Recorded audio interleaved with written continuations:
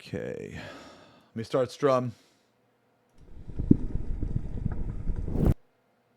Yo, yo, yo. Yo, yo, zip, zip. Alright. Quick kisses, please. Why would you do this? Am I playing 14 today? No, no, no, no, no. Nah, we're gonna be racked in, and we're gonna racked, and we're gonna paint. We're gonna paint today. We're gonna paint. Yup. Yeah, we're gonna paint. We're gonna. Where is the FB bong, sir? You know, I thought about wearing it. I did. Yeah, we're gonna be painting today, guys. I'm very excited to paint because today is the day that we're gonna be finishing the Hive Tyrant. Hey, I don't know if you saw it, but Druid said react to his male phallic organ.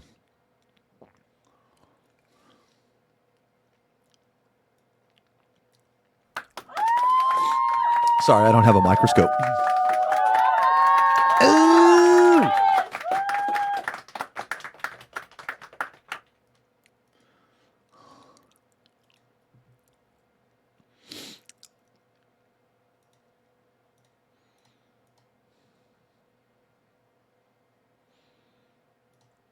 Let me start the streams, guys.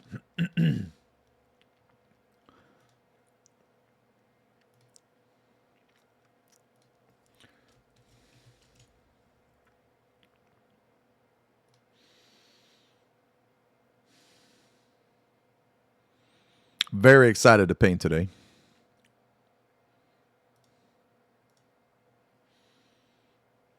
Give me 1 sec, actually. Let me wash my hands. I don't know what the fuck.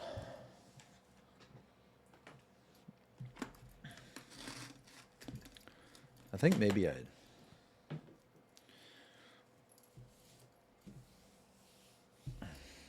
touched something.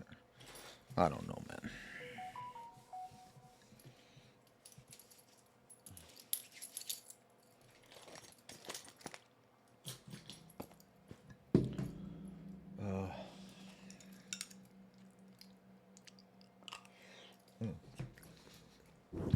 Okay.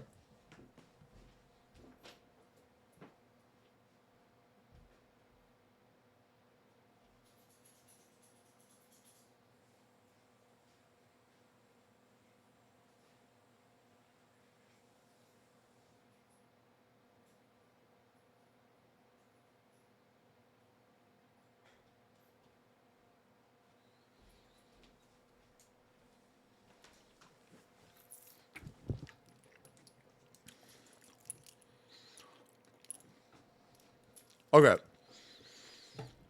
Man. Why the fuck is my... I swear, man. My YouTube stream has been having some issues over the past couple of days, man. It's like taking forever to load the initial start.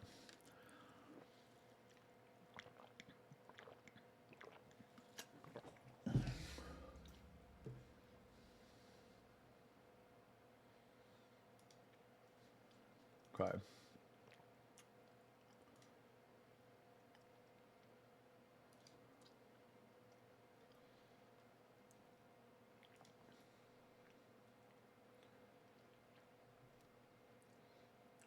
Let me see here.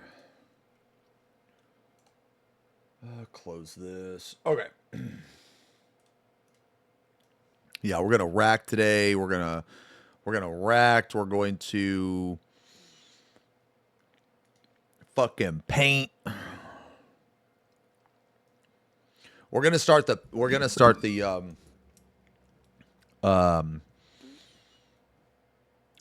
painting channel this weekend. Let me send the tweet out.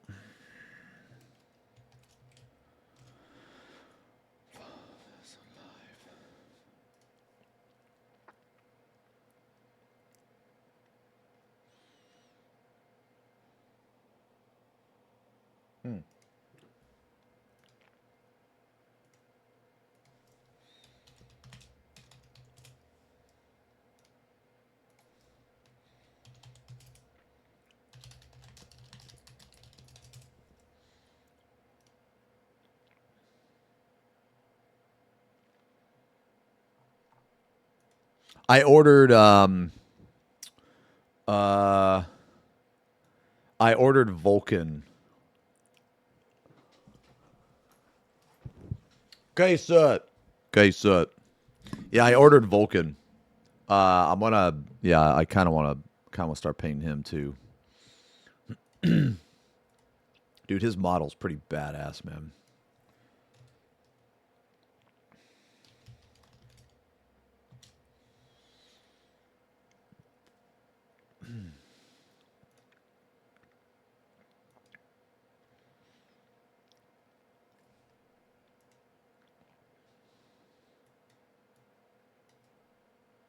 Yo, hey Ori.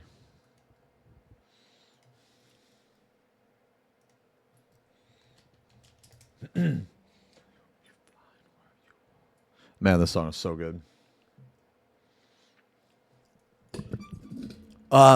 Wait, so you gonna tell me he ain't a cute little dumpling? Wait, what are you talking? Oh, right, right? Is Zetsu a little dumpling now or some shit? Yo, what's for today? So we're gonna rack for a little bit, and then we're gonna do a painting stream.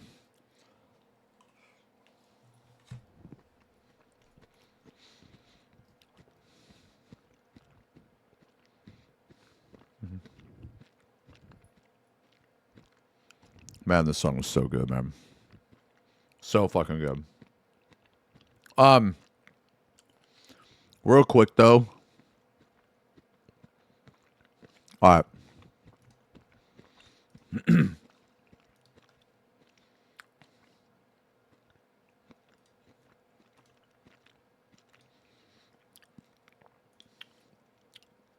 right. Okay. Real quick, guys. I just want to give you guys an update. I'm gonna actually just give me a sec. Let me here, man. Let me put on some ambience, bro. Let me put on some ambience so I can think.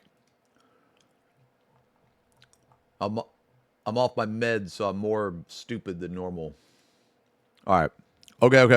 All right, guys. Today is gonna be super chill. All right, it's gonna be super chill. We're gonna finish the model today. Then we're gonna start then I'm gonna get all the videos, all the footage, all that shit. I'm gonna get it ready over the weekend, and then we're gonna start the painting stream. Or sorry, the painting channel. I'll make an announcement about the painting channel, just in case anyone's interested. We have a good amount of content set for it already, and then the goal is to be. I want to do like. I want to do at least one VOD and one short each week, at least. Yeah. But anyway, before that, so I turned off like fucking redeems. Just bear with me for a second. Okay, so I wanted to take a second just to tell you guys what's going on next week. Okay. Yeah. I know 1984. All right. So basically, next Monday, I'm gonna have eye surgery. Okay. I'm gonna get cataract surgery. Now, it's an extremely standard procedure. Okay. Very common for old motherfuckers, like me. Okay. I'm getting it. I'm getting next Monday. Now, before I tell you about that, I've already had LASIK. Okay, I've already had LASIK, and when I had LASIK, it was like very successful. It helped me out a lot.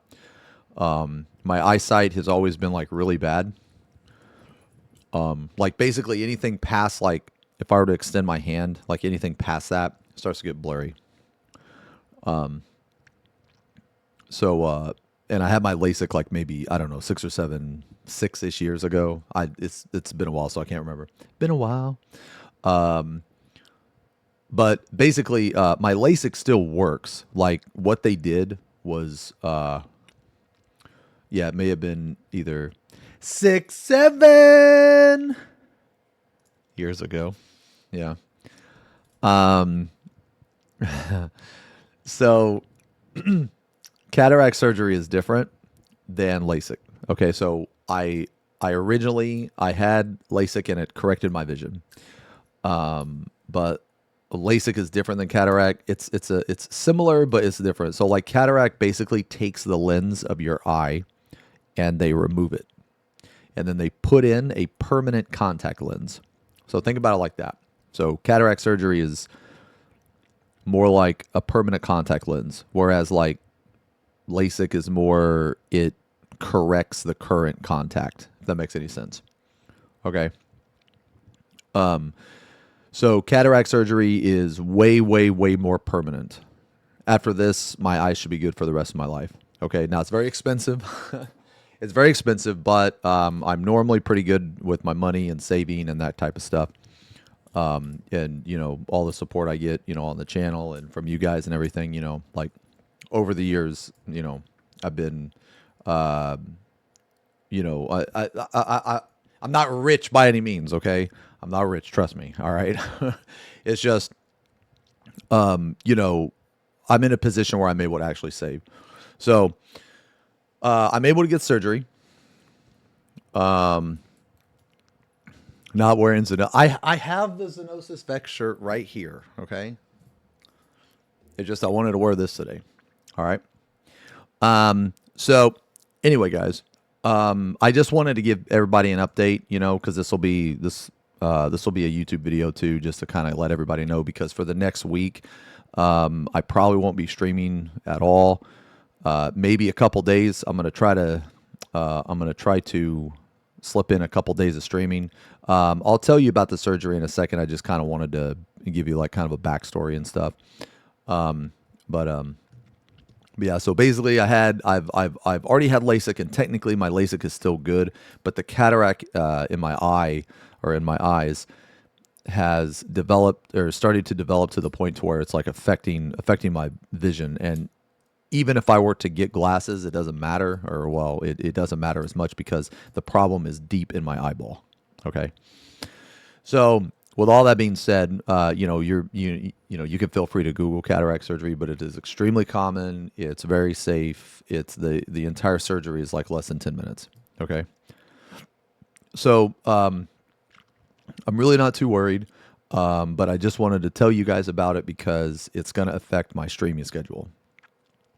It's not going to like drastically impact it or anything. It's just, probably for the next like week, maybe week and a half, I'm not going to be streaming as much. Okay. Now next week I do intend to stream on Wednesday and Wednesday and Saturday. But again, that's like, you know, to be determined. Okay. So okay. Anyway, the cataract surgery. Next Monday, I go in for surgery. So I go in for surgery, and then I've already had the pre-op. I've already paid for it and everything. So next Monday, I have surgery. Then after that, I can't really do much for that day. I'm pretty much just like gonna probably chill and sleep, or like watch like, I don't know, TV or something. I don't know. Tuesday, I have a post-op appointment. They're going to make sure that my eyeball didn't fall out. That day, I'm still going to be fucked from the anesthesia, from the surgery. Well, that's what they said anyway. They said it can take up to like 48 hours for it to completely leave my body. But I'm not going to have an eye patch. They're going to do my right eye on Monday. They don't do both eyes. And they don't do both eyes because if they fuck one of them up, they want to leave you with a good eye. Okay, that's literally what they told me. All right, so, so I'm gonna get one eye done on Monday. Okay, and then Tuesday will be a post-op checkup, and then Wednesday, which is the day I'm gonna try to stream, is a pre-op doctor visit. So I go to the doctor on Monday, go to the doctor on Tuesday, then I go again on Wednesday for a pre-op visit. And then that is the day I'm going to try to stream, if I can.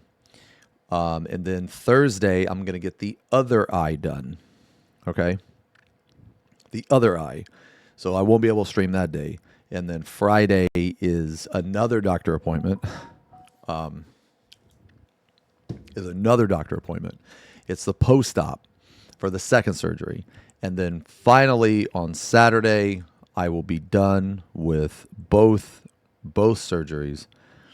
I will not have a doctor appointment, and I'm going to try to stream Saturday to just kind of update people. So next week is going to be very, very busy. It's going to be very obnoxious. Yeah, you know several people that did cataract surgery and it went fine. Yeah, actually Max had cataract surgery as well, and his went fine too. So again, a lot of you have said some really nice stuff, you know, and I really appreciate it. I'm sure the surgery is going to go fine. Hope. But I just kind of wanted to tell you guys that exactly what's going on, because wait, it takes lots of time to heal. So I was told it takes like a day. Yeah. So after a day, I'll be good. I just have to continue to use like these special eye drops that they gave me and everything. And I have to wear these special glasses. Yeah. So let me tell you about, you know, the actual surgery itself, because next week is going to be really busy. It's going to be back to back. Like every day next week, I'm going to have to go to the doctor for either a surgery, a pre-op, or a post-op checkup. So I'll tell you what they're going to do now. They're going to go into my eye. They're going to remove the lens. They're going to put in a special lens. Now, this lens that they're going to put in, okay, is like crazy good, apparently. It's an adjustable lens. So what that means is that like, so like think of it like a contact, right? You know, for those of you that have worn contacts, yeah, it's also a really fast procedure. The entire operation lasts less than 10 minutes. Yeah, lasts less than 10 minutes. The entire surgery itself lasts like 2 hours, but a vast majority of that is them giving me anesthesia and then me waking up from the anesthesia. So they're going to go in, they're going to take out the lens, they're going to put in another lens, and this lens is going to be permanent.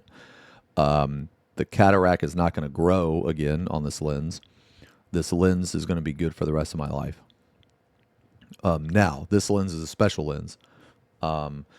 I got the most expensive lens that I could because it's my fucking eyeball and I'm not going to take any chances. So I'll explain what the lens does, and you can also Google this as well. But the lens is called an adjustable lens. And what that means is that I can go to the doctor and they can actually adjust my vision how I want. So let's say that I care about vision close up more than I care about far away. So a vast majority of the time, you don't need to see stuff that's like a mile away. You know what I mean? Like it doesn't matter if it's blurry. It doesn't fucking matter. Well, I can take that vision and like remove it, like remove the quality of it, and I can increase the quality of vision that is close to me. Okay, so basically what it means is that my vision will be adjustable to how I want. So,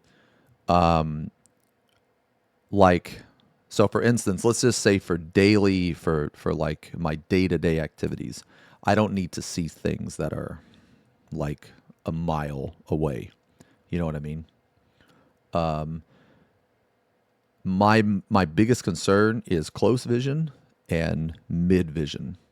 I don't need to see stuff that's like super far away.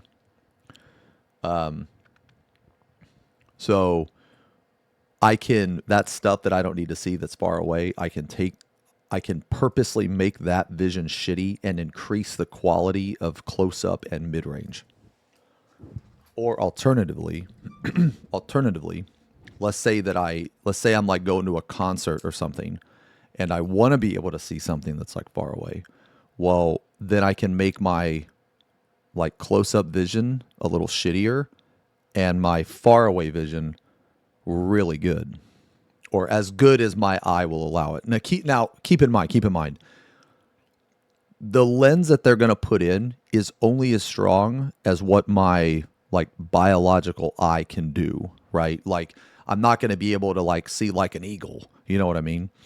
But for as healthy as my eye is, they can maximize the quality of that. Am I going to have okay, so I'll explain how they adjust it. Basically the lens, and this is like I thought it was really cool. It was very interesting. But basically it's called an adjustable lens, and the lens has these like I I can't remember exactly what they're called. They're like, I don't know, some mitochondria or some type of cell or something. And depending on how like close they are together or far apart, it determines the quality of your vision. So they change it. It is affected by UV light. So when they change it, I go to the doctor and it's like a 10-minute process or something. And I stare into this UV light for like 60 seconds. And the whatever they are, the cells or mitochondria or whatever, they will separate or collapse depending on the UV. So after that happens, I wear glasses. I wear special glasses for like a couple hours, and then they will like lock back into place, so they won't move. Yeah. So that's the type of lens that. So that's the type of lens that I'm going to get. So realistically, what I'm going to do is I told him, I said I want like a mixed vision. I want to see stuff that I want to have like 20/20 as best as I possibly can. Vision super close up and mid range. Those are the two lengths that I am focusing on. I don't care about things that are far away. Like if things are blurry super far away, that's fine. I don't care. What I care about is like, a little, beyond arm's reach and like right up here. They said that my vision up close is actually really good. It's just mid-range and far away. So they said that by doing this, they probably don't even ever have to adjust my close range vision because I've never had bad close range vision. Like whenever I paint or anything like that, I could literally paint, even if I didn't have LASIK, I could still paint without glasses because my close-up vision was never really bad. It was just my mid-range and my far. So now my mid-range and far vision was awful. Like I couldn't even read like wait, what happened to my oh, I have no idea. Is my voice there? I don't know. Half and half or I don't know actually. One sec.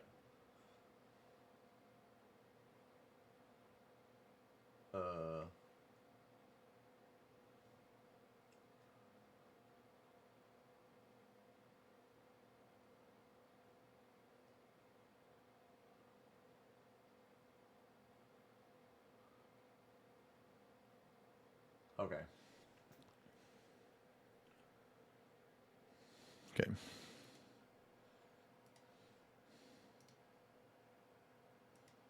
Okay. Anyway, sorry about that. Okay. Yeah. Sorry about that. So, anyway, that's the type of lens. My close range vision has been pretty good. So they said they didn't really need to change it. So ideally, what I told them is I said, okay, I want to have a really good vision close up, really good vision mid range, and far away. It can be like that's my lowest priority. And they said that they could do that no problem. Wait, I look super tired, but it could be. No, I'm just super chill, man. Yeah, I'm fucking dude. I'm off my meds, bro. I can't take my meds because I'm on surgery or because I got surgery on Monday. I'm just super chill. No. I'm getting cataract surgery. Yeah. Plus, I haven't had my caffeine, bro. Yeah, we can tell. We can tell. Yeah. I didn't have my caffeine, man.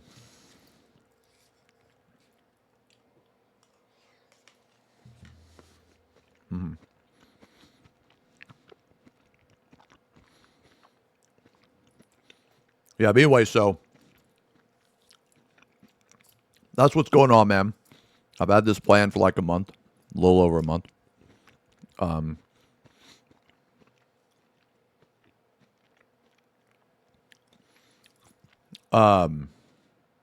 Wait, you keep hearing weird feedback.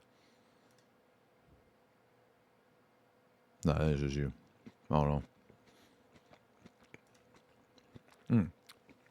Okay, yeah. So anyway, that's what I'm gonna be doing over the next week. Now next week, I'm gonna try to work on some YouTube content if I can, but I can't guarantee anything. Okay. I can't. I just don't know how I'm gonna feel. You know what I mean? I don't know if I'm gonna have a headache. I don't know. Like I can't really say. So I would rather err on the side of caution and just say, hey, this is what's going on next week, and I'm probably not going to be streaming at all. But if I do, I'm going to try to stream or make some type of content on Wednesday and Saturday. Yeah. So anyway, guys, that's what's going on, man. I will, of course, for anybody that cares, I will be updating people on like Twitter and also my Discord and also offline chat. I'll just be, I'll post some pictures being like, hey, I'm alive, got both my eyes, I'm not a pirate, that type of stuff. Okay. Yeah. But anyway, so that's it, guys. I'll keep you guys updated next week, and yeah, and that's it. Okay. All right. I just wanted to record that quick for YouTube. All right, let me see.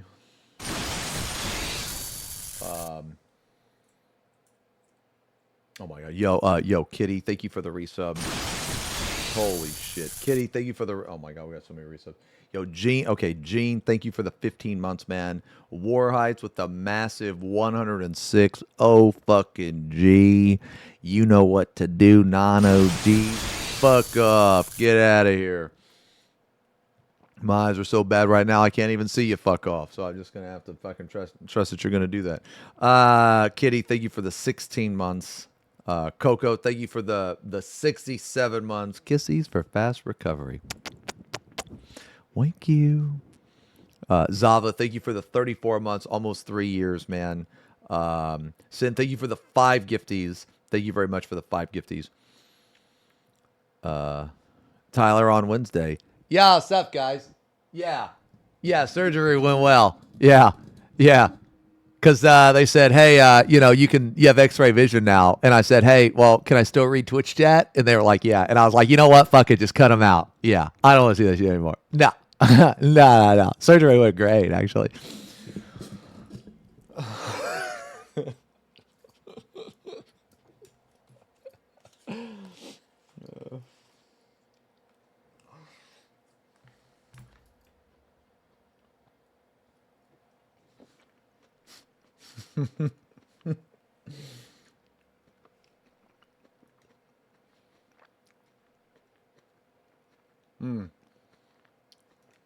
Let's see. Let me remind him, or let me respond to this real fast.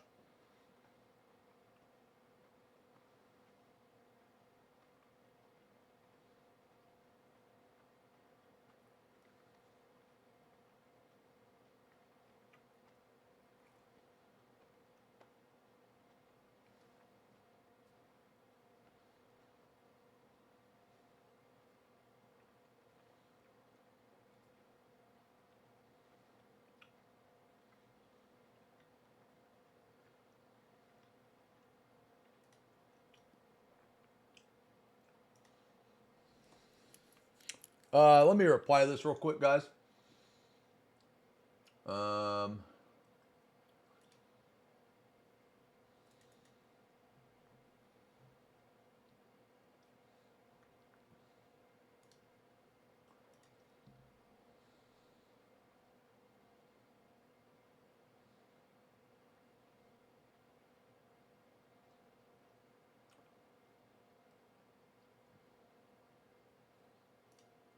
uh,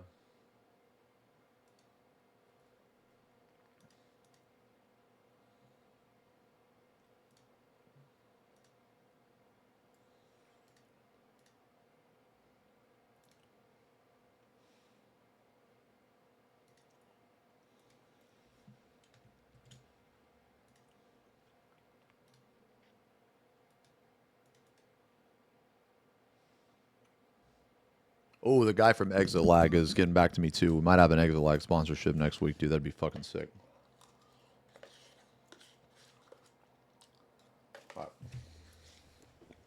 I think I want to watch a spook, man.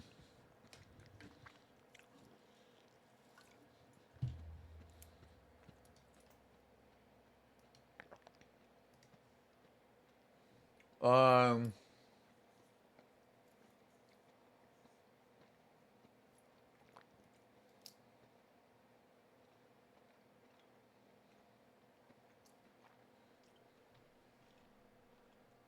let's see.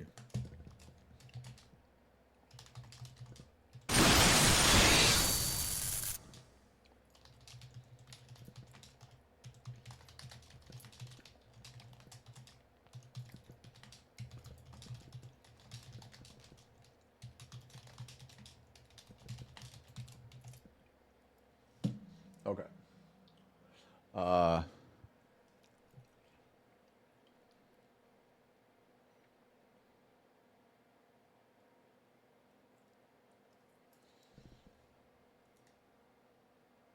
Yo, hey Yabby, thank you for the raid. Thanks a lot for the raid. Hopefully your stream went well. How was the P2 prog? Yo, Kitsuki, thank you for the gifty. Thank you very much for the gifty. Sunday, thank you for the prime. New sub, welcome to the channel. Sorry guys, I'm responding to this one email. I think we're gonna have so the exit lag guy got back to excuse me. The exit lag sponsorship guy got back to me. I haven't read his email yet or his message yet, man, but hopefully I told him I was streaming and I was gonna get back to him tonight.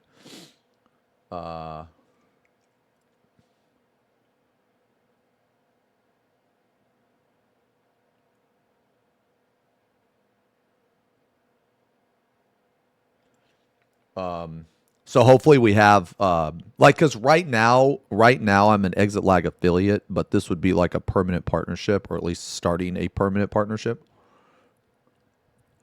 So that way I would have it like every month. Yeah, give me a sec though. Let me reply to this.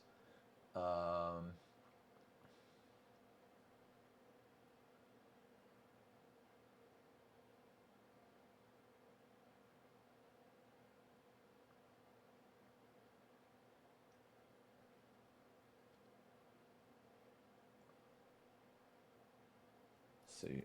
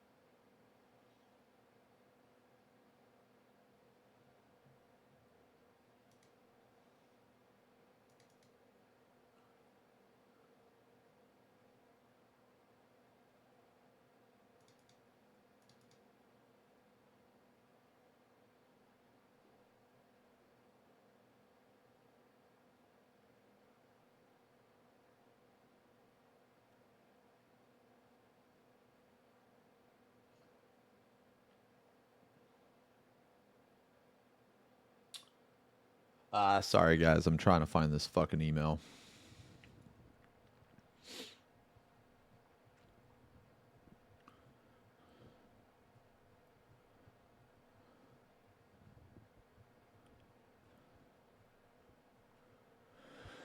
Um,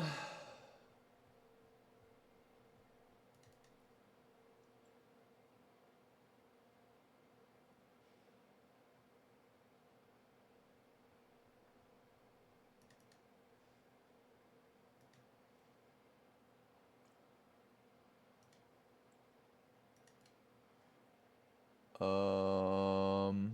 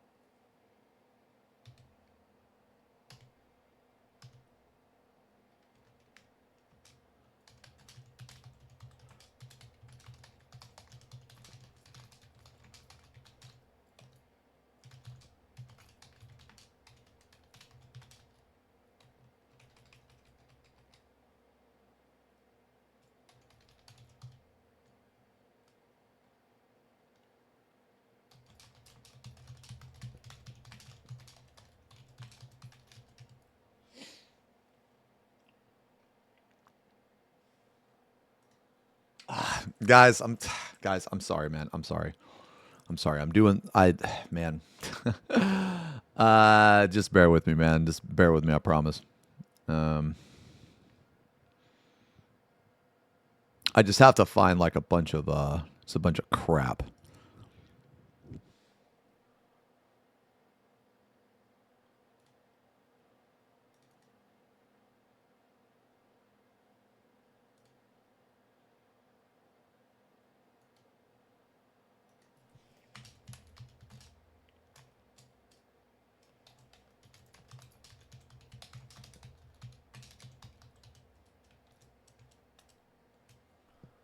Um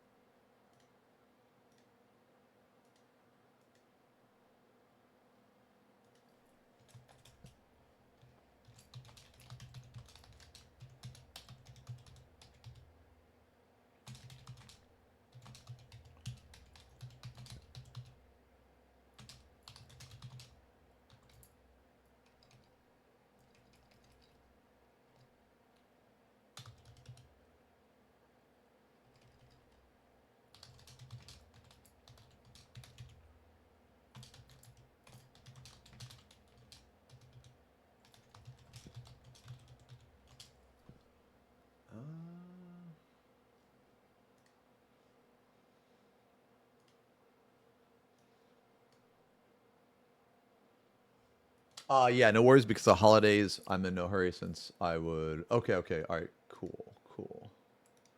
All right, let me finish what I was doing.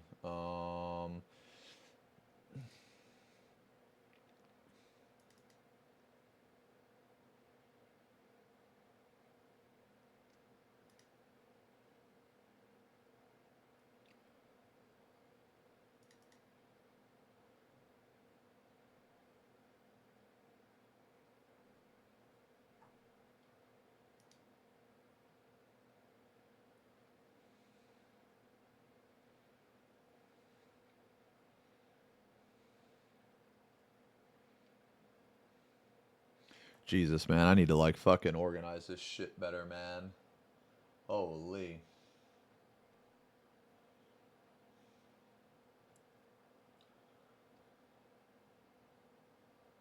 Uh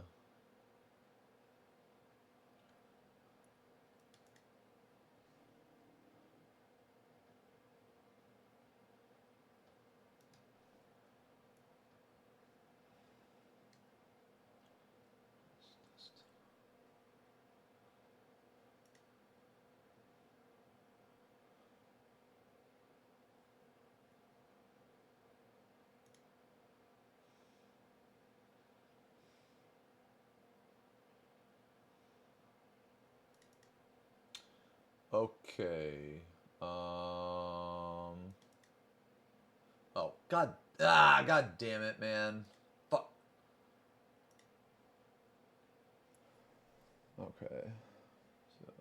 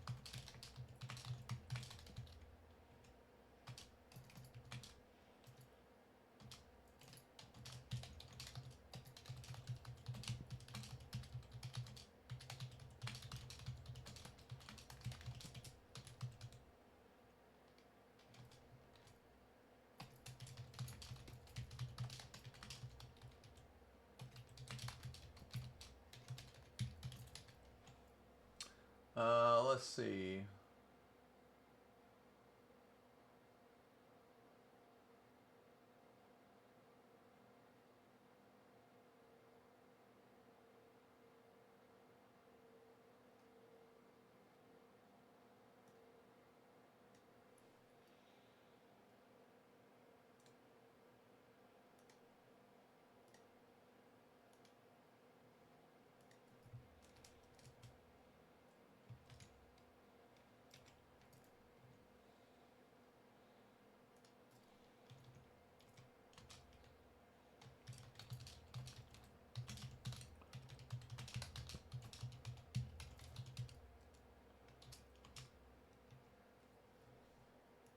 Sorry guys, I'm almost done. I'm almost done. I'm almost done.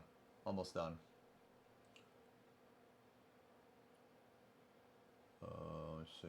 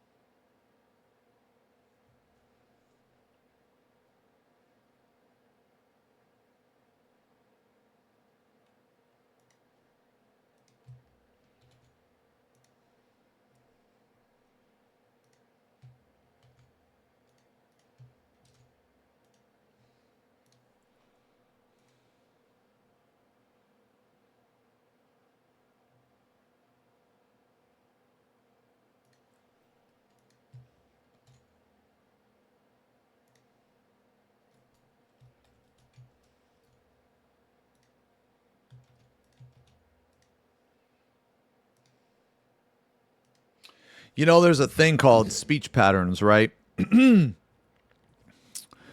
know, that's how people find you. That's how people can find you online.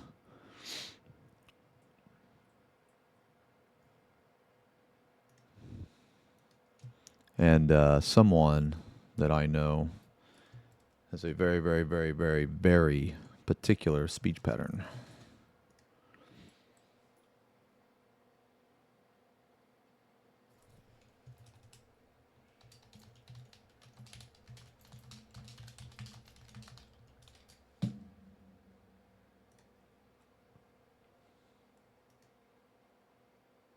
Okay.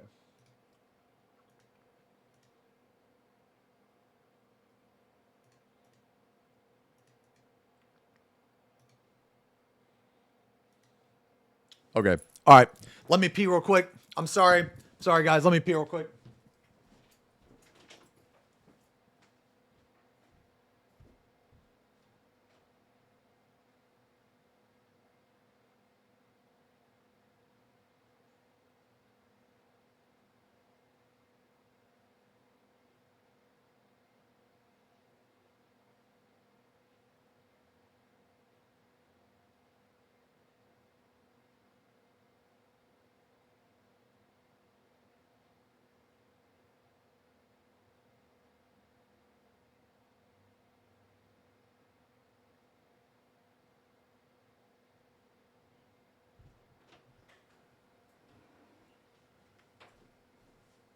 Okay. Holy shit. Sorry, man. I've had a busy fucking morning, guys. I've had a busy fucking morning. Did I paint yesterday? No. We're going to paint today. We're going to paint today, but we're going to rack for a little bit first, so.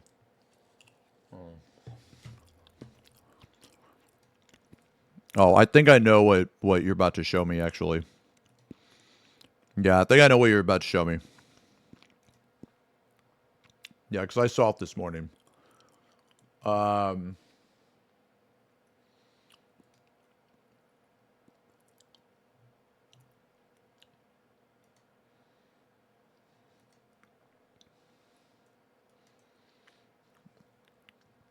Yeah, is it about the Oh, yeah. No, we can take a look at this. Yeah, we can take a look at this, man. Yeah, take a look at this, man. Chilla's hope maybe next. I don't know, man. Oh no. Let's take a look at this. Okay. Okay. Yeah. So Twitch has informed creators who were previously under guaranteed legacy 70-30 split subcontracts that they have been moved to the Partner Plus program. For now, they retain a 70 split on subs, though it's unclear whether this is. Yeah, so I got this. Remember what I was saying yesterday, man. Wait, missed out on Arthur. Oh, hey. Oh, shit. Yo, Zerv, thank you for the raid. And Arthur's, thank you as well for the raid. Man, I got your message, Arthur's, and no, I'll respond to you, man. No, I will. I'm just going to say this. I'm okay. I'll explain, I'll explain to you more in depth why I'm okay.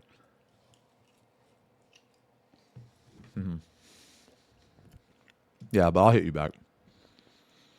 Yeah, so basically, guys,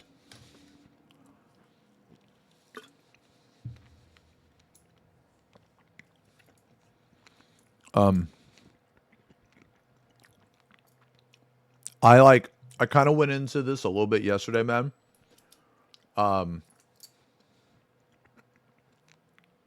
But I had or have or had what they call a premium contract. Okay?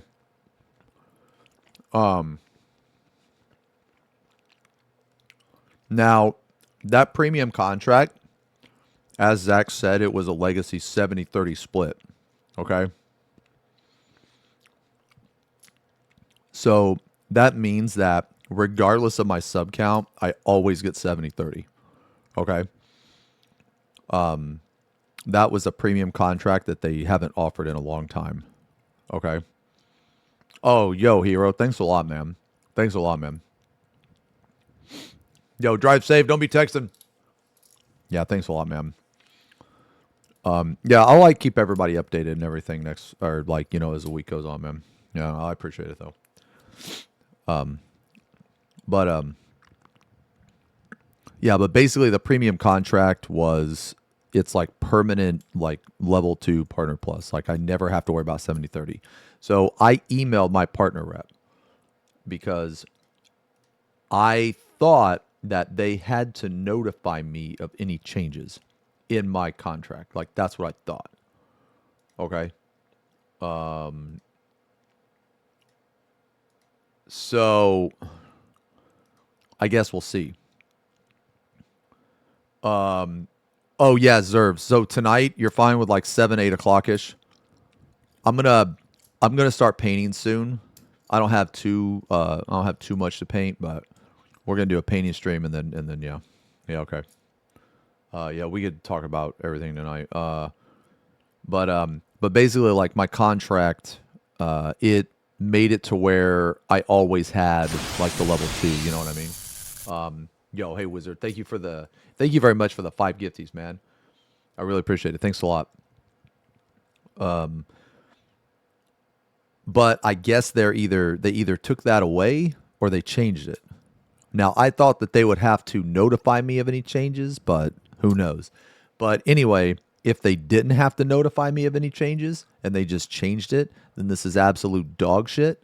I'm not going to assume anything yet. I email my partner rep. Let's see.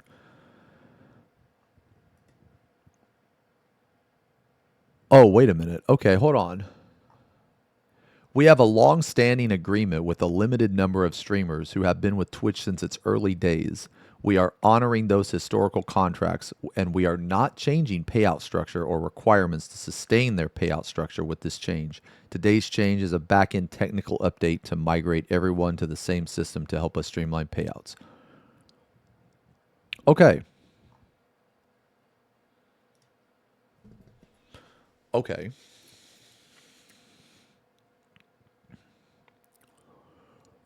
Yeah. Okay, well that's good. That's very good. Um Oh, yeah, I unselected. Okay, so just to give you an idea, guys, on what this means. Okay, so all right. Years and years and years ago, this is Twitch in its ancient times, man. Okay, so we're gonna have to go. We're gonna have to go back like 7, 8 years. All right.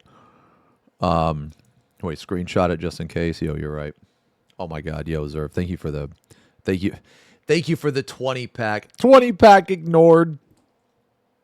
Shut the fuck up.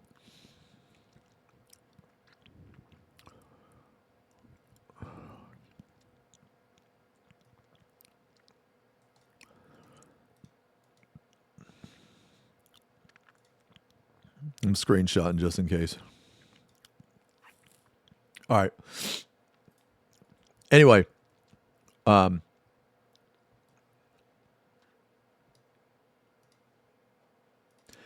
so what the fuck? Sorry. My light is fucked. Sorry, it's bothering me.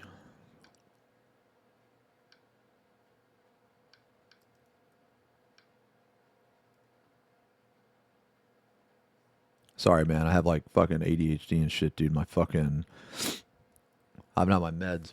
I'm on my meds, bro. I'm stupid. All right? You're gonna have to bear with me, okay? Bear with me. Shut the fuck up. I'm stupid.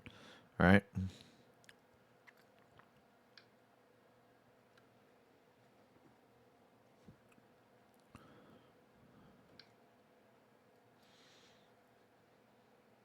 Give it a second. Give the camera a second to like adjust. Okay. Brother.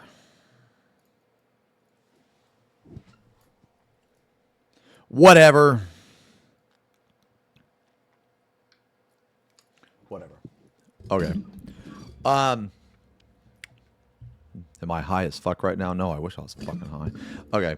All right. So anyway, look, TLDR, man, 8 years ago, they had this premium contract where if you maintained 500 subs, okay, if you maintained 500 subs for like 3 months, you got what they called a premium contract. Now, in this premium contract, it would state that no matter what, no matter like what, like, sorry, this was even before sub tiers. The premium contract would upgrade your 50-50 split to 70-30. Okay. So that was huge. Like that was a massive pay increase. Now, do I think that Twitch should get 30%? No, I think Twitch should get like fucking, I don't know, at the most 10. I think it should be 90-10, but whatever. Whatever. I'm happy with 70. I'll take it. But that contract, it upped your 50-50 split to 70-30. Okay. Now, they don't offer that anymore. You can't get that. And there's not very many people that have it.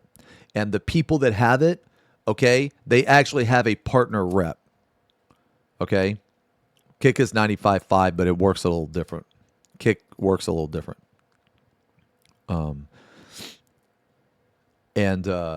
So basically, if they were to take that away from their legacy streamers, that would be like a massive fucking L.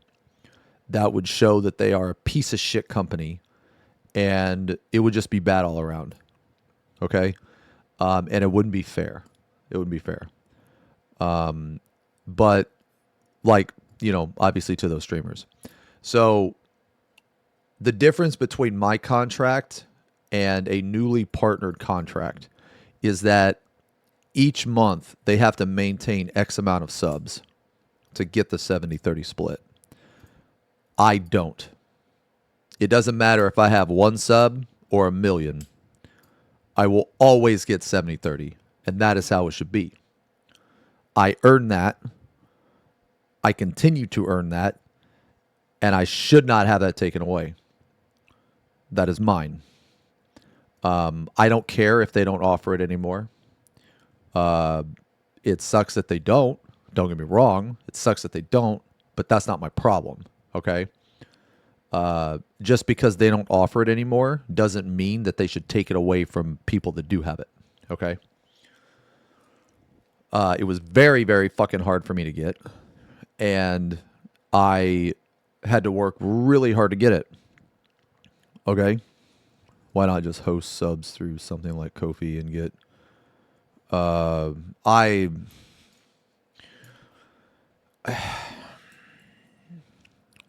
let me ask you a question.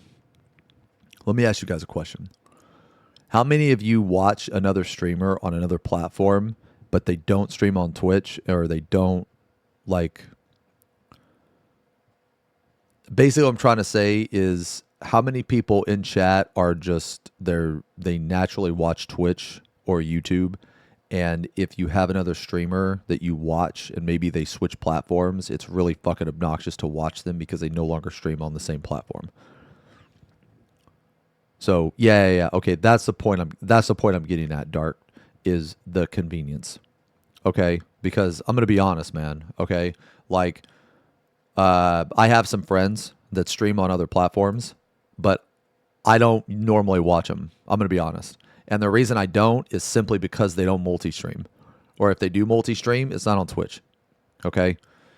You're right in the sense that if I were to go out of my way and maybe, have some other avenues of something, like Ko-fi or whatever the fuck it is, I would technically get more money, per sub. But the problem is, and this is a problem that a lot of content creators have that they don't understand, is that when they hear Kick does a 95-5 split, they think, oh, wow, that's so much better than Twitch.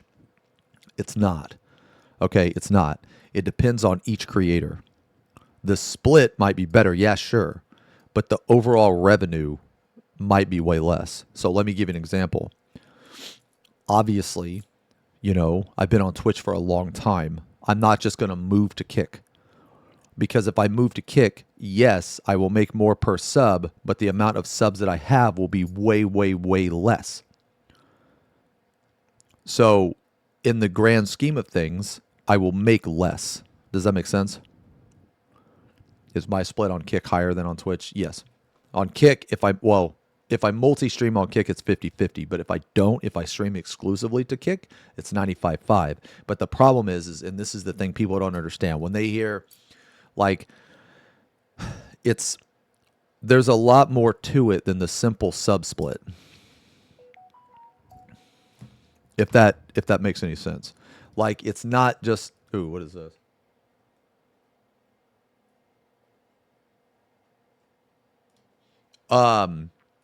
It's like a large, yeah, exactly. It's a larger slice of a much smaller pie. Yeah.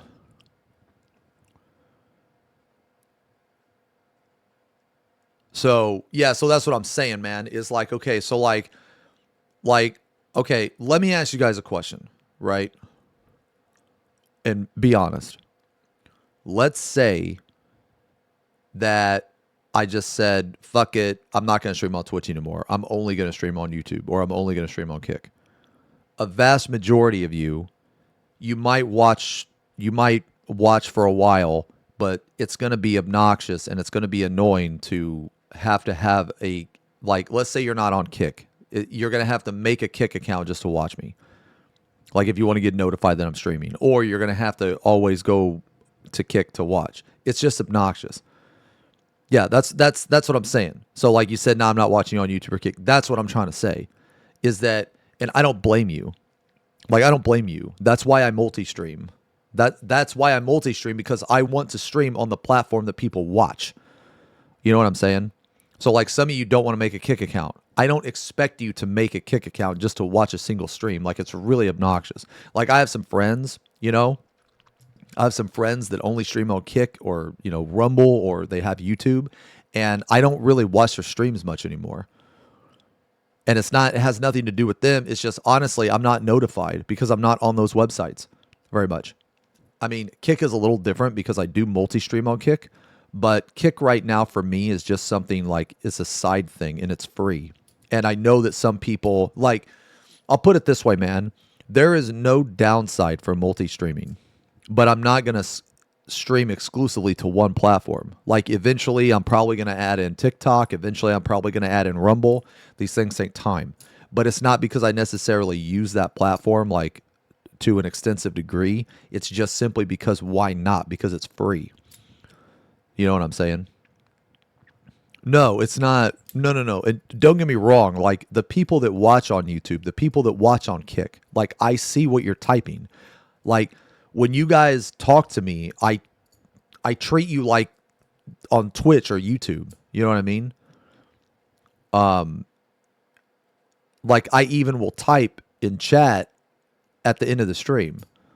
It's just what I'm saying is that like I'm not typically on those platforms. I'm on those platforms specifically for you. You know what I'm saying? So like it's different if I get an exclusivity contract. It would have to be insanely high. An exclusive contract would have to be more money than I make in like 2 years. I'll put it that way. So the exclusive contract would have to be it would have to be pretty high. I'm not gonna lie. It would have to be pretty high for me to stream on a specific platform. Yeah. So, you know, like but I don't ever expect anybody to offer me that. I don't expect it. I'm not like big enough. You know what I mean? It's and it's totally fine. Like totally fine. Like I love multi-streaming.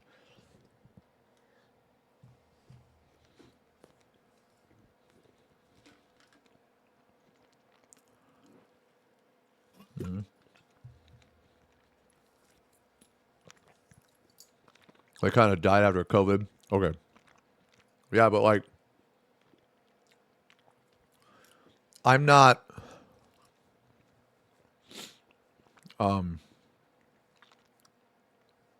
like I think multi-streaming is the way. It is. Does it kill my network bandwidth?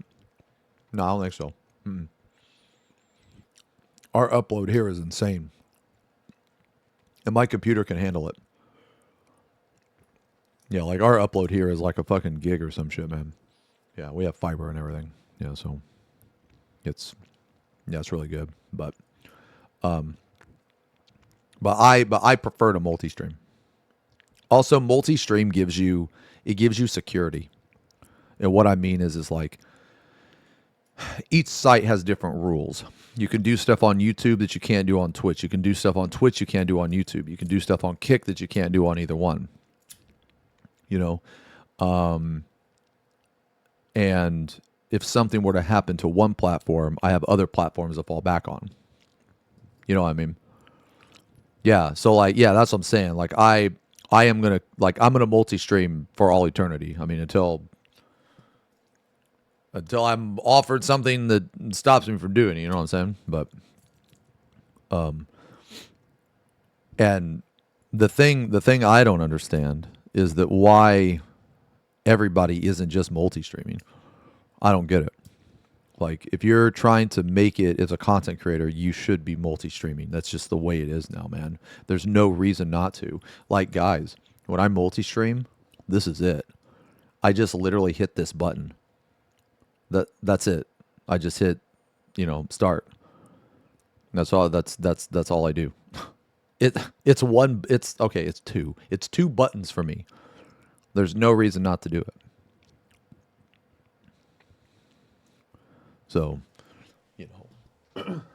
anyway, so I guess, I'm always going to multi-stream. Multi-stream kind of lowers your peak viewership on one platform. Not really. I don't think so. I don't really think so, man. I think that let's say my average concurrent viewer is like, 900. I think if I don't stream on YouTube or don't stream on Kick, my average concurrent viewer on Twitch is still going to be 900. Like, basically, like on YouTube right now, On YouTube, it's 172. On Twitch, it's well, it says 419, but there's 593 fucking people in the chat. And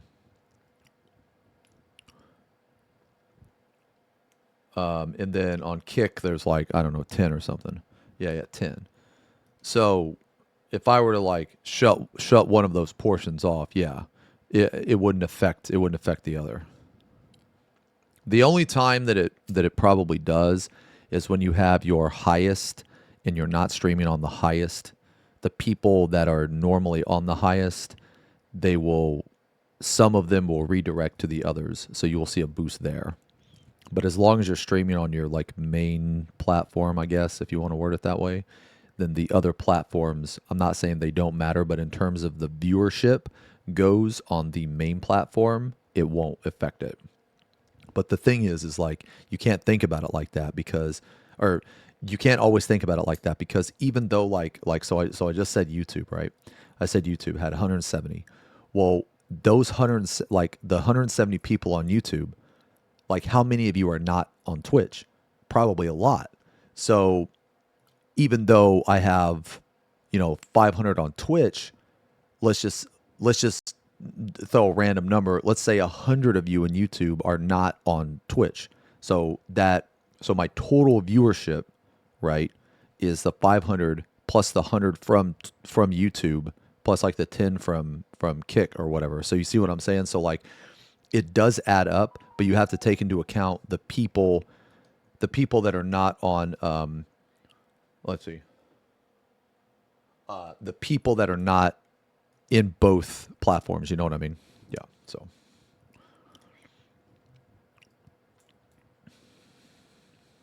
yeah, yeah. But anyway, yeah. Sorry, we kind of got on a tangent, but anyway, back to this premium contract.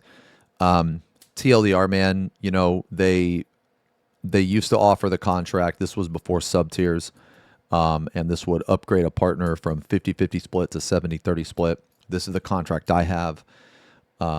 There's not very, in the grand scheme of Twitch, to my knowledge, there's not that many people that have this contract. I'm very fortunate that I got this contract. I worked very hard for this contract. So we are honoring these historical contracts and we are not changing payout structure or requirements. Okay, so all of this is super good. All of this is super good. Because I would feel cheated. It would be very unfair if they all of a sudden did that. I don't know the legality of it, but I'm pretty sure that any type of change in it, they have to inform me, I think. And I'm not saying that they're trying to do anything scummy. I'm just saying that when I received this email, it did, raise the red flag because I got the exact email. And I thought that they had maybe changed something. Now I know at the bottom here it says like, there was no action required in order to maintain the 70-30, but this is just like a back end change or something. So again, I feel like that if they're gonna make an email like this, I think that they should have specifically said that they are honoring the historical contracts and are not changing. The most important thing is they're not changing anything. So I just wish I would have put that in the email, but I mean it's fine. This was probably automated anyway, but.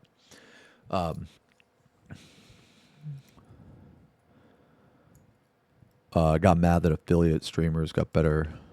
All the big streamers got mad that affiliate streamers. I don't remember what affiliate streamers first had, but I will say this now, man. I will say this now.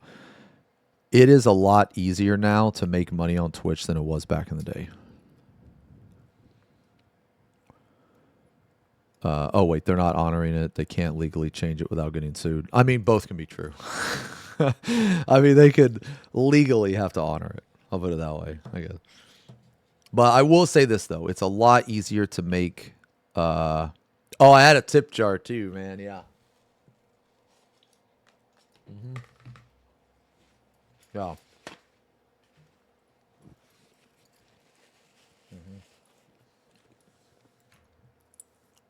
It's a lot easier.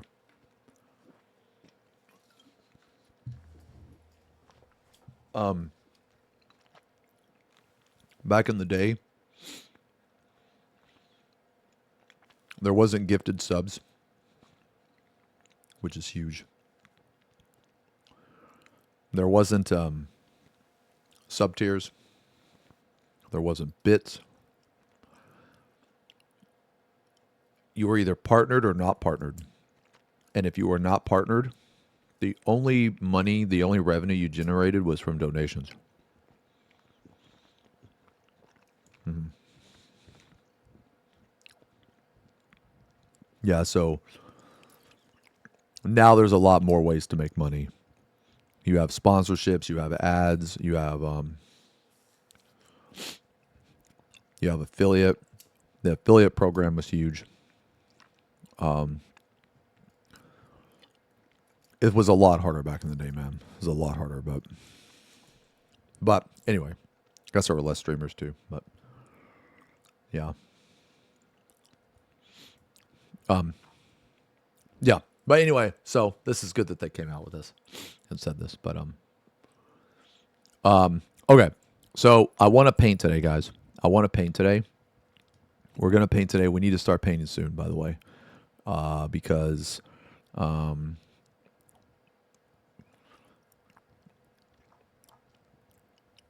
I got a date tonight with a big, burly, bearded man. Well.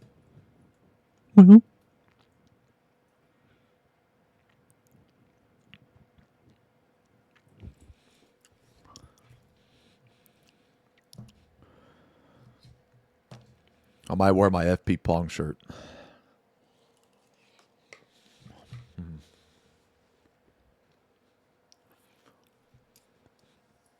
Who's the lucky one? It's Zerv.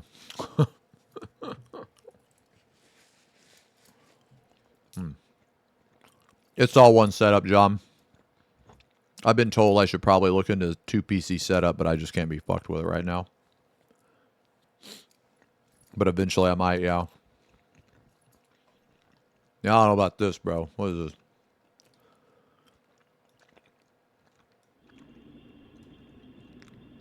Live now. Mayon volcano is erupting in the Philippines.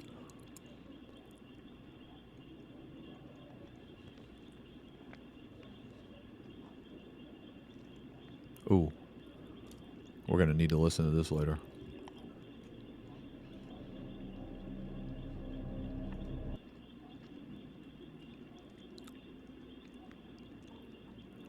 All right, well, I'm not going to lie. I was expecting more fire and brimstone. Okay, let's watch, let's watch a spook. Yeah, let's watch a spook. We haven't watched a spook in a while. 3 hours? Are you insane? Oh, never mind. Damn, we've been missing some spooks, bro. All right. 7 scary videos you're not supposed to watch alone. Okay, we got a spook. All right, let's watch this one. Oh, yeah. Hold on. Sorry. Okay, let's watch this one. Okay. We need to paint today. All right. We got paint today, guys.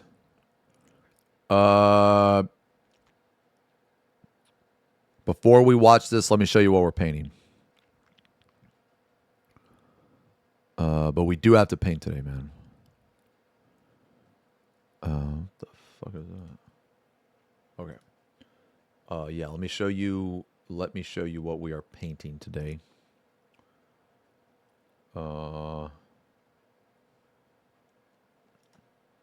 right, let me see.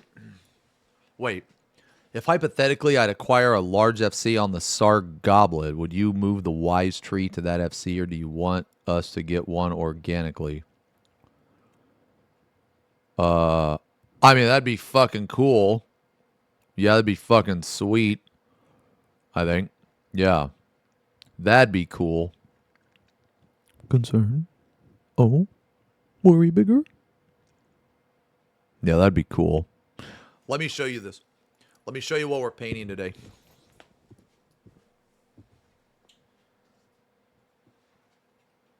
All right.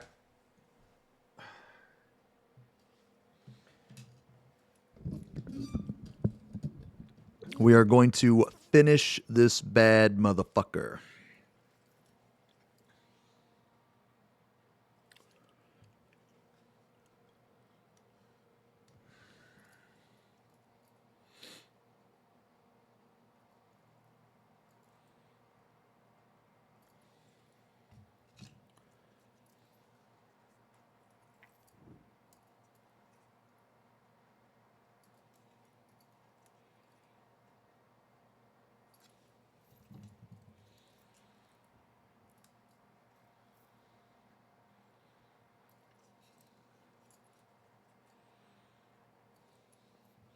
And this is the head that I worked on the other day.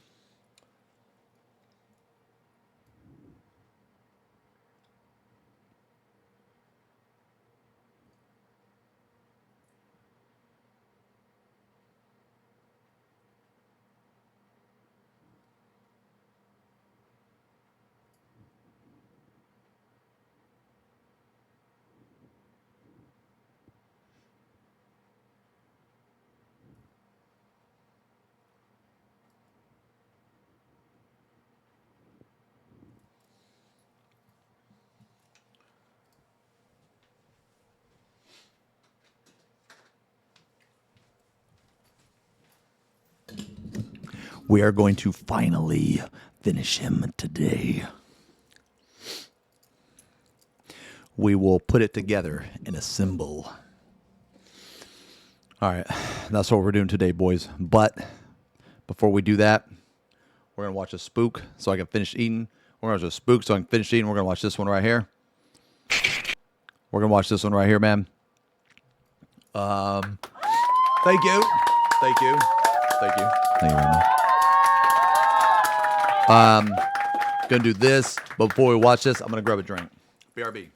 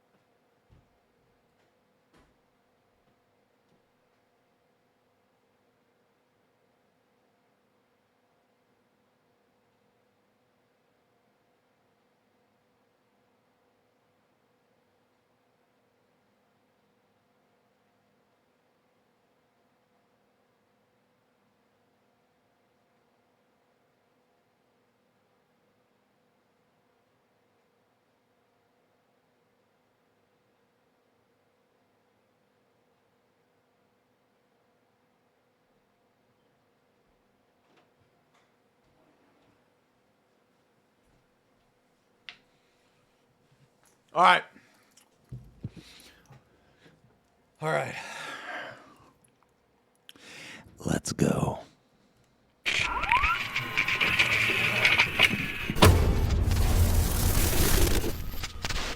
Hello everyone, my name is Sir Spooks, and today we'll take a look at 7 scary videos. But before we begin, make sure to subscribe to my channel for more scary content.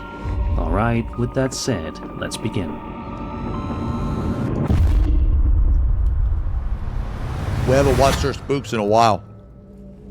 TikTok user The Celestial Fish posted a video to her account in December of 2025, which starts off with her being emotional and panicky, stating that she was just getting ready for work when she suddenly saw something in her bathroom that scared the daylights out of her. I've had a paranormal experience She then turns before. the camera around to show us the area in which she thought she saw it.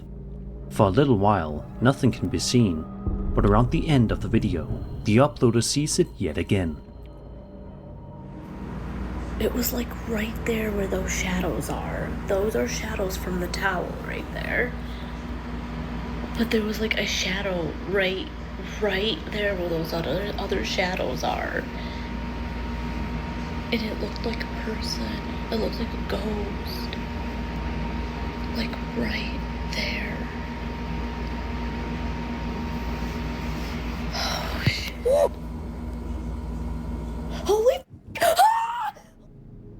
strange shadow can be seen lurking inside of the uploader's bathroom, much to her terror.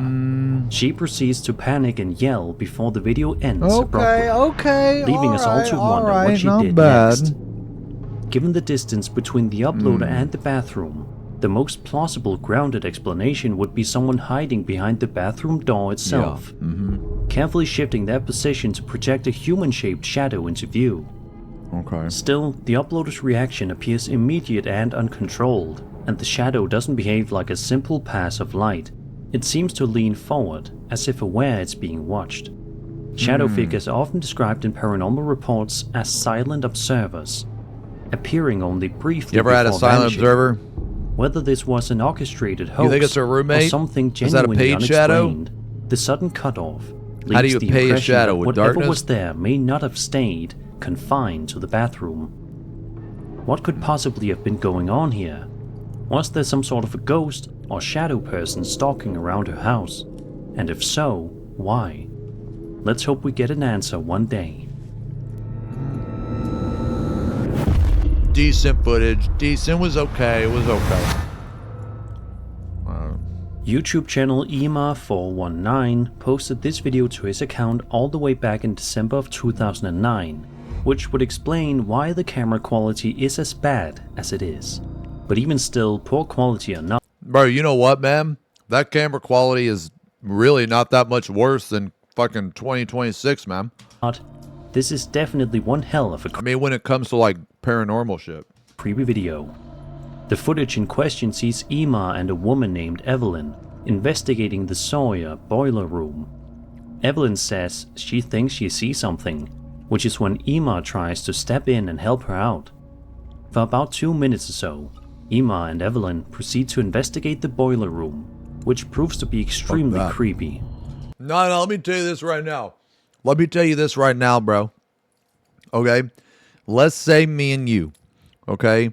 We meet up, you know, and we really hit it off, and we're like, and you know, you're like, oh my God, I love you. And I'm like, oh my God, I love you. And we get married, and we're living together, and then we get like you see a ghost, okay? Let's say you see a ghost, all right? There is no shot that I am investigating that ghost, okay? It don't fucking matter, okay? I am not a white knight. I am not a tough guy. If you think that I'm going into darkness to investigate a fucking ghost to show my honor to you, I'm going to tell you what I'm going to do. I'm going to pack my bags. I'm going to say, later, bitch, and I'm out, all right? I ain't investigating no fucking ghost, bro. Man, that motherfucking thing is dead, okay? That fucking thing is dead. I don't fuck with dead shit, all right? I go the opposite way. That's how you get killed. Have you ever seen a fucking horror movie, bro? That's how they always die. They go investigate shit. Not me. I'll let you smash if you investigate. Bro, fuck that. I'd rather fucking pull some AI porn up on my phone and crank the hog to that shit than fucking investigate a goddamn ghost for some pussy. Are you out of your fucking mind, bro? Okay? Mostly because of its dark and atmospheric appearance. But the real horror kicks in at around the 2.5 minute mark when this happens. Alright. Well, don't worry. Go get your whatever your material is. Oh, David. I don't think I want to go there. Come on, go ahead. No, Evelyn, just go. no.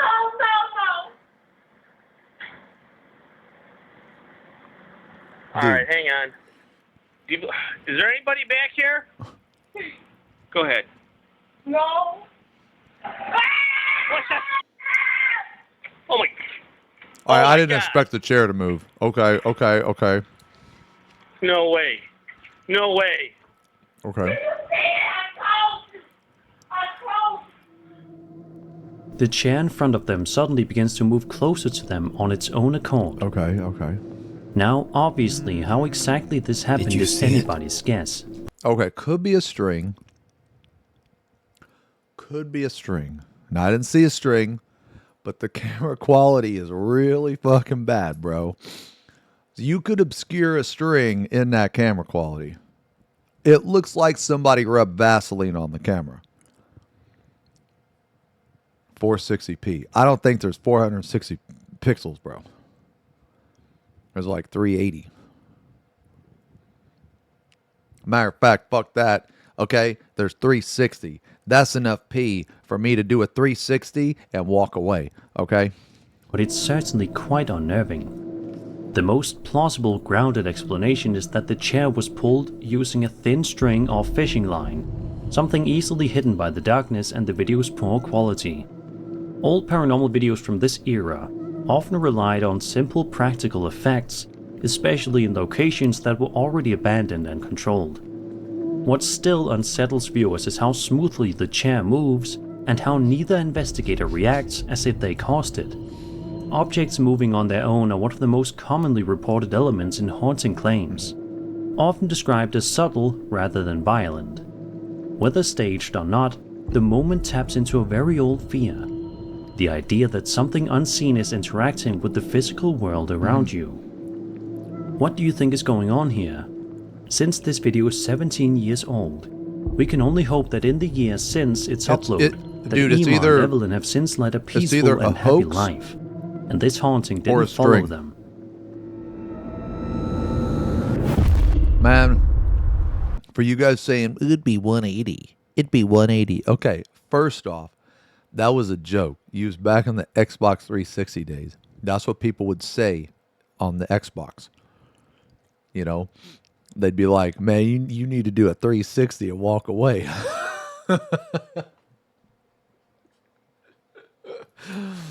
No.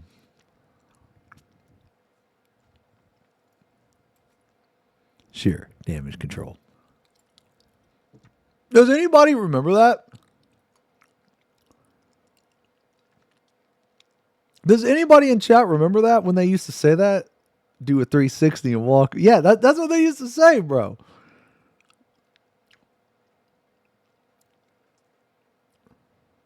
Really? You don't remember that? And you practically lived on the 360? Huh. Okay. Damn. I remember it. Yeah. Bring it back. Shit. It never left. I still say it. I still say do a 360 and walk away. A TikTok account known as Real Dark Clips posted a video that was filmed at an undisclosed forest in the middle of the night. The only sounds that can be heard are the birds chirping and the sounds of nature in general. The videographers simply armed with their phone camera and a flashlight, silent breath and shit. they're motioning around the forest, you guys fuck with the seemingly woods trying to investigate. dark? And Not sure me. enough, it doesn't take long for this video to be turned on its head. Not me. Miss me with that bullshit. I ain't gonna be walking out in no fucking woods, dude. You know what's out in the woods, man? You hear a goddamn Bigfoot or some chupacabra. What the f is that? I can't zoom in, babe. Look at that. Wait, I lost it. There it is. There it is. You see that shit in the middle of the camera? No, I don't see that shit.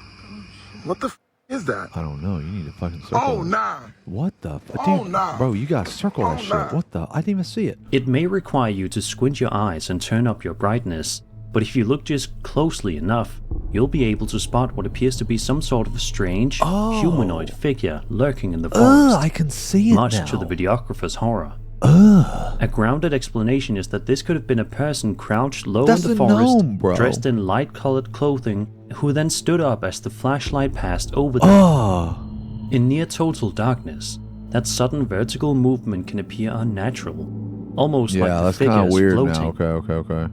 From a believer's perspective, the figure genuinely resembles a traditional ghost, pale, partially obscured, and moving in a way that doesn't fully match natural human motion.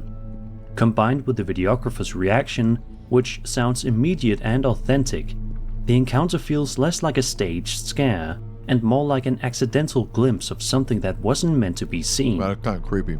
Thankfully, his survival instincts kicked in, and he raced out of there as fast as he could to safety. Who knows what could have possibly happened to him if he had stuck around for any longer. Man, that could actually, you know what, man? This doesn't even necessarily have to be a ghost. This could just be like a person. You know, we were watching this one. this one video about this guy camping, and he went out and he wasn't bothering anybody. He just went out to camp. You know what I mean? And this fucking psycho comes at him with a gun, and he's like, "Y'all got goddamn get off my land there." You know, whatever, dude. He's got like a shotgun, man. And he like threatened the guy. Do you guys remember that? It was the guy was a YouTuber. "We fuck our own here. Goddamn, get off my land." You know, that type of shit, dude. Yeah. No, it was a so it was a YouTuber. So the guy was in a tent, and the crazy guy had a gun, and then I guess he like patrols that land or something. I don't know. It's really fucking weird. So he had to like fucking like talk his way out. And then, bro, what's crazy enough is like I can't remember if it was the same YouTuber or another guy. But dude, they fucking went back there. And the guy was still there. Why are you going to go back? It's crazy. And then they were like, "But he's not supposed to be here." Who cares? That's what it fucking drives me crazy, man. Like, do you think just because there's a law for something, someone isn't going to break that? Like, do you actually think that law protects you? No, like in the grand scheme of things, okay, that law is just a suggestion. I mean, dude, people don't have to follow the law. Well, no, I mean, I'm serious. They don't. You don't have to follow laws. I don't have to follow laws, but there are consequences if you break those laws, which is why people follow them. Well, you know, most people, you know what I mean? And also most people aren't fucking psychopaths, you know? But just because a law exists doesn't 100% protect you. Do you know what I'm saying? So, yeah, like the law isn't, you know, like that guy was clearly in the wrong, right? He was like aiming a gun at somebody. He was threatening him. You know what I mean? But like, dude, like, I mean, realistically, nothing's going to happen. Dude, you really think the cops or the law is going to protect you from in the middle of nowhere, some guy points a gun at you? Are you for real? Like, dude, he probably don't even know about, like, has concept of laws. You know what I mean? He's too busy, like, they're too busy fucking their pigs and their family members, dude. You think they give a fuck? You think they even know what a law is, bro? You know what I mean? Like, so that's the type of shit. It's like, it doesn't matter if he's not supposed to be there. He is there. So you don't go there. You know what I mean? Like, dude, you know? Yeah, the guy went to the cops. He did nothing. The cops did nothing.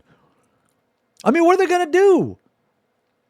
They're not going to scour the they're not going to scour the woods to find some fucking hillbilly. You know what I mean? You know what I'm saying? Dude, you know what, man? Yo, so I was watching this show. It was like, I almost got away with it or whatever, man.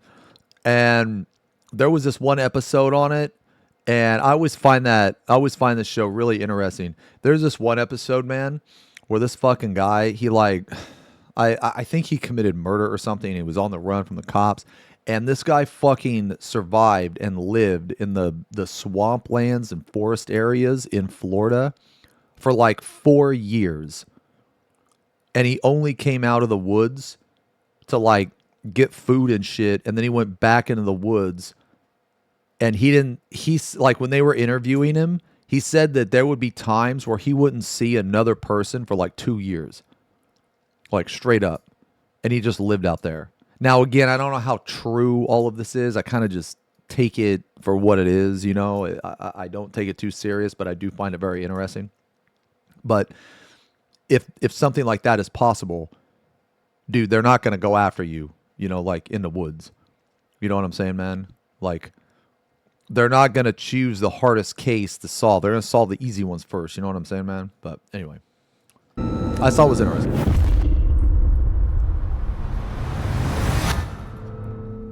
There is the Newton's law of motion, where whatever is in motion remains in motion, and whatever is place remains in place unless it is acted upon by force. The law can also be used as a metaphor for the act of a video that is played that will continue playing until it's paused.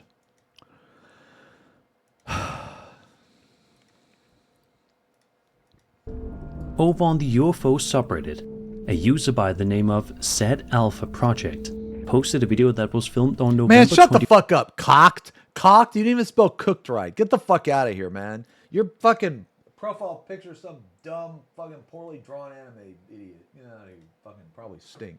Yo, Teklo. Man, thank you very much for the resub. 51 months. I'm sorry I didn't see that right away, man. Thanks a lot. 2025 at around 10 p.m. PST in Los Angeles, California, of something truly incredible. Take a look and see. Dude, I believe in aliens, man. Ooh.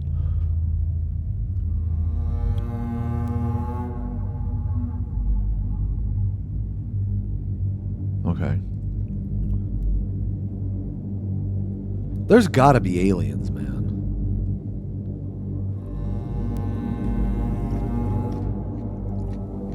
The uploader says that the strange, 3 fast-moving objects that were captured on the infrared camera were traveling across the sky far more quickly than the usual airplanes he sees. He says that his flight tracking app did not show these things. Ooh. This footage is divided into 2 segments, both of which are replayed in real time. The first segment displays the original camera perspective, Was that while drone? the second segment is stabilized and zoomed in. Given I how believe in sharp and aliens. stable the I do. footage is, distortion from camera movement or stabilization doesn't appear to be a factor There's here. gotta be. A more grounded Has to be, man. explanation would be that these are drones or other aerial devices, though their speed and movement patterns don't resemble typical recreational or commercial drone behavior. From a believer's perspective, the way the objects move, fast, controlled, and seemingly aware of each other, feels closer to classic UFO sightings than conventional aircraft. With no flight data to match and no obvious explanation, the footage remains genuinely unidentified, I mean, which is often where this the might most not be a unsettling classic, you know, cases green tend to alien, sit. take me to your leader. So, any UFO But it is believers out interesting there, footage, man, because what do what you the make fuck of this is it? interesting footage? Be Like, sure it to could let me be know your this. thoughts in the comments. Like, it could be a drone, it could be a fucking, it could be 3 separate planes, it could be 1 plane, you know? I mean, it could be Starlink, it could be like a fucking satellite. Well, no. Bro, what if there is like a race of cat girls or something out there, man? Holy fuck. Dude, can you imagine, man? Can you imagine if like somewhere out there, dude, there's like an actual like planet Amazonian, and there's just like, it's a planet full of like huge 9-foot tall women? Oh my God. Or like a race of like cat girls or something, dude. Man, that'd be interesting. What if it's 3 bald dudes shining a light on on their head in the palmy? Bro, that sentence is so dumb. What if it's just 3 bald dudes shining a light on their head in the palmy? Holy fuck. A man named Jordan Bowen was simply having a normal day when he says he was taking a video on Snapchat to send to one of his friends, and noticed something very strange out of the corner of his eye.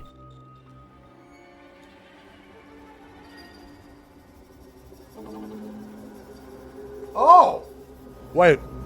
If I've you seen this rewind the before. footage and slow it down a bit, you can see what appears to be a kind of black figure moving quickly That's across a gnome, the floor, bro. seemingly gnome, from the right 100%. door and then into another room.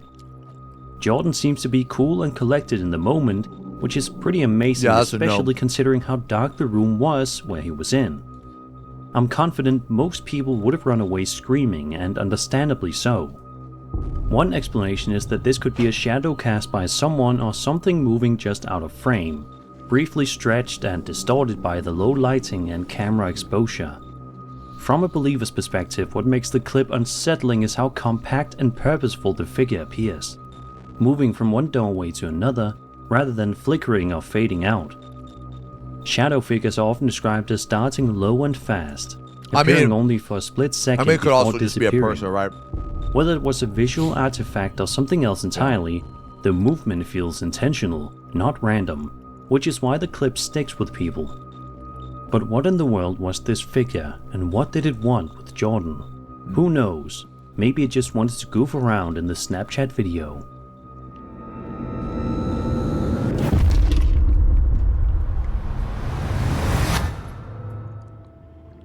A YouTube channel known as Carolina Case Files uploaded a video in December of 2025 which shows some truly bizarre footage that is guaranteed to make your skin crawl.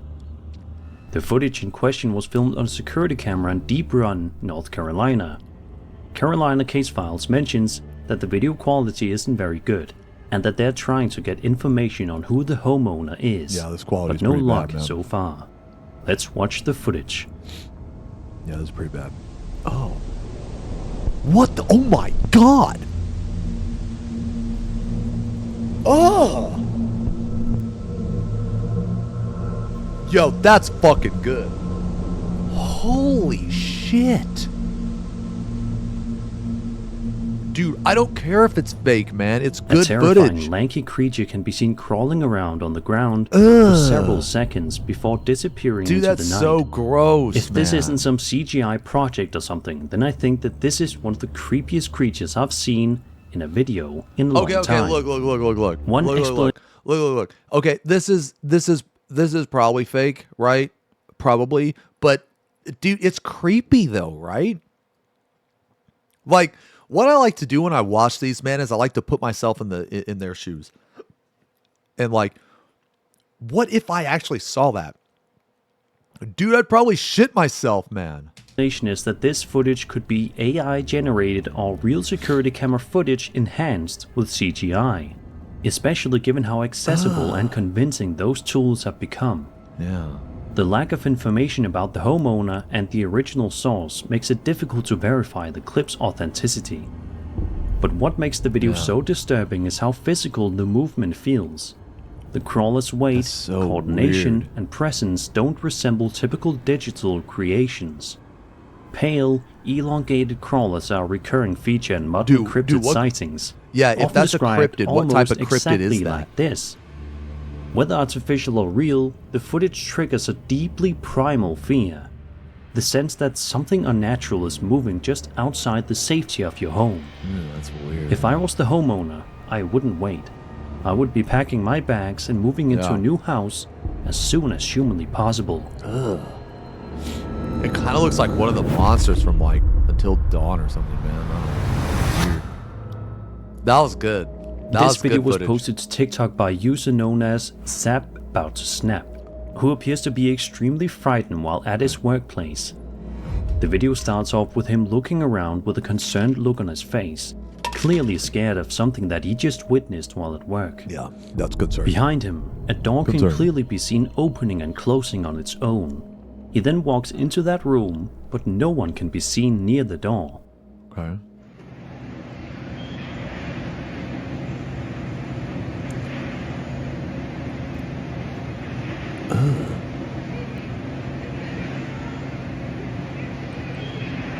I mean, it could be a person.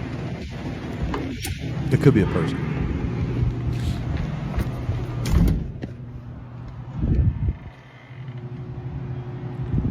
Me, I wouldn't investigate. I'm about to quit.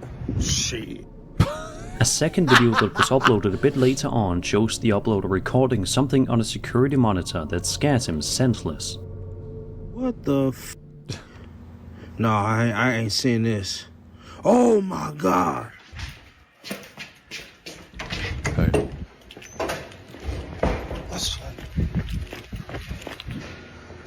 See, No, this- dude, this if I wild.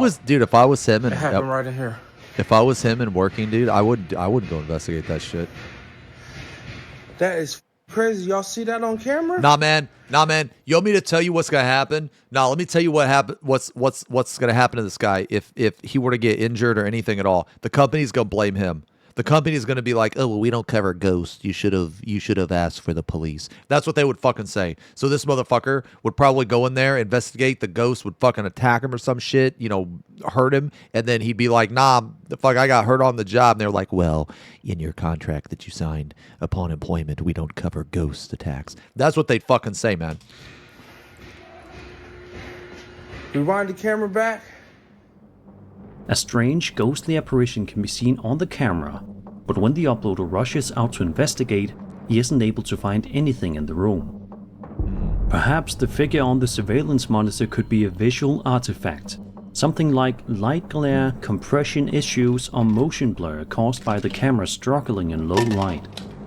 Workplace security systems are often low quality and prone to producing human-shaped distortions. However, what makes this unsettling is the context. All employees accounted for, no one physically present in the room, and yet something clearly appears on the monitor. Apparitions captured on surveillance cameras are among the most commonly reported workplace hauntings.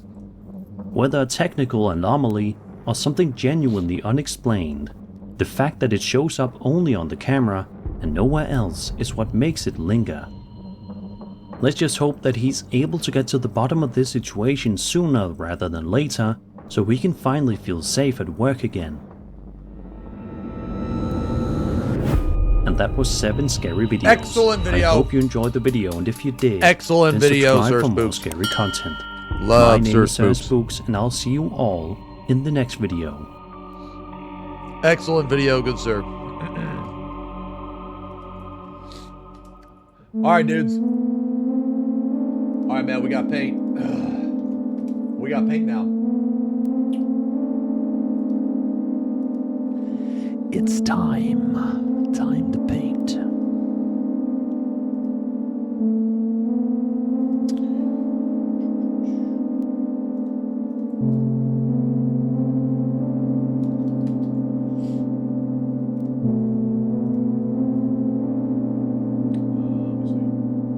One more spook. We don't have time, man. We don't have time, guys. I'm sorry. Say hi to Ann. Hi, Emmy. Emmy is better.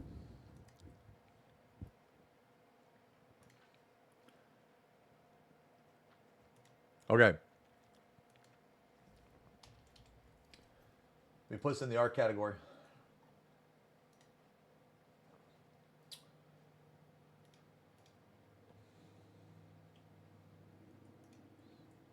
All right, dudes. I'm gonna throw on some music while I get ready. Okay. I'm gonna throw on some music while I get ready. I need to put together a bunch of stuff. We're gonna be doing some art. Gonna be doing some painting today. We are going to paint a. You know what? Real fast, actually. Let's real fast.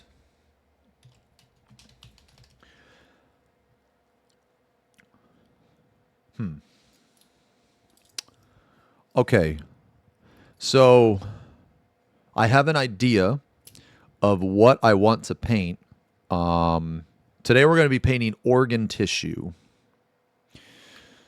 We're going to be painting what appears to be like some type of like organ sac or a stomach and a tube, like a flesh tube.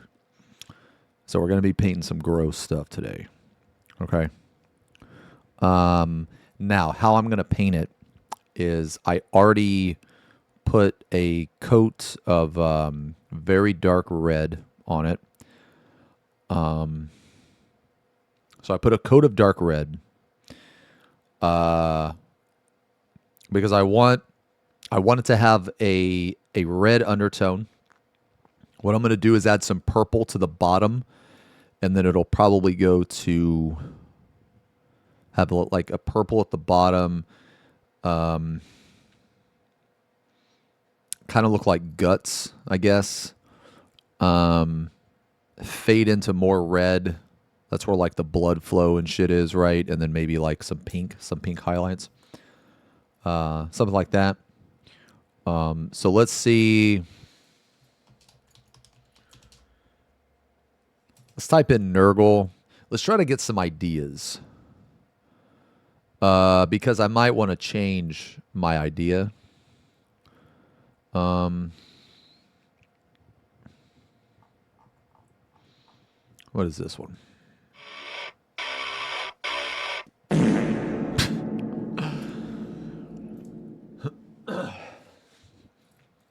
Let's see the back of this guy. I've actually already painted the back of this guy. Let's see what he uses. Okay. So he's using contrast paint or some type of speed paint, which is red. Okay. Oh, did he just do the one? Okay. I mean, it looks good. But I want to do... okay, let's see.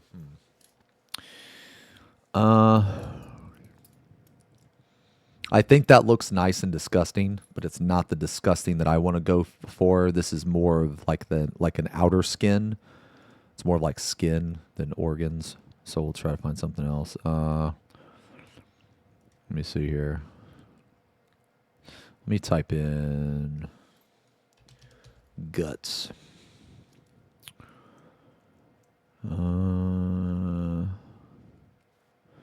Here we go. Let's just get an idea.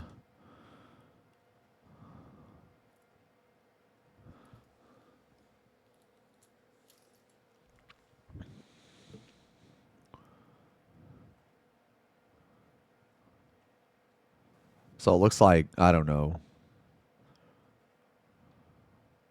pink horror with some purple. Well, I guess it's matte red plus pale. So, okay. Let's see what the final result is. Okay. Yeah, this is more kind of what I wanted.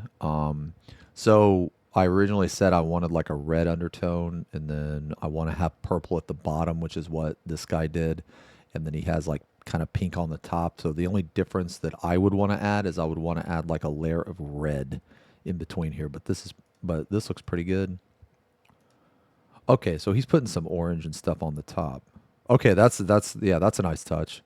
Because it looks like there's holes in it and there's like bile or whatever. Yeah, this is good. Okay.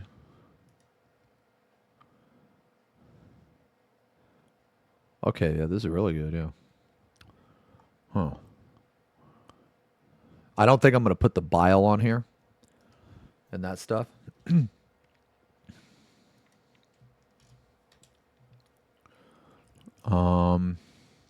So that was good. That's kind of what I'm going for a little bit.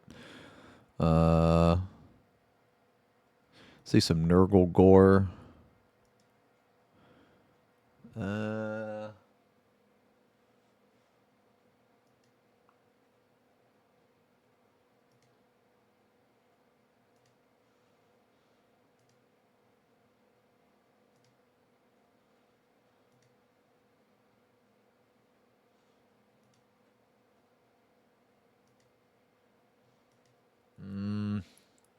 Too dark, not enough color difference.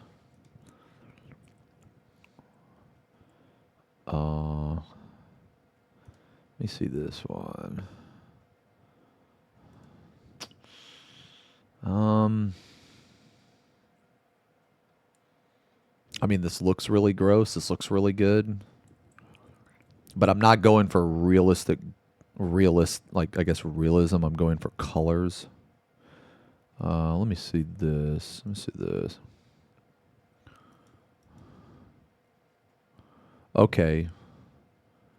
So a lot of these guys are starting with purple, which is good. Purple is a good base to start on. Purplish blue. Ooh. Okay, that's very good. At least the color transition.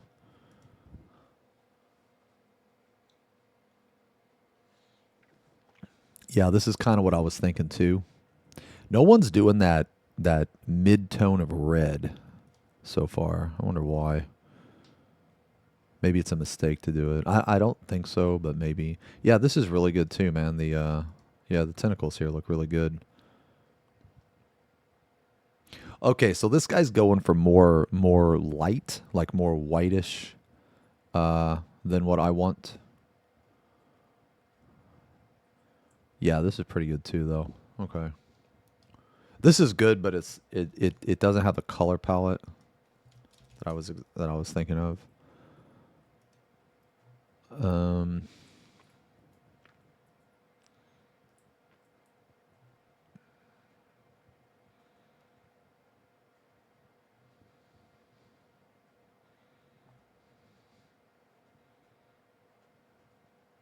Okay. Okay. All right. I'm gonna try what I initially wanted to. Okay.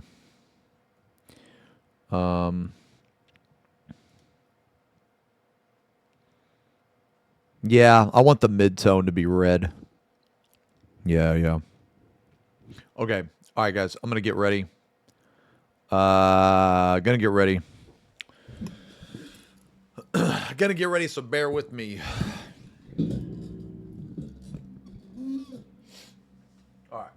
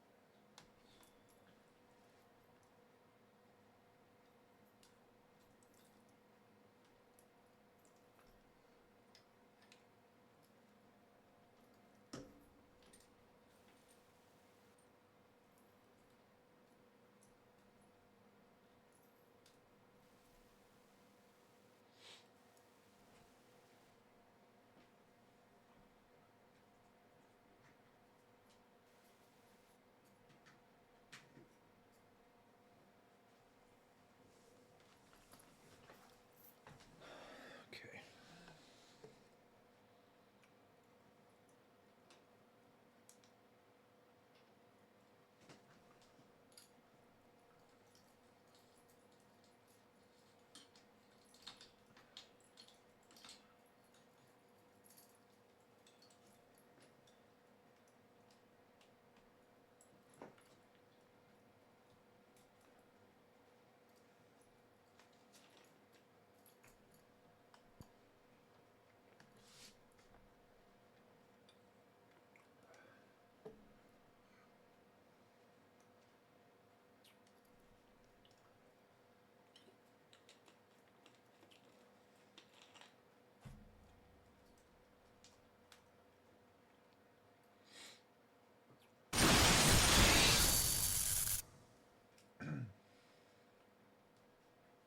Yo, Ellie, thank you very much for the resub.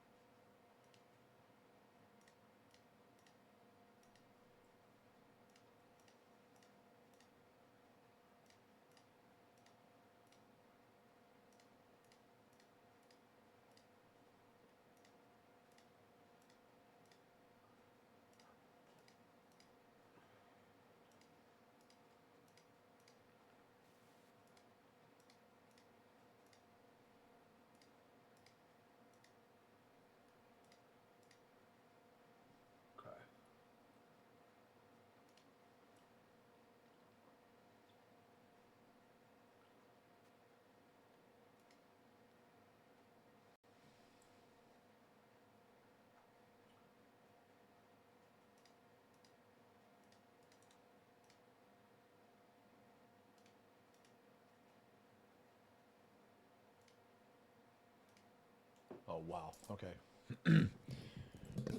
Wow, all right. Okay.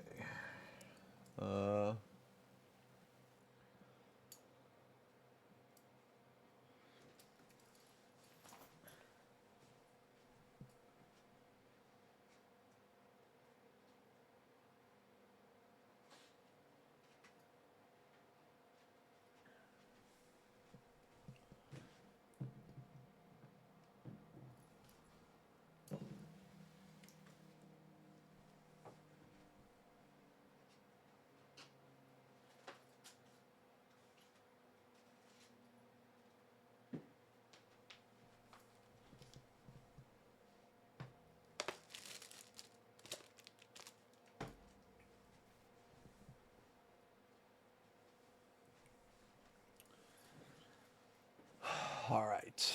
Can you guys see this? Okay.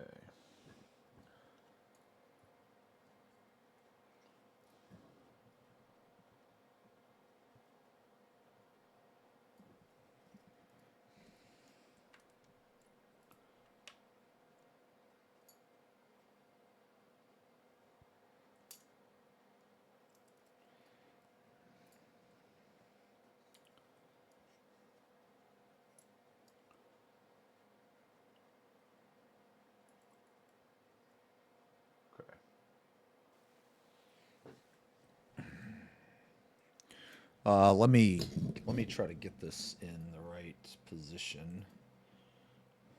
Okay.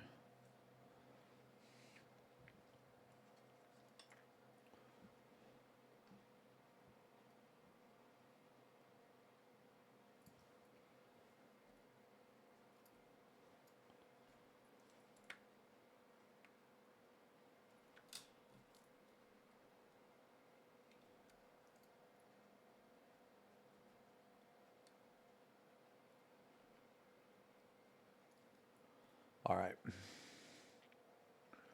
Is the quality good?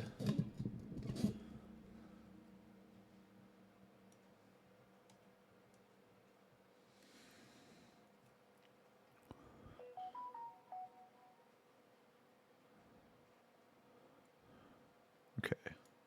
All right, quality's good. You guys can see everything. What the fuck is this? Okay. All right, is the light too much? Let me turn it down just a touch.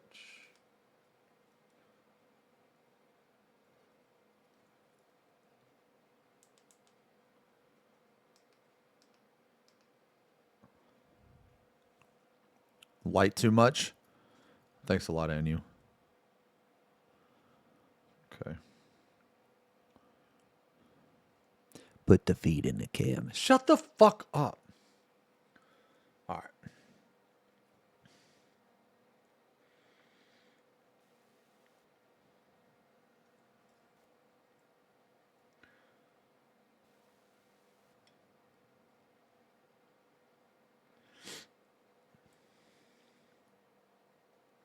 Okay. All right. Let me go get my shit ready, and we will begin. I'm putting on my socks, too. Putting on my socks, too, just in case one of you weirdos takes a picture of my feet. Yeah, that's right. Yeah, you want to take a picture of my foot? Yeah. Look at that. Look at that.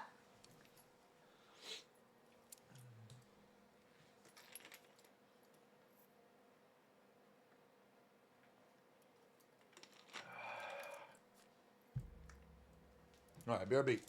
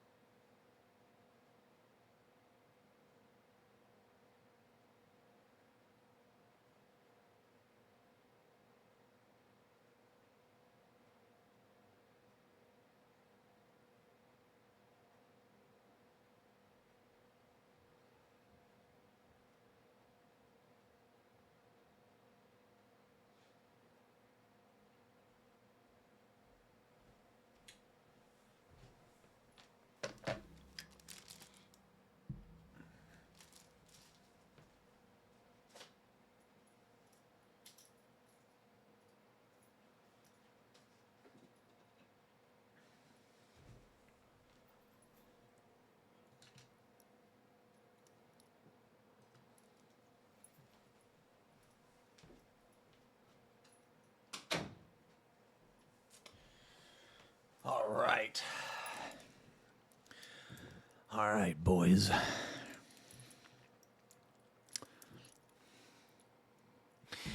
All right, boys.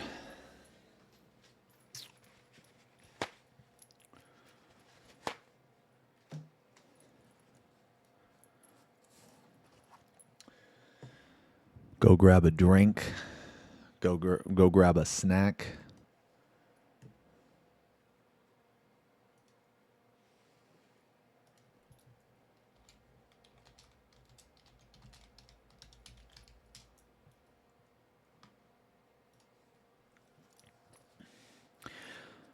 Put me on your second monitor.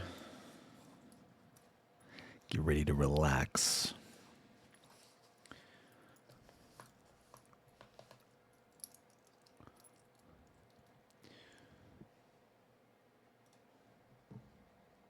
Let me pull up some nice music.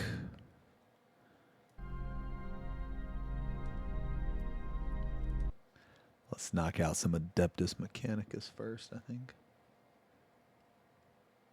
Yeah.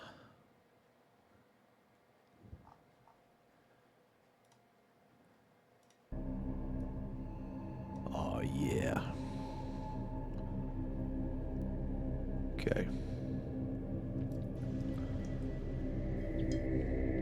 All right. All right, everybody ready?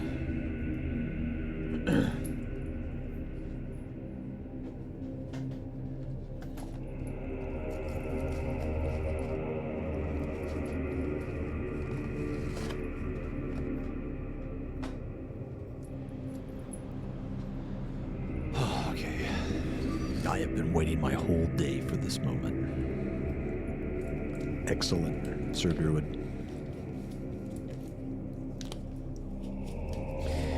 Okay. All right. All right, boys. So, today, gonna do a different type of content. Different type. We're starting a painting channel. I will make more announcements on this painting channel soon. TM.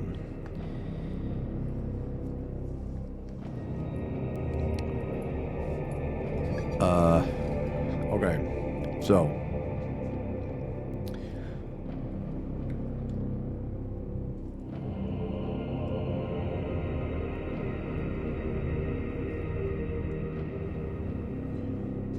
okay. Let me tell you guys, want to tell you guys what we're painting today. I'm going to tell you guys how we're painting it. I'm going to tell you what I use. Okay? So, we're going to start a painting channel soon.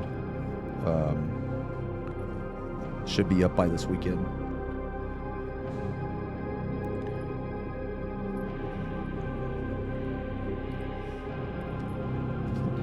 What are you looking at? So,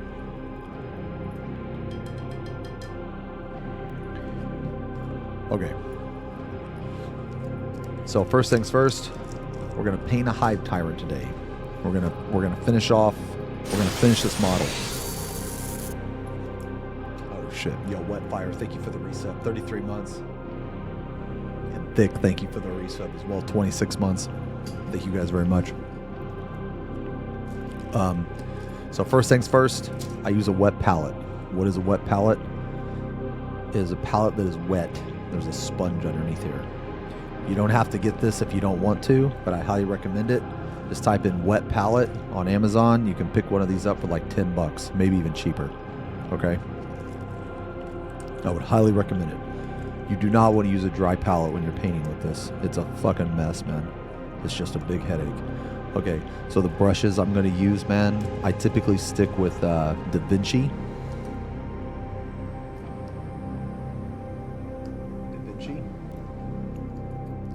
And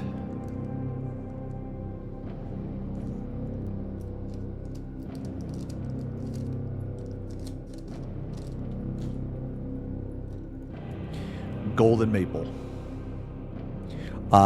Golden Maple are more expensive than Da Vinci, but they are both really good. I would recommend them both.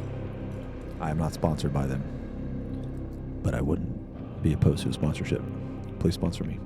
All right, so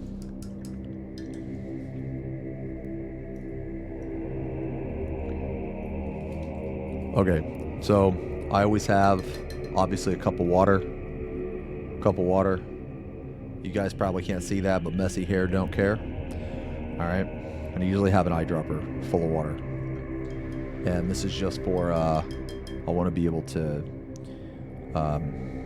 when I need to like wet my brush, but I don't want to stick it in the paint water. You know, I just have these little droplets everywhere. All right, so I'll put that on later. Okay, so this is what we are painting today. We are painting a hype tyrant. This is what we have so far. So we have almost everything done.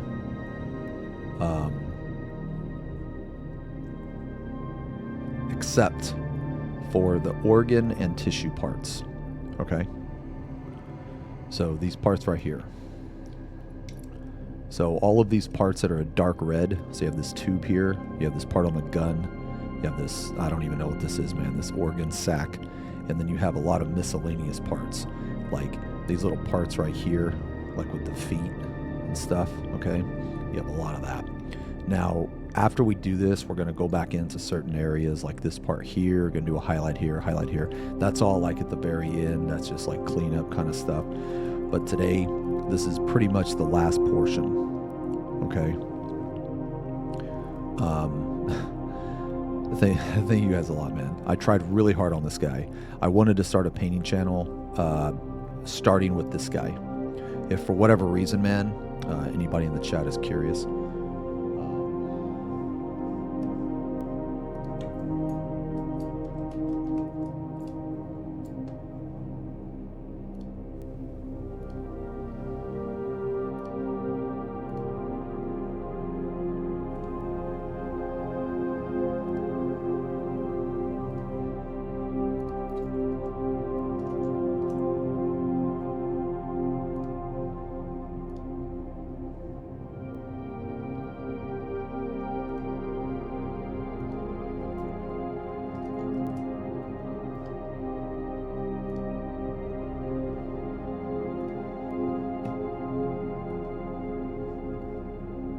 okay, if for whatever reason anyone is curious, I linked my Instagram. It has all my previous mini paintings on it. I think this is my 73rd or 74th model. I can't remember. It's somewhere around there. Okay. So in addition to this, we have these wings.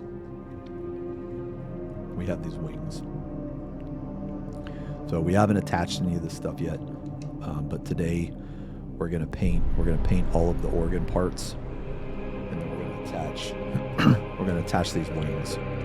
Now this model is pretty big. Okay, it's pretty big, and obviously, you know, you don't want to, when you're painting this type of stuff, man, you don't want to attach all of this, because I mean, like, look at this. This would be like way too much to, you know, to paint around. You know what I mean? So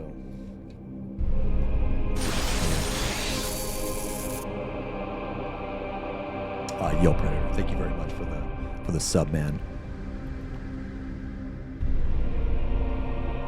Prime sub, thank you very much, man. New sub, welcome to the channel. This is the Tyrannid's head.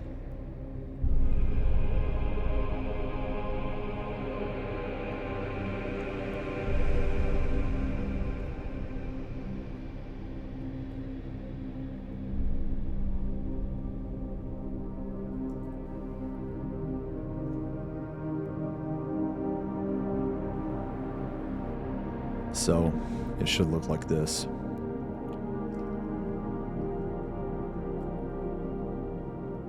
Should look something like this when it's all said and done. But we can't attach the head yet because we have we have this part back here. Now, you're not going to be able to see this part back here, but I'm just going to go ahead and paint it anyway because I want to have some type of short or tutorial on how I paint guts well, not necessarily guts, but this isn't the only way that you... Oh, what the heck? Okay, I'm going to have to go over that, but that's okay. This isn't the only way that you can paint these, by the way. This is just, you know, a way that I decided to.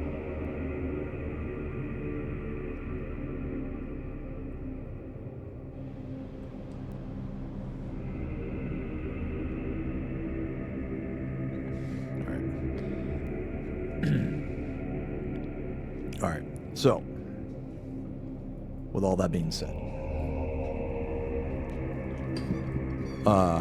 thank you guys very much, by the way, man. Thank you guys a lot. I really appreciate all the nice things. I tried really fucking hard on this guy. All right, so this is gonna be. Oh, fuck, I didn't make the palette. Ah, shit. Fuck. I wonder how important. Damn it. Let me just make it real quick, okay? I'm sorry, guys. Just bear with me for a second. Let me just make this real quick, man. I'm sorry. I normally make this just in case anyone wants to use the same palette. I'll try to be quick.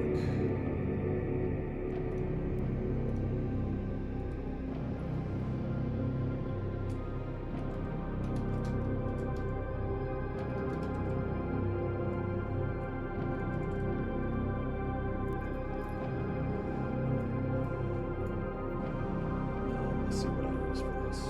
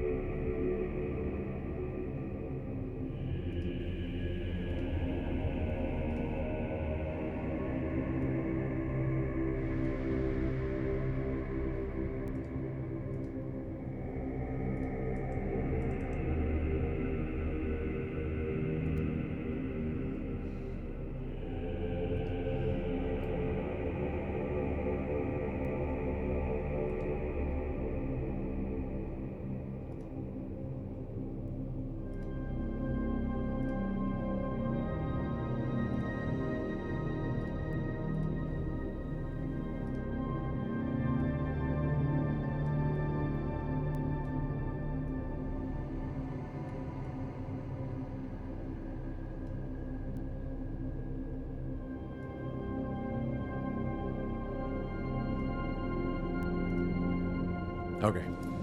All right, that didn't take long.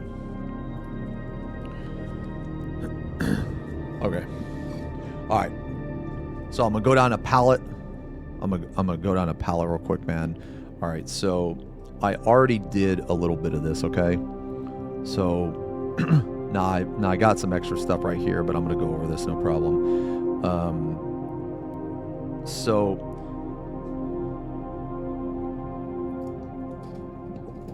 I already painted a little bit of this, but that's okay. Basically, this is the order. So the first color is this Gal Vorbak Red. We use a base paint for that, and then we go over it with Flesh Terrors Red. And then I'm going to put the first highlight with Corn Red, and then I'm gonna use Nargoth Night, and I'm gonna use Nargoth Night for the bottom, like the bottom of the organ sac, because I want the bottom of it to be purple, more like a purplish red. Then we're gonna highlight. We're gonna put Screamer Pink on top of the Corn Red, because eventually I want to blend that in with the and make it pink. And then on the red itself, where we want to keep the red, I'm going to use Mephiston Red to highlight. And then finally, on the parts that are Screamer Pink, we're going to do two different highlights. We're going to do Pink Horror, and we're going to do Emperor's Children. This will be the brightest final highlight. So that's kind of like, I guess, the order, if you will.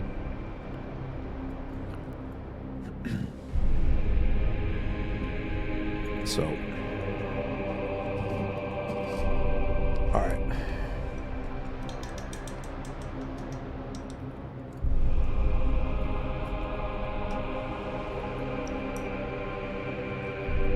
Let me try to get comfortable. All right.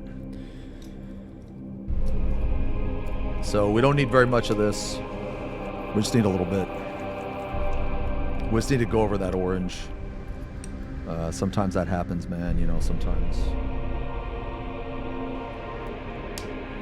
you get a little bit of orange. It's okay, or whatever, you know. Sometimes you get a little bit of the wrong color.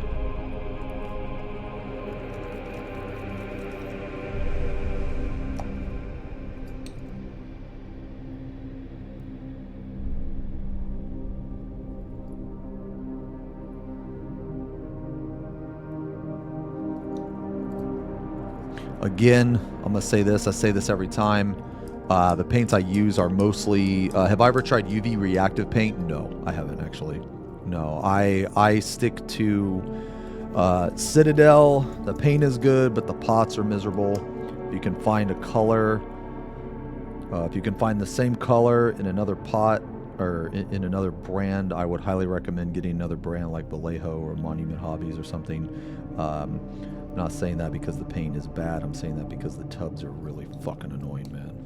They're really a pain in the ass to use. So I would say that. Because if you have a squirt bottle, you just squirt everything out and you're fucking done, you know. Whereas with these pots, it's you got to do this crap.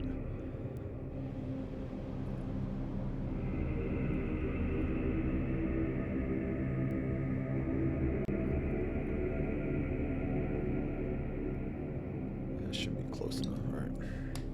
If we need more, we can always get it.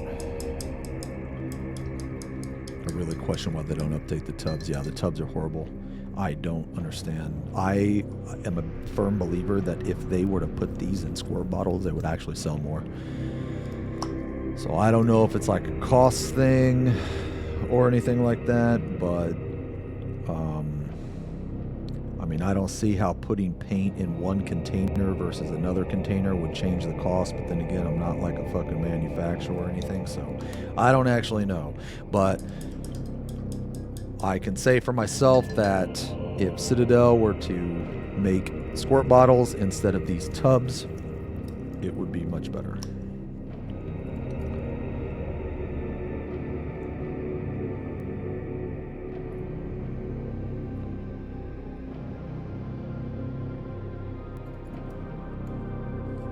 Like, sometimes I can't even close these things, man.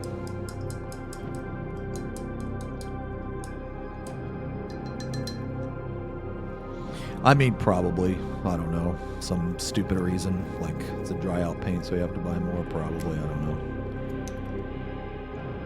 I still think they would make more money if they just put this in a proper fucking container, but who knows, man.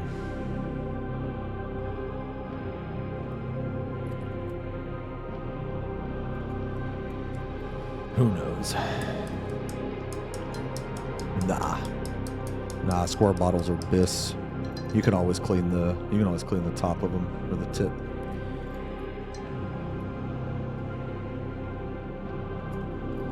All right.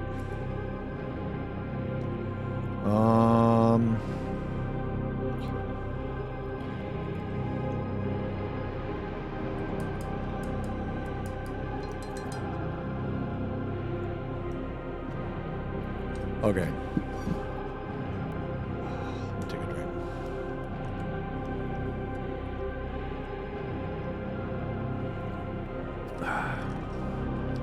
All right, boys. Okay, so the first thing we got to do. We got to clean this up. So, as I said earlier.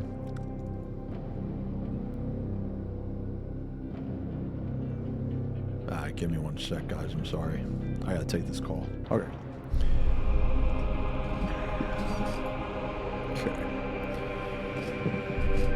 All right. Okay, what the fuck were we doing? All right. Okay. So we gotta clean this part up now.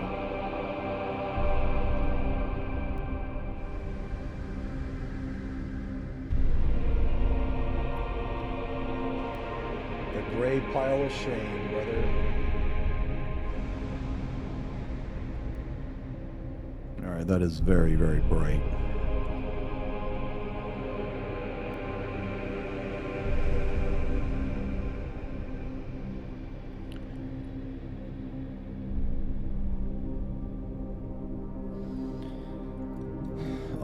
Okay, I guess we'll get to that in a second. So...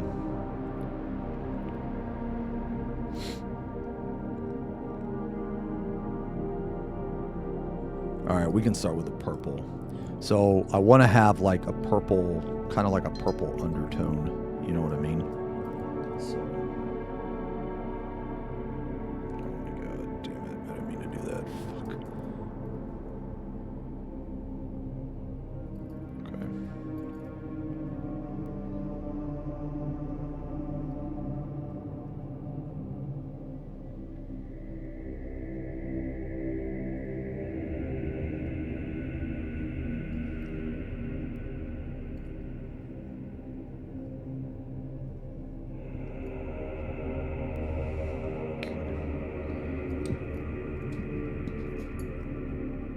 Cousin bought me a Warhammer part.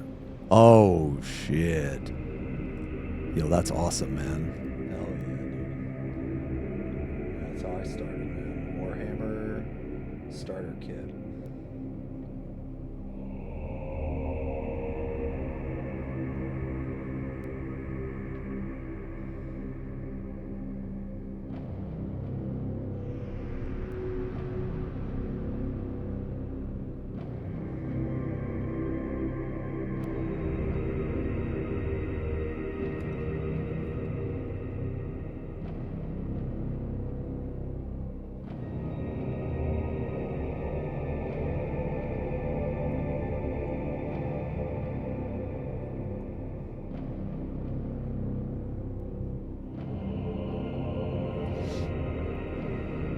Can you guys see this and everything okay? Oh, it's kind of blurry, huh? I don't know. Should be better,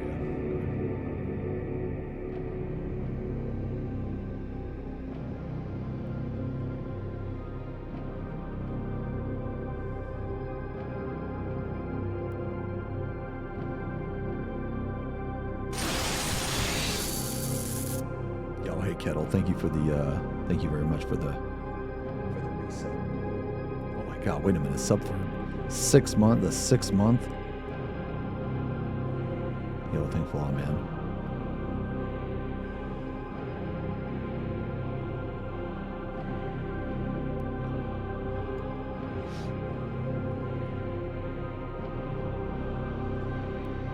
It came with 6 paints.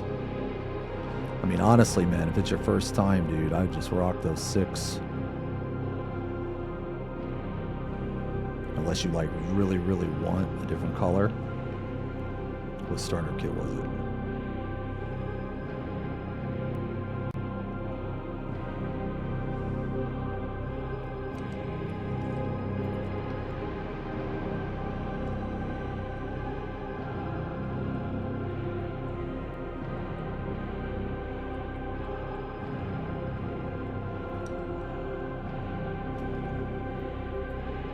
Fruit time.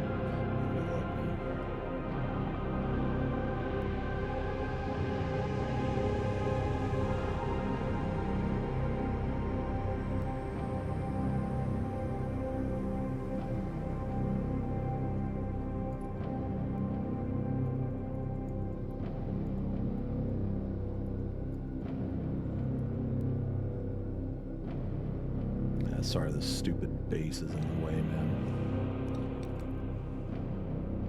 So the goal here, what I'm trying to do is the bottom of this like organ sac thing is going to be like purple.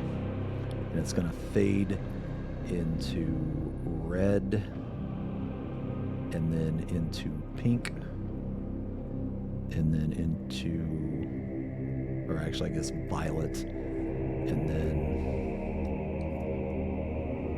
pink.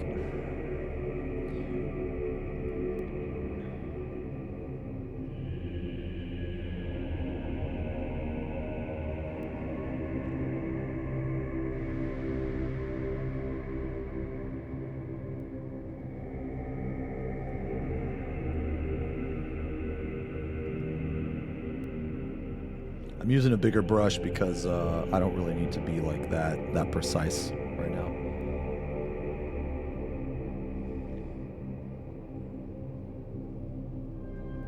And the reason I like undercoated it with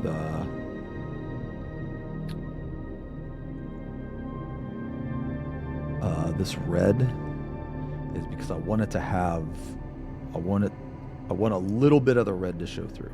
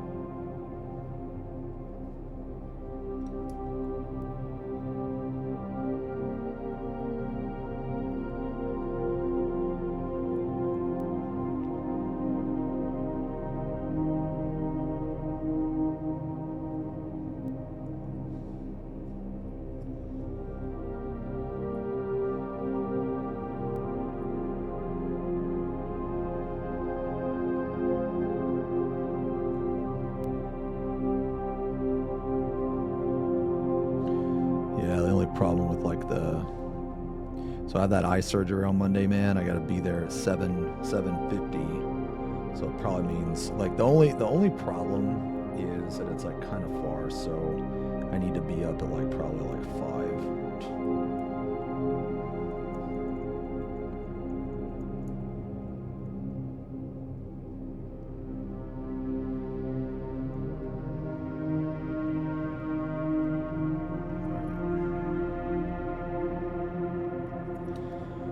So, I don't know how well you can see that, but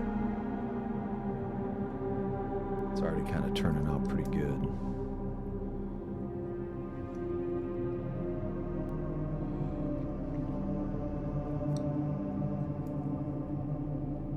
Holy shit. Yo, Kettle, thanks a lot, man. 6 months is the least I can do for someone to inspire me to get back, or to get better at 14. Oh my god. Thanks a lot, man.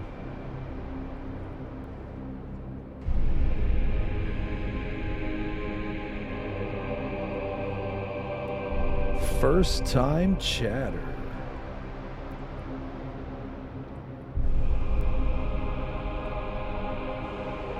Yeah, we'll be back on 14, like, I don't know, sometime. Probably after my surgery.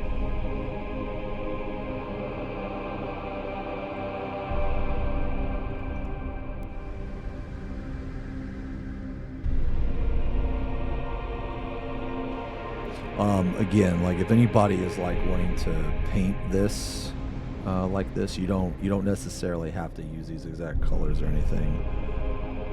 I just happen to like this.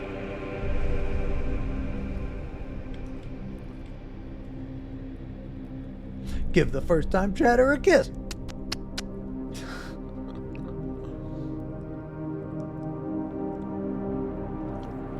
A happy birthday from you, my lord.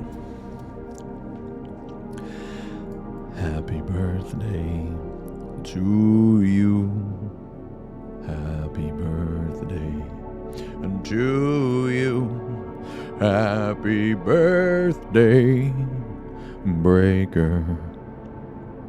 Happy birthday to you. I can't boo. Yeah, that's right, you can. You should be ashamed. You shouldn't want to boo.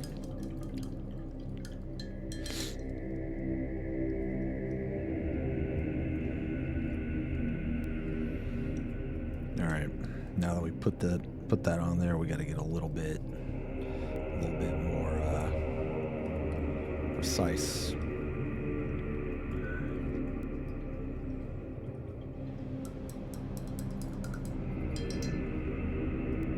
A little bit more precise.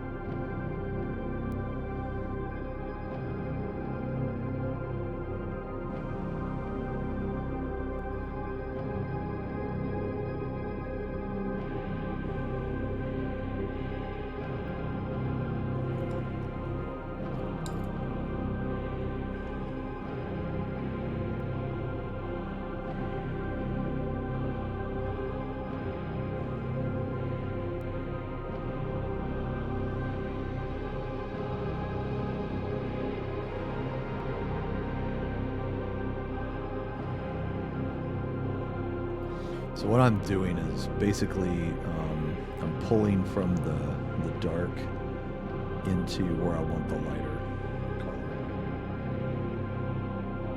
And right now, it could be a little sloppy. It could be a little sloppy. And the reason why is because we're going to go back in. Whenever I do any type of blending or layering, I always bounce back and forth between colors to give it a more smooth transition.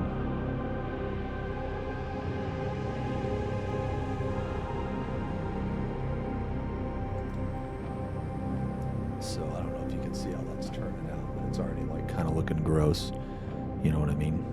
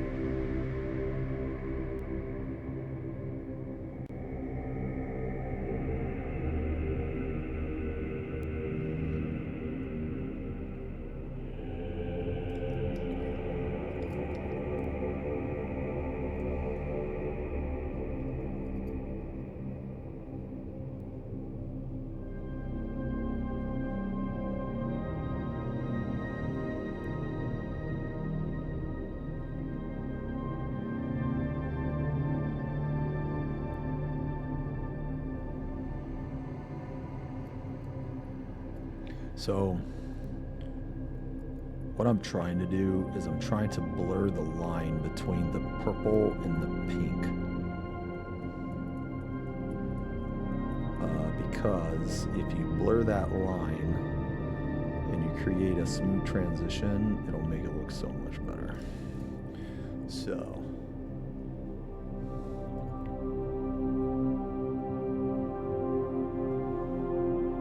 this is just the first step, and it's already looking like way fucking better. Like look at the man, why is the camera fucking doing that? What the fuck?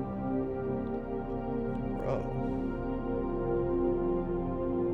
it's because of it's trying to focus on the gun, I think. Can you fuck off with that gun, man?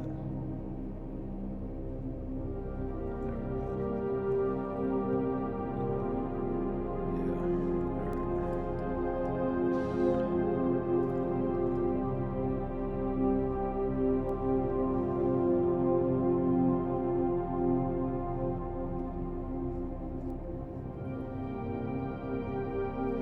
The consistency at which I'm using is it's just a layer consistency, which is 50% paint, 50%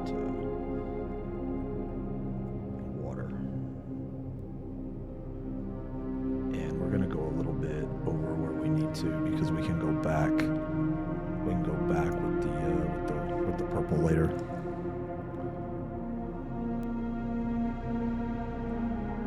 Yeah, so like now we're gonna do is we're kind of, our first pass on this purple and pink was pretty decent, right? So we don't need to do too much extra to it.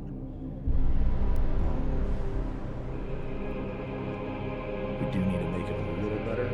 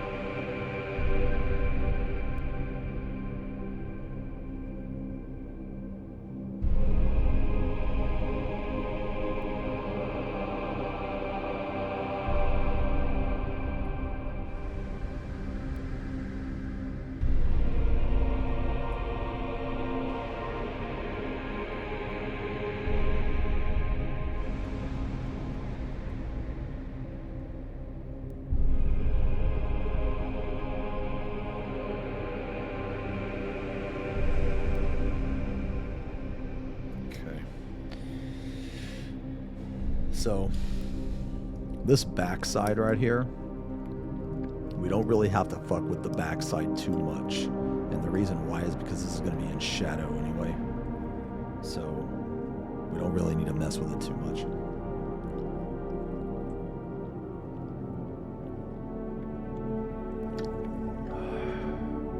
Wait, which one? The marine fluorescent green? You know the model?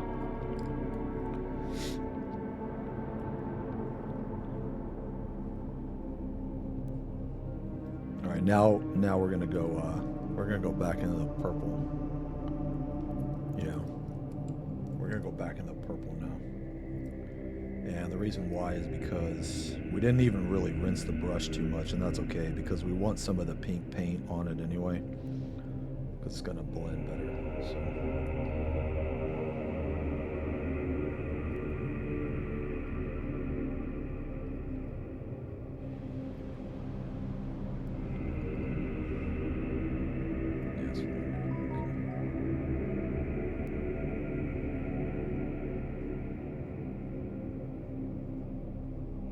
Gonna go back here very lightly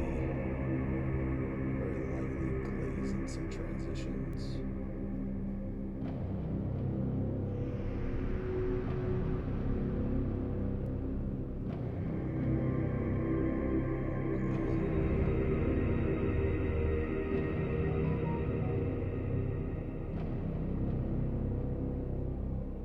Create these shadows.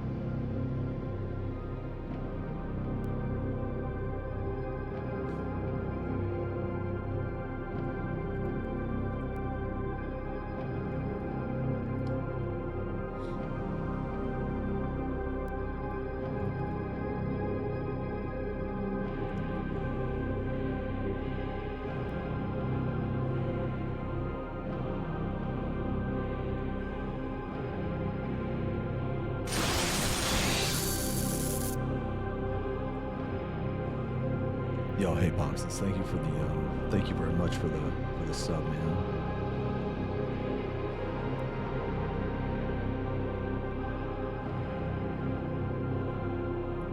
All right. So that's looking a lot better already.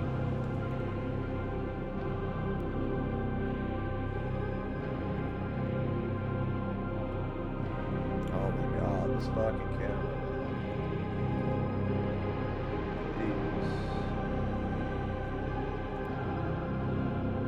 I don't know why. It's not focusing on the fucking tube.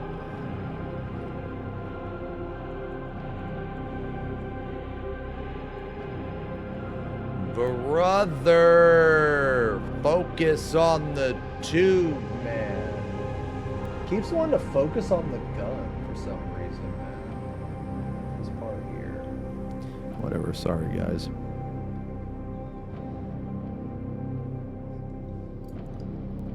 So this is looking pretty decent. All right, so we're gonna go one more time.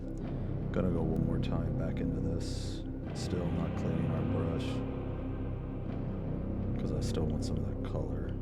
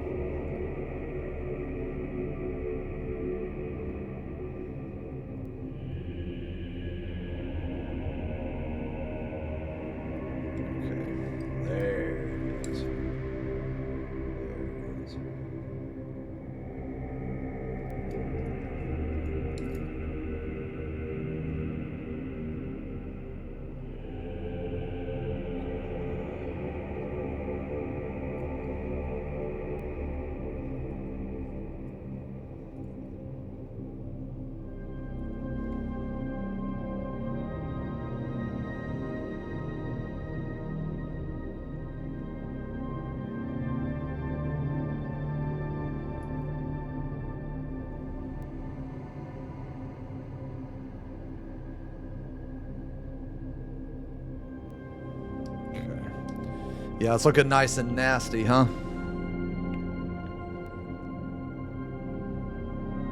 I gotta buy new cameras. I need to. No. I mean, this camera's great. The camera's fine. It just takes a little bit of, messing with.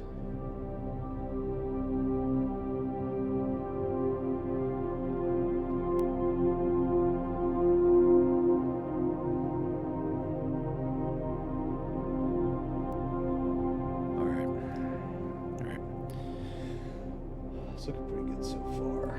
Nice and nasty. Okay. Nah, it's just sometimes it just doesn't focus right, but that's okay. Let me use the bathroom real quick.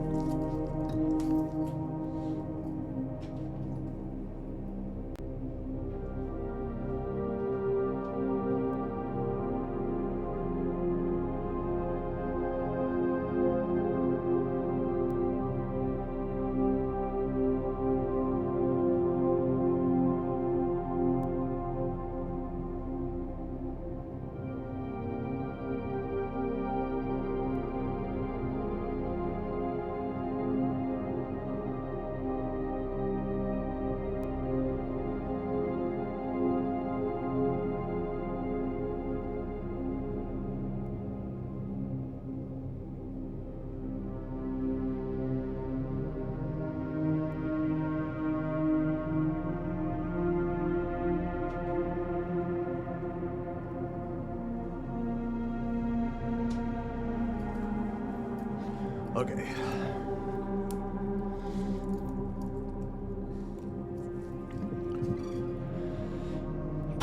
Okay. All right, now we're gonna go into red. Going into the red.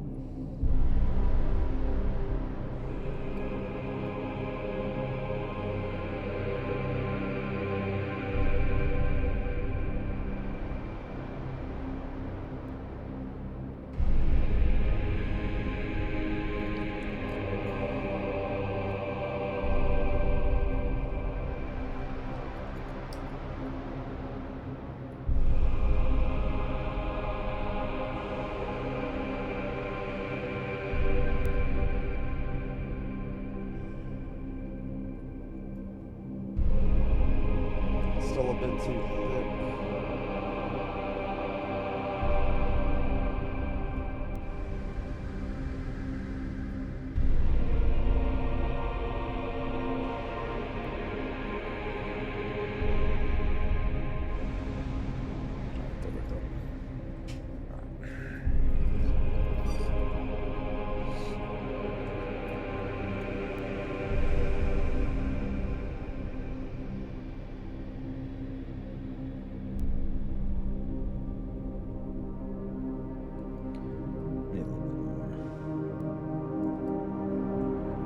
Oh, why is camera so blurry? It should be blurry now, right?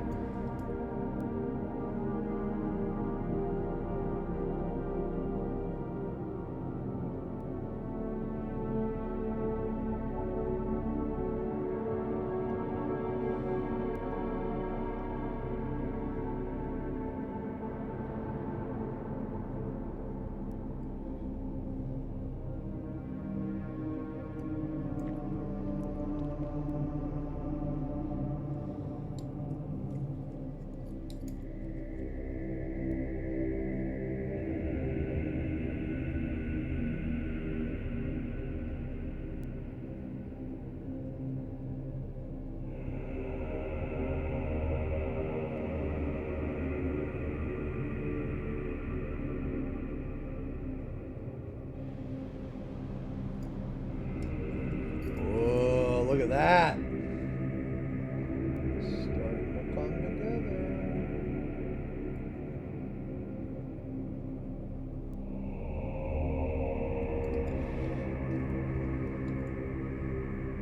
Oh, look at these colors, man.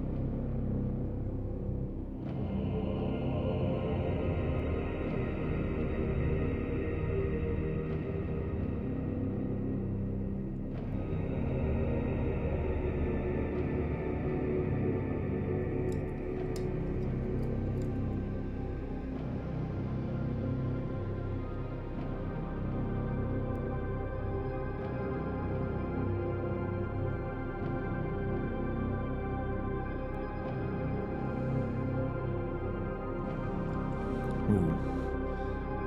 Yeah, look at that.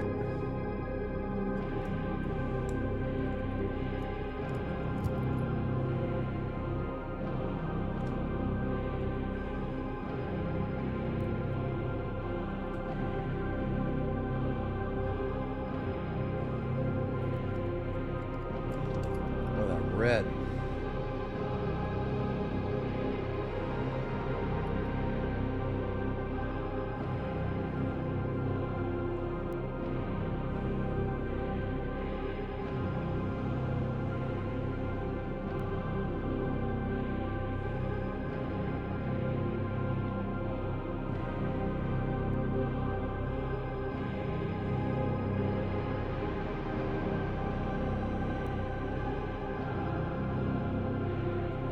And we ain't even done, bro.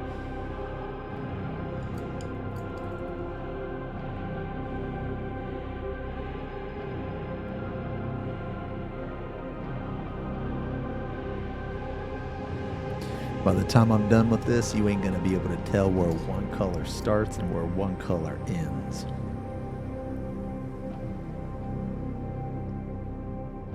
Hopefully.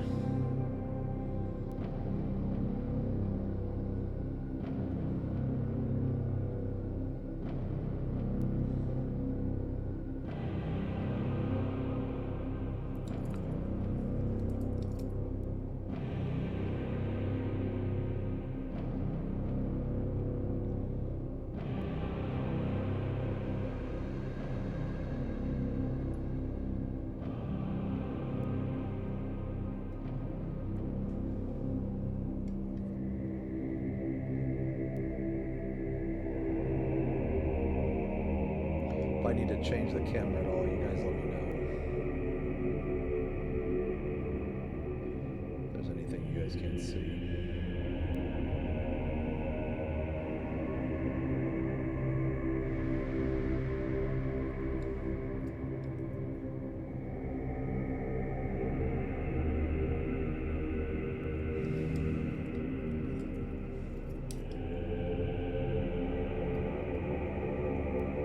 Oh shit. Do I test out color combos beforehand? Sometimes I do, yeah. Sometimes I do, but if I don't like the color that I paint, if I don't like the, hold on, what is this?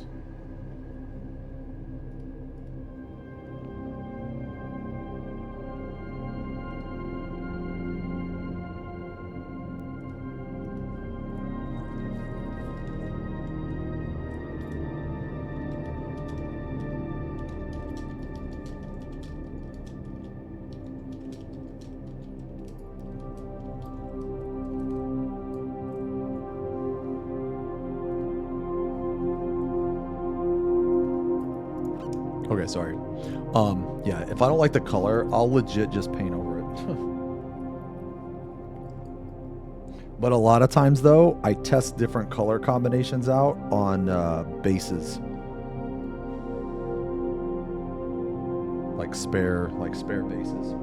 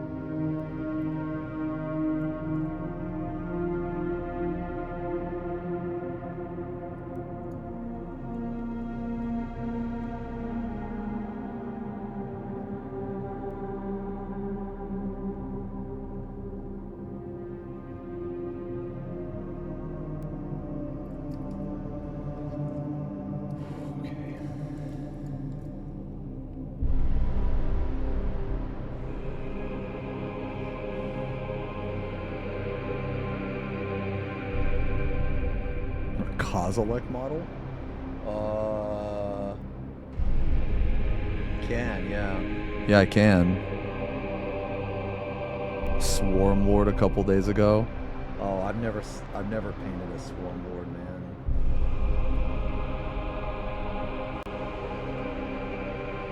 This guy so far has took me like 35 hours. So far. Okay, so we have a nice color transition from purple to this red, but in doing so, we kind of lost a little bit of the mid-tone. So we're gonna go back. We're gonna go back just a little bit, and we're gonna redo the mid-tone. I always like. I very rarely will paint with more than like 50% of paint in the paintbrush. Like basically the way I paint is I almost always use layer. Now that's just me. You don't have to do that. But the way I paint is I like to go back and forth between the colors quite a bit. Because I really like blending. When you blend, at least the way I do it. Ooh, that's over. Okay. Here we go. Ooh, yeah, some more nice music. Anyway, yeah, so when I blend, I usually use like glazes and layer consistency. That way, if you make a mistake or you fuck up or something, it's really easy to fix. The downside is it takes longer to finish something, but that's okay.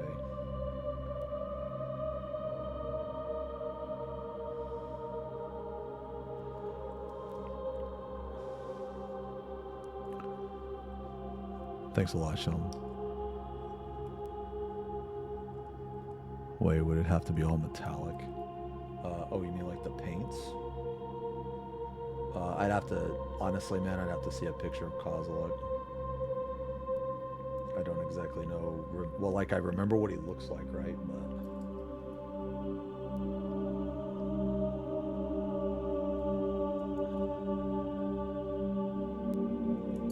I remember what he looks like, but I don't really remember his colors.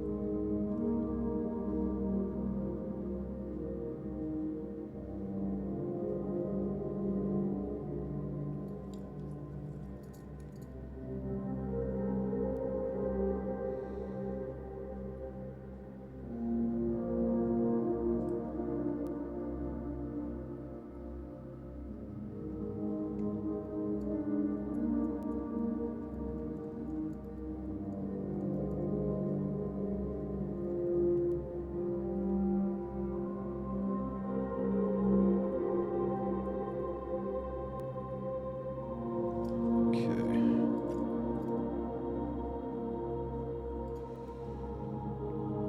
So the goal here is we want to kind of bring back that pink a little bit.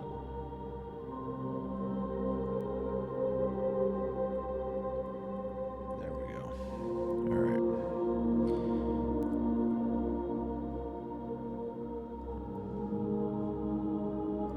All right. Yeah, it's looking pretty nasty. So now we have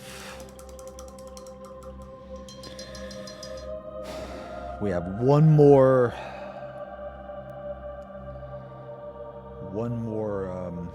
well, okay, so this is gonna be just a little tricky. Okay, so what I'm gonna do now is we have two different highlights. So we have Mephiston Red as a highlight, and we have Emperor's Children as a highlight. So like the very top here, we don't want this color because we want to bring it back to a more like pink. At least I do. So because we want to do that, right?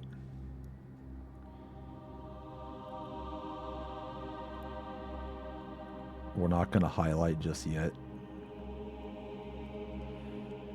We have, so because this thing is multicolored,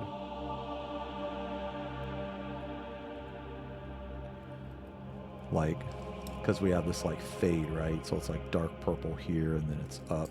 Well, what we need to do is, if we make this top part up here, if we make it more brighter, what'll happen is that the brightness from here will make this look darker. And the dark down here will be brighter up here.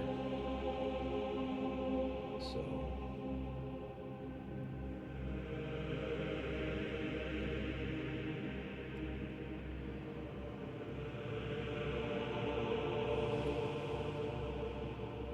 the only thing is, man, is you gotta be careful, because you can't make it too bright.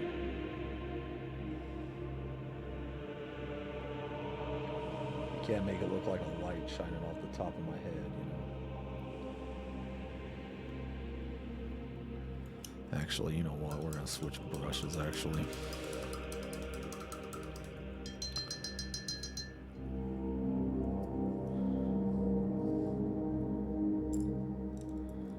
Gonna go with the 0.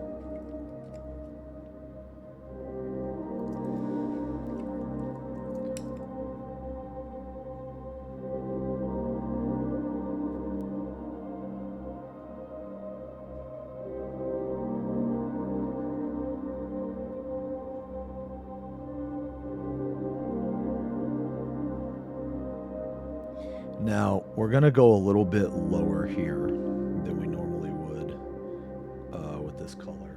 And the reason why is because we're going to go back and we're going to blend it. And when we go back and blend it, we want that color to show through. Normally, you want the color to show through. Because if it shows through, it makes it easier to blend. Oh, stressful? Oh, I mean, it can be, but, I mean, honestly, man, like, worst case scenario, you know, you just get some paint where it's not supposed to be. You can, a vast majority of the time, you can fix it. And it just takes practice, man, like, like everybody messes up, you know?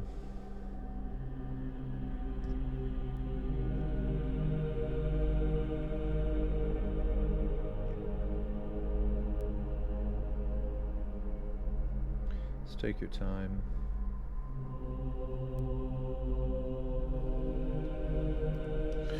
See, I don't know if you guys can tell, but like this pink up here is making this dark down here look darker, and vice versa. This dark down here, and that's like, I don't know, man, that's like some color theory shit, like tricking the eye and stuff, man, because that's all painting is. It's like you gotta trick the eye. It's like a magician, you know.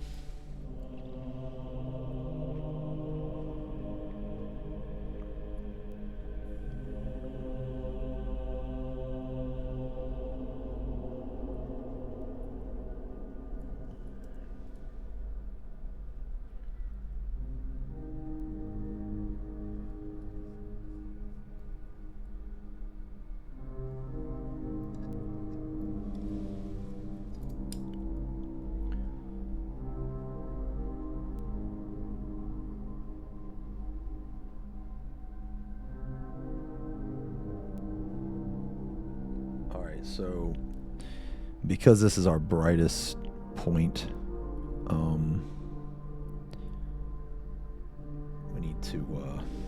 we need to basically create a line, which is going to be a value sketch. And this line that we're making, dude, what the heck? Why can't I? This line that we're making is going to be, it's going to be the line where we put our brightest highlights on.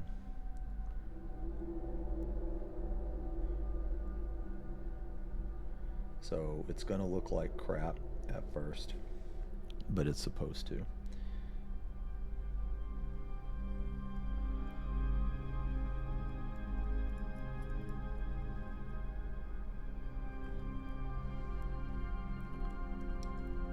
Oh shit, colorblind, it looks, oh, damn, yeah, that must be rough, man.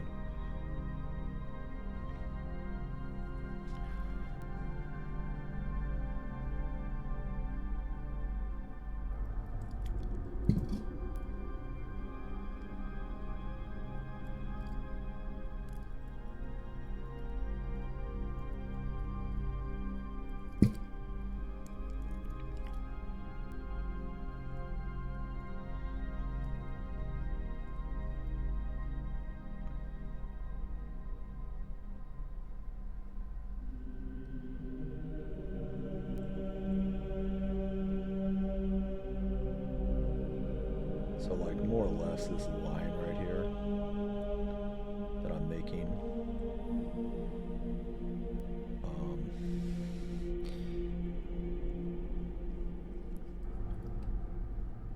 They call it value sketching, and this is basically just a guide for me. So I will know to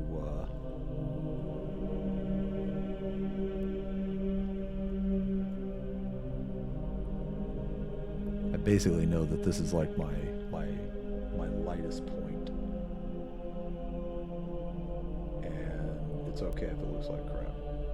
Originally, it's fine, because I'm gonna go back, I'm gonna blend it, and it's gonna look way better. So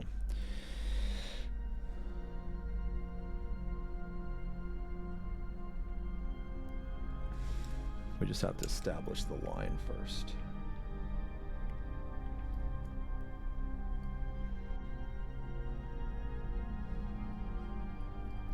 Value sketching is also a very, very good way to paint non-metallic metal. Really just any type of highlights in general. So we're gonna make it a little bit bigger than we originally want.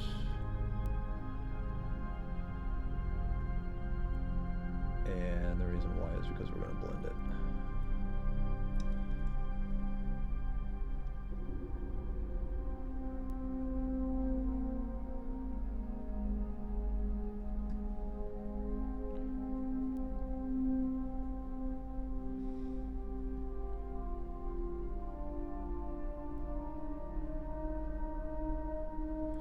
Okay.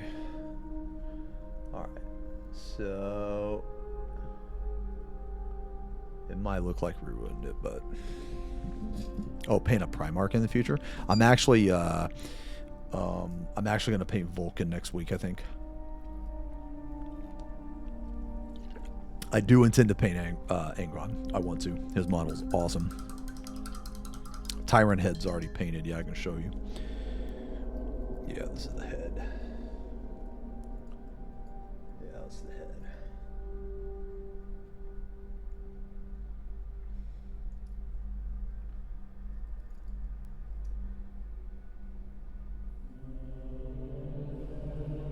Yeah, that's the head.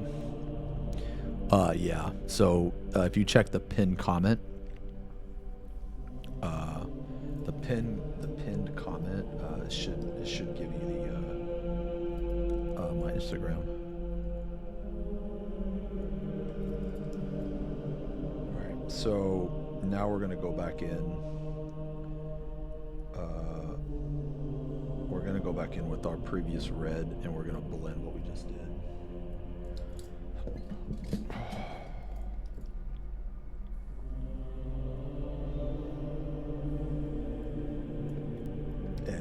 Keep in mind, we want that pink. We want some of that pink to show through.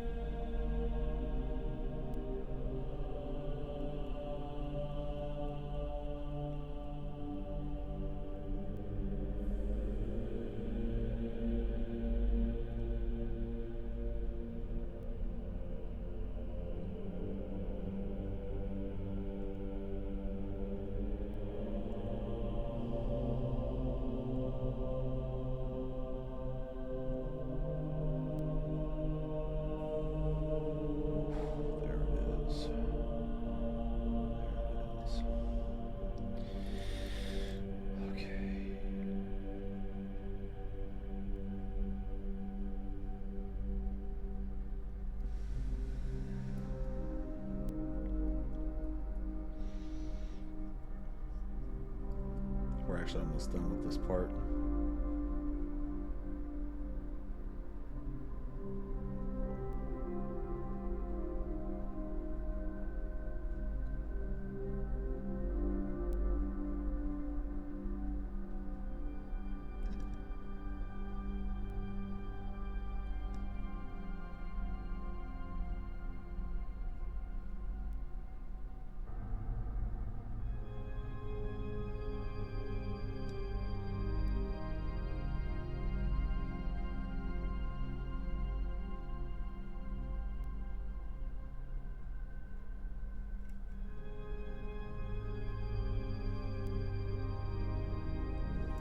Okay, I was looking fierce. All right. All right, we're gonna go back in. We're gonna go back in with a pink now, but we need to make sure. All right, so this is like, okay, this is where I'm gonna put less paint in the actual brush. I need it to be like less than 50% paint, and we're gonna glaze. I'm gonna glaze.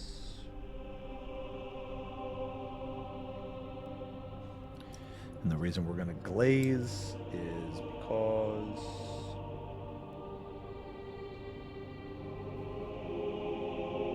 this paint is very bright.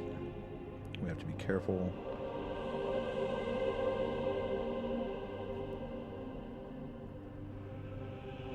You have to be very, you have to apply it very gently.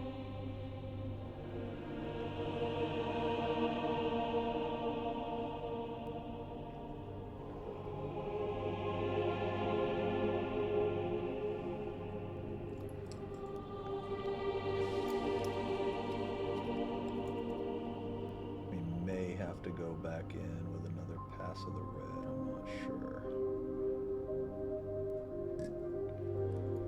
Maybe. We shall see. The problem with these like really light paints, man, is their application is a lot of times poor. At least with Citadel.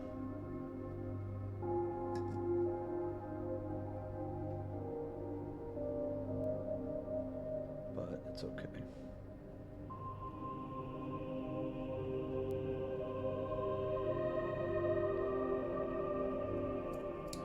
It's alright. You just gotta go over it multiple times.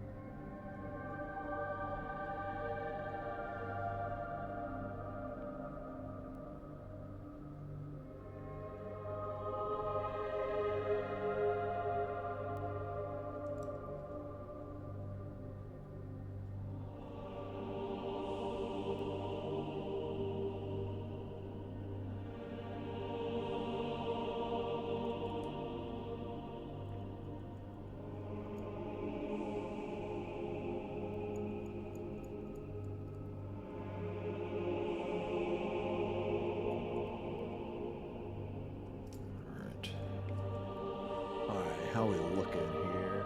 That look nice and gross. I think that looks nice and gross, yeah.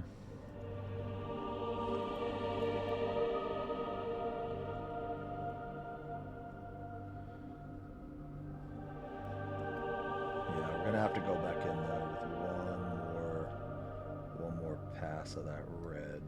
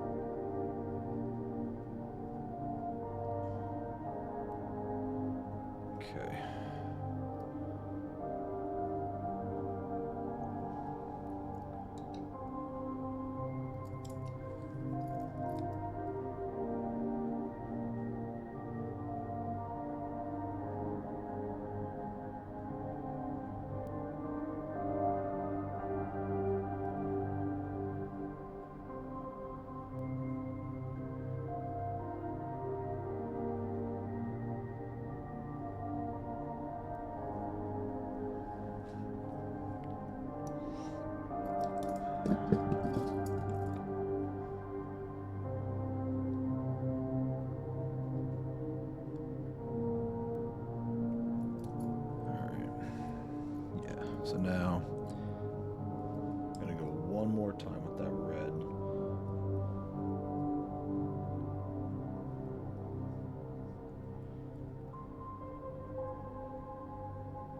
A little thinner.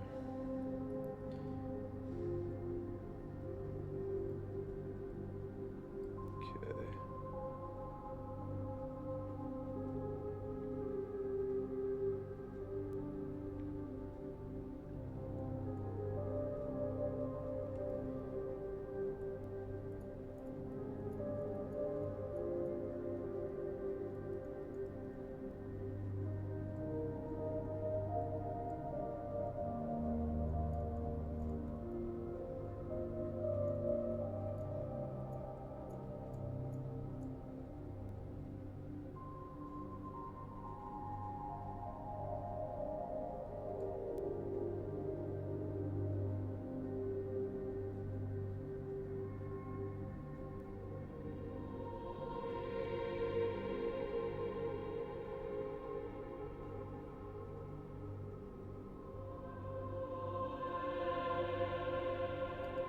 Okay, we're looking good.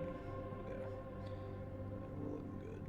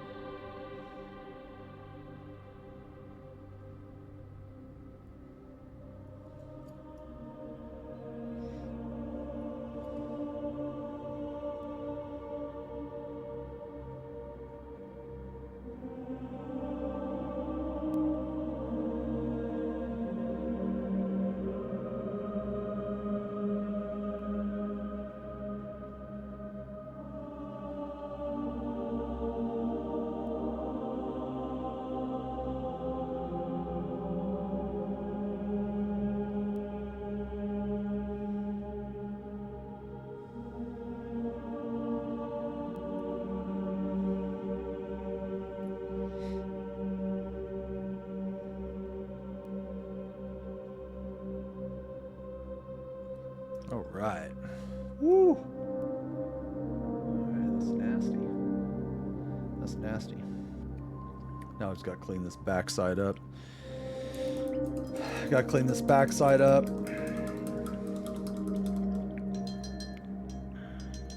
Okay.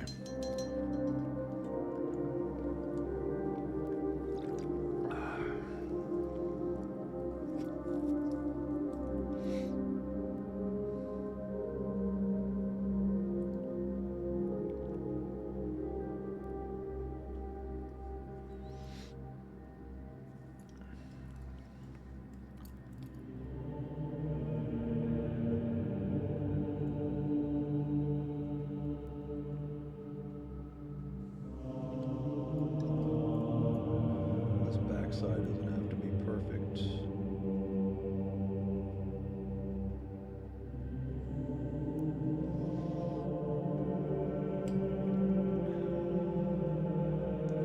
Because it's in shadow. It's supposed to be dark.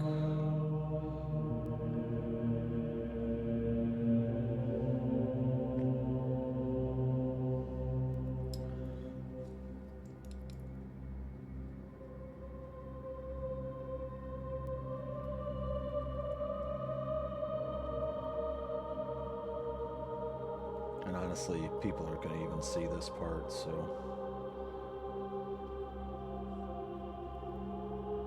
it don't even really have to be that pretty.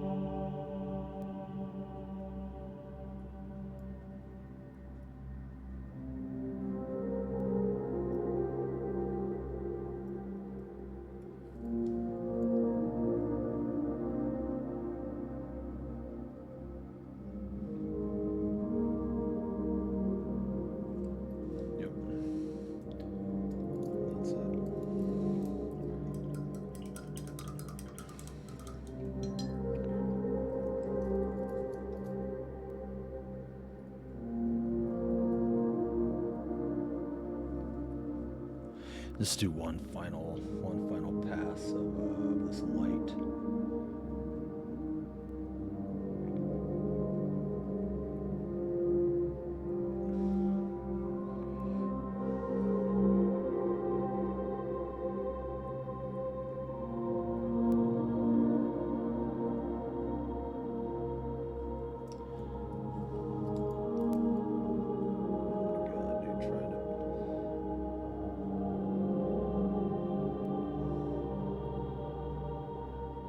Trying to paint this angle is such a pain in the ass.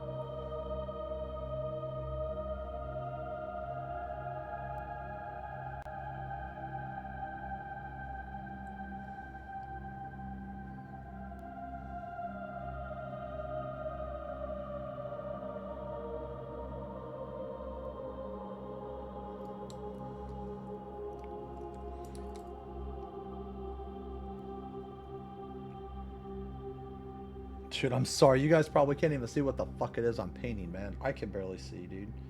I'm the one painting it. Bro.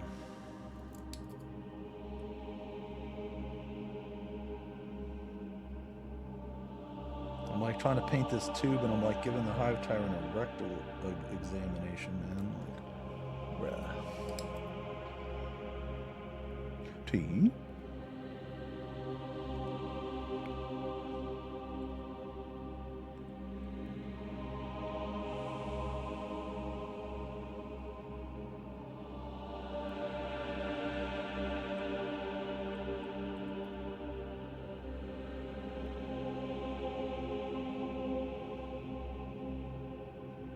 All right. Okay.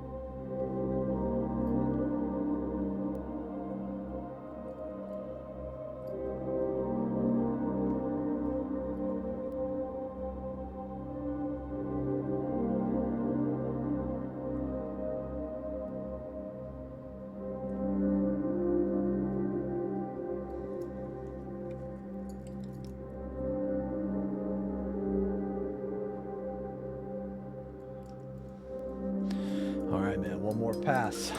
One more pass of the pink. I think I've said that like 3 times. Oh, nice to see Tyrann's another color. But oh, hey, thanks, man. Yeah, I kind of took like the Behemoth fleet and reversed the color scheme. That's kind of what I was going for, man. I just really like the orange with the blue glow kind of thing.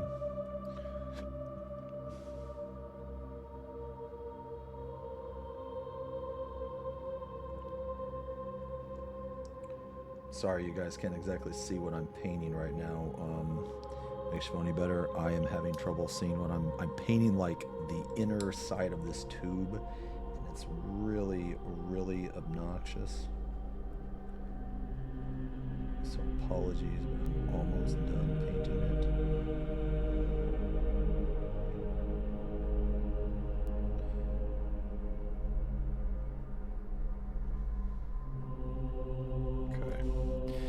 All right, there it is.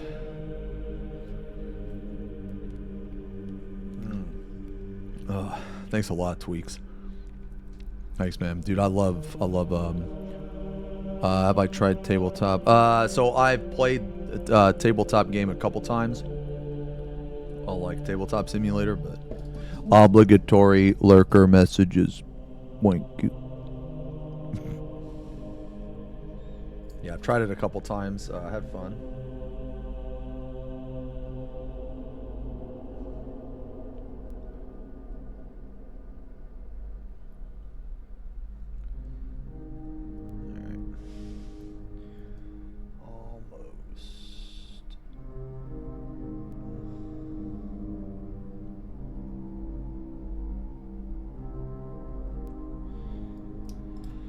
Whew. Okay. So now we're gonna finish this fucking sack, dude. We're gonna finish it. So what I was saying earlier, oh man. We have two different highlight colors we need to use. We've got to use this Mephiston red. We've got to use this Mephiston red, but we also have to need to go back in one more time with a light glaze of this stuff, man.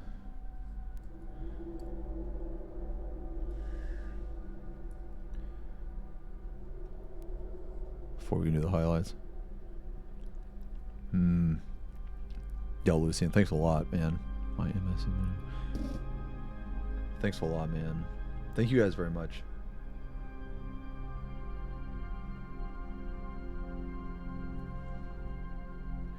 Oh, this is too, yeah, no, that's fine, I guess. That's fine.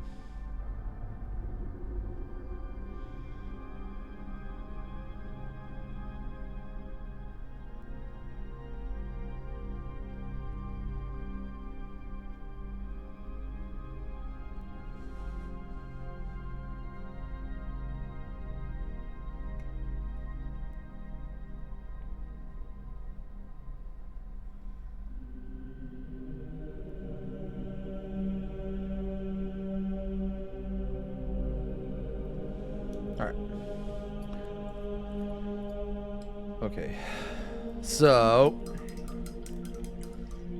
let's do the shadow here first, because the shadow's bothering me, man.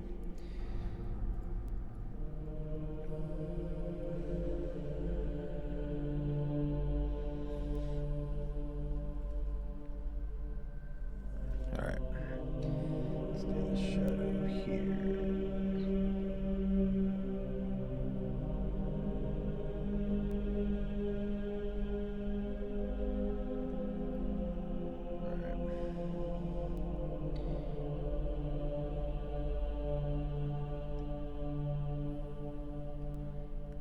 Shadow there.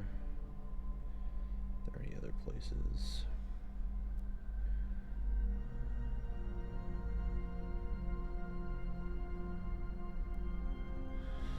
Not really. Okay.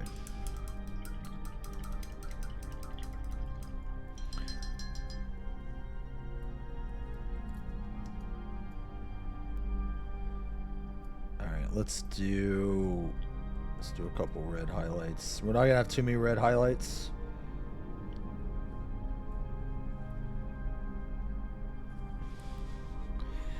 very strong. Not getting too many red highlights.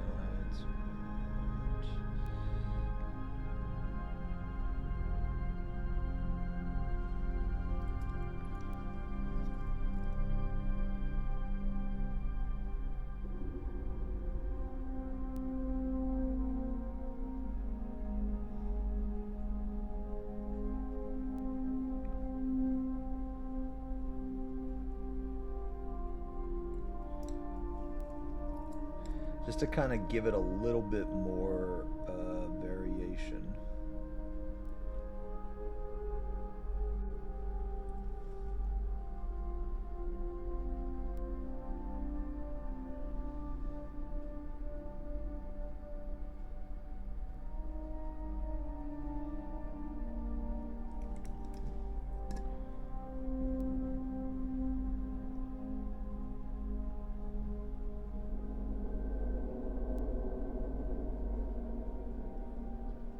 That vein there. Can you guys see that vein I just painted, man? Ew, shit's gross. Shit's gross, bro. Got this vein here.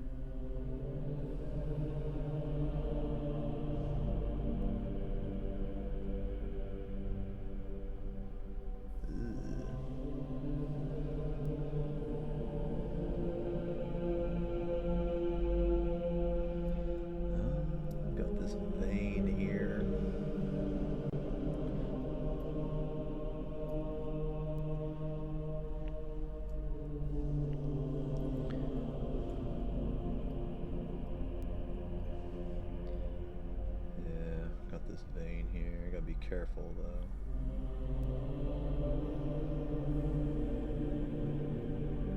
Be careful.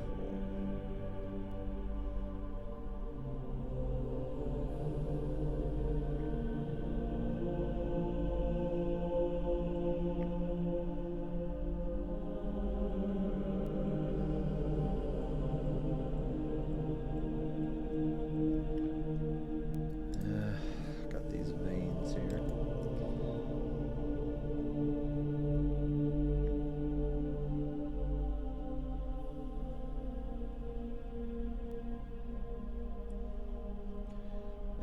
Nasty vein here.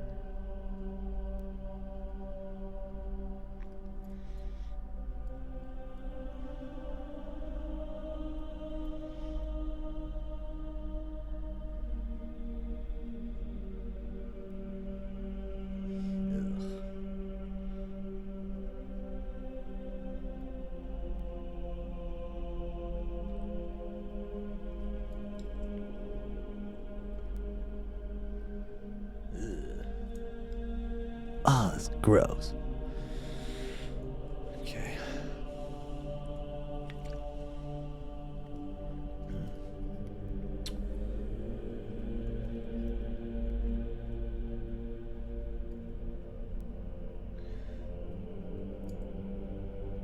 All right.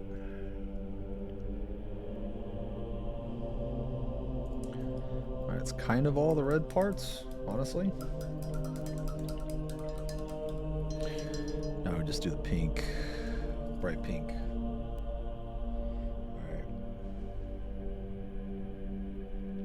All right, this is the pain in the ass shit.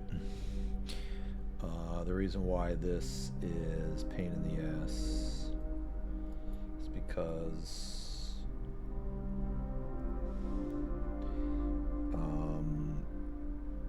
Games Workshop, like bright paints, they tend to have a weird consistency, so you have to like get it right, or at least from what I can tell. And if you don't get it right, you can, whatever you're painting can end up looking like really clumpy and shit. So you just have to be careful. That's all I'm trying to say.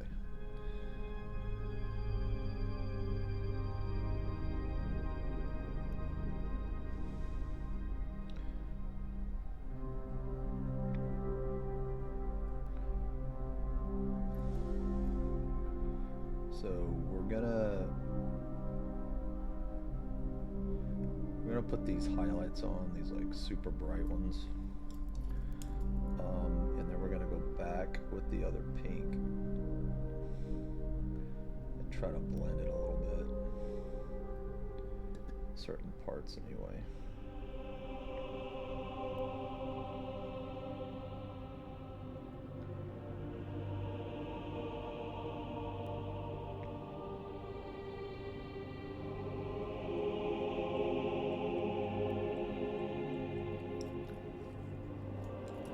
And the reason we're doing this is because this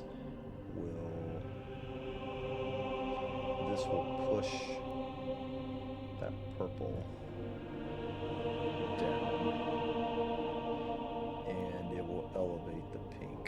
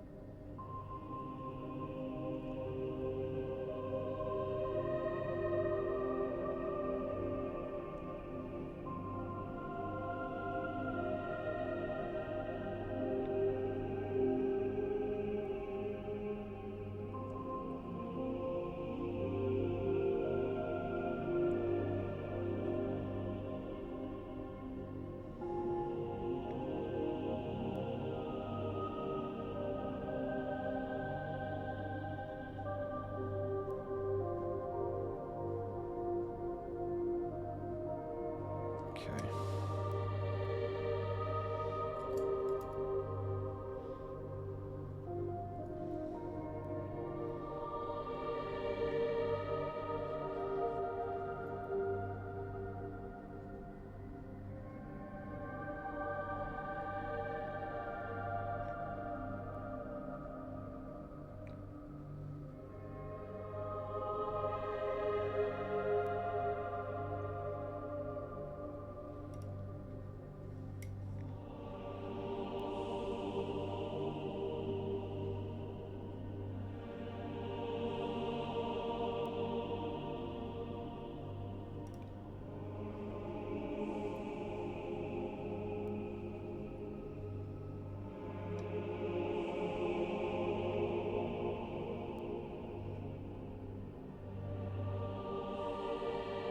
So again, we're going to do another value sketch.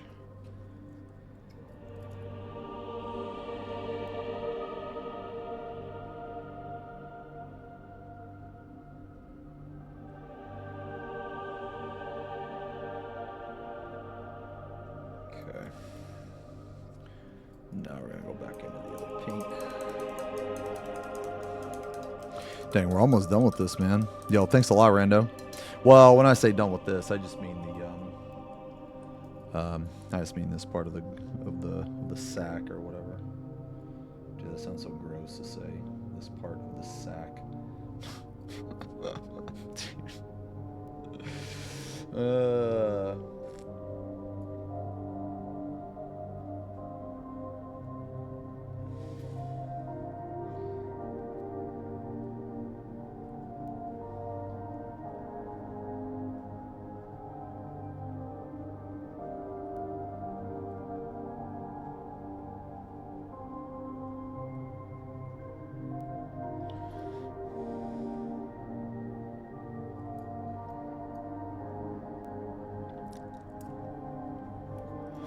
Just a Hive Tyrant. Well, so I painted 3 other Tyranid models. Yeah, I painted 3 other Tyranid models. I kind of like my mentality when it comes to painting is I'm not really an army painter, because I don't I don't really play the tabletop. I mean, I'm interested in tabletop, but I mostly just paint things that I find like that I think are cool, you know.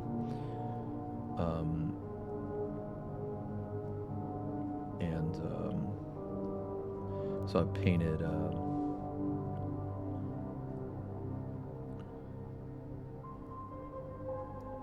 I painted 3 other Tyranids. I tried different color schemes. This was my favorite color scheme so far.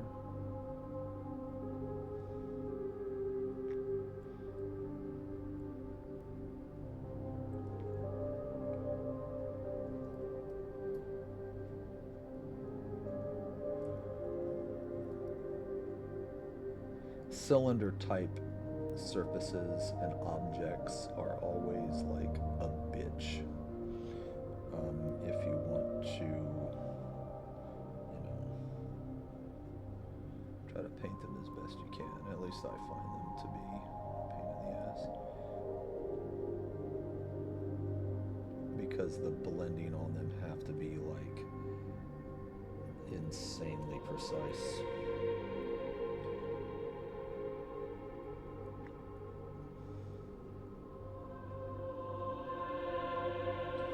It like doesn't make sense, I guess. Okay. Alright, wow. Okay, I think we're yeah. Yeah. What are you gonna say about that, man?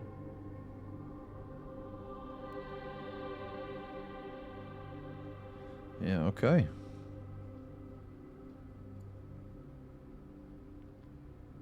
Dang.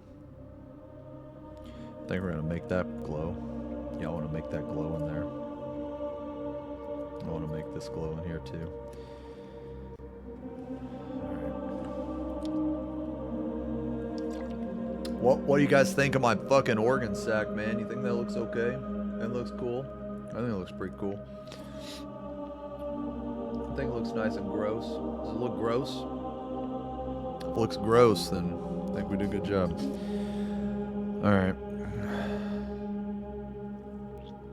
All right.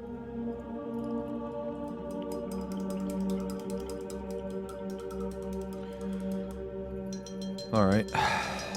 Let me get up for a second, man. Let me just fucking stretch for a second. Oh my god. Okay.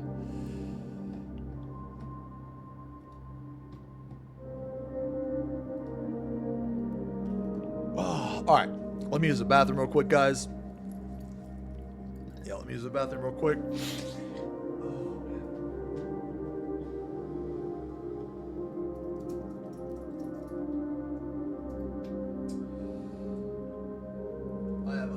I have a feeling we're gonna need these paints later for some glow, so I'm just gonna go ahead and get them out.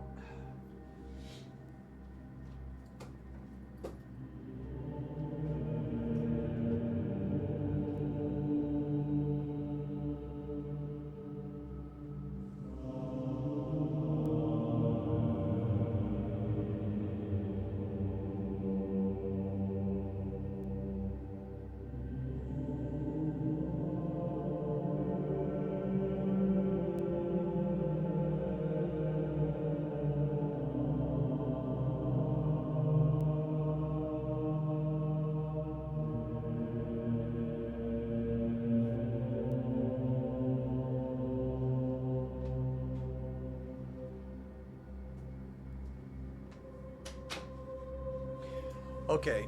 All right. So I think. Okay. I think what I want to do. All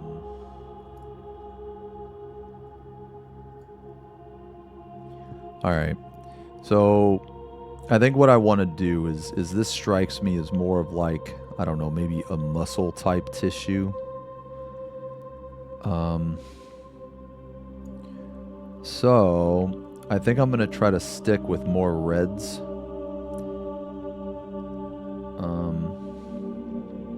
So what I'll probably do, stick with this dark red.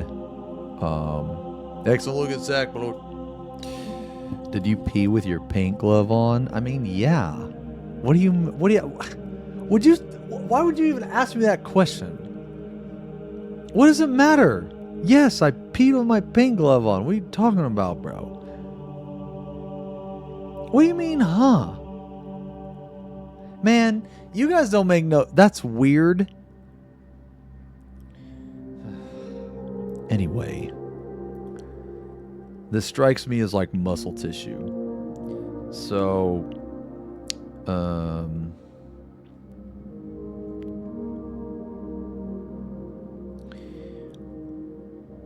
Alright. So I think what I'm going to do is we're going to keep it more red. Thank you, XFFing. I think we're going to keep it more red. So right here, I'm going to make this part glow blue, I think. I'm going to make this part right here. This part right here, and this part right here. So all of those parts that I just said, it should look like this after I'm done with it. Ideally. Okay, so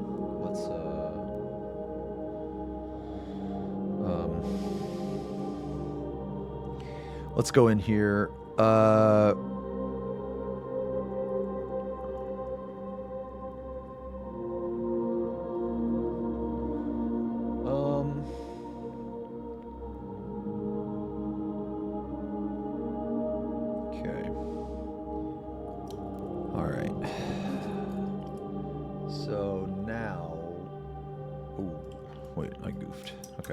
Alright, so now basically we're going to try to keep as much dark parts as possible, I guess. Let me rephrase that. All the parts that are in shadow, we're going to keep that dark red. So this dark red right here, this is a combination, it's a combination between like purple and red, right? So if you were to look at this color, okay, and you were to look at, say, this color, right, you can clearly tell this is red. So this color right here lies somewhere in between, like, this. You know what I mean? So,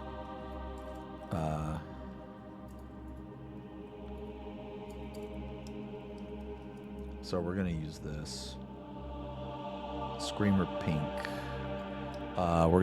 So this is so basically one thing about me, man, is I will normally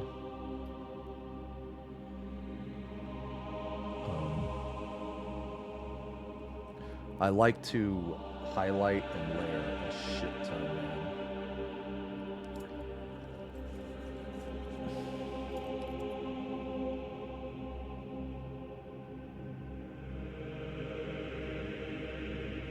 Some people when they paint,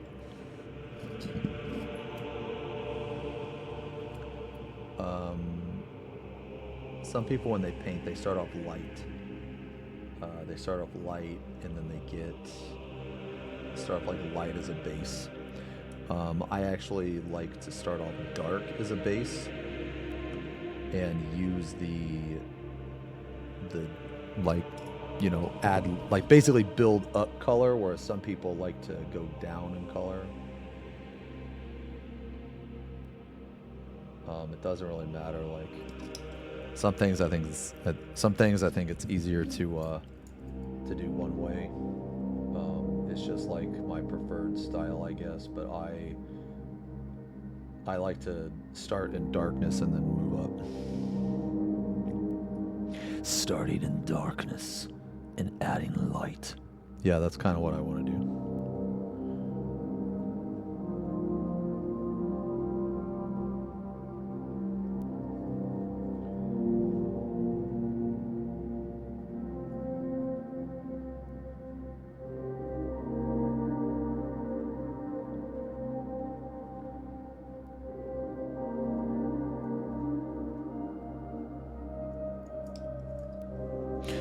He's so cool. Yeah. Man. Is the camera and everything good, guys? Like when has it been good? If the camera's ever been shit, just let me know.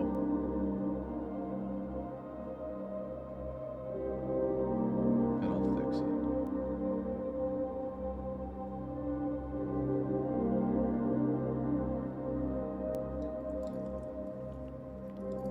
Okay.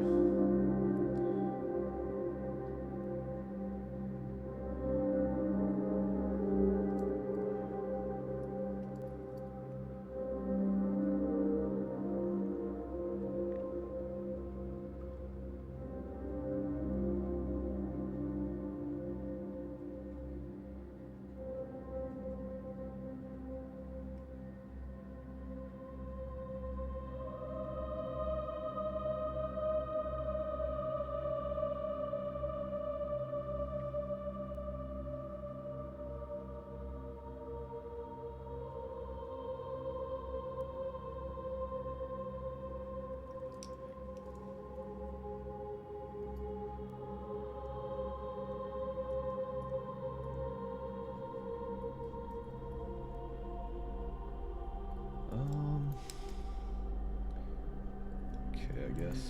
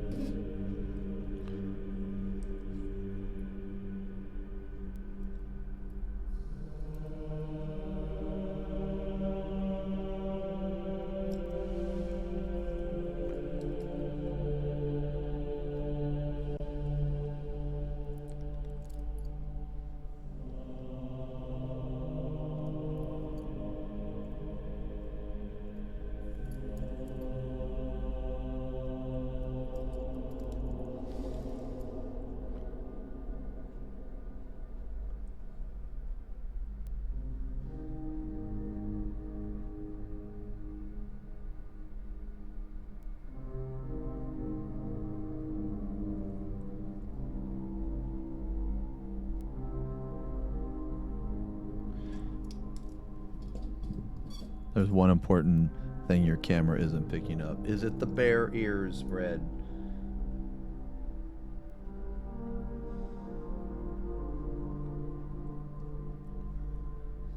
Is it the bear ears? Holy shit. Alright, let me adjust the camera. Let me adjust the camera. He's here! It's Kuma Chama. It's Kuma Chama. He's here. Yay! Yay!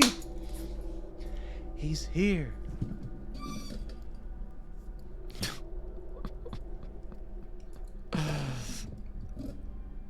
I love Kuma Chama.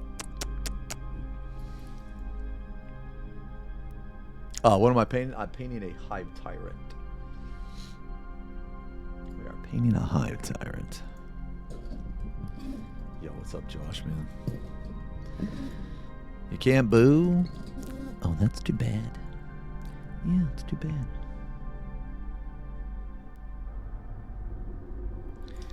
It's too fucking bad.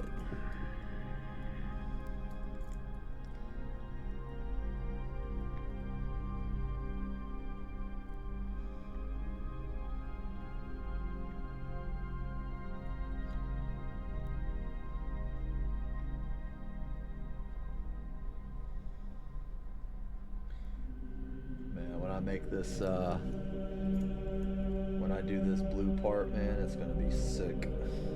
I got a good idea for it, man. Hopefully it pans out well. It's gonna be sick if it pans out, but if it doesn't pan out, then oops. Then well, I guess better luck next time.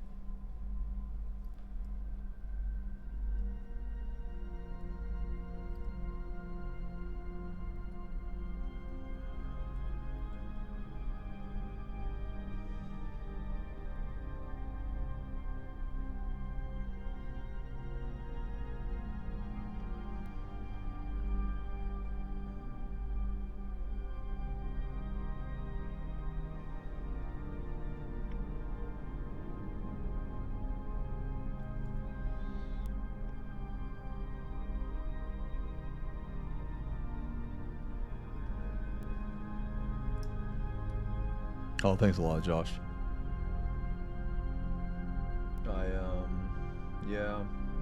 I went through a few different color scheme ideas. If anyone's curious, if you check my Insta, I painted 3 different Tyranid schemes, 3 different color schemes. Settled with this one. My main reason why is because I really like the orange here. There was another Tyranid scheme I did where the teal, the turquoise were the oranges, and that one I also really enjoyed. I really like that one too. But I chose this one because orange and blue, in my opinion, they pop more than green and blue.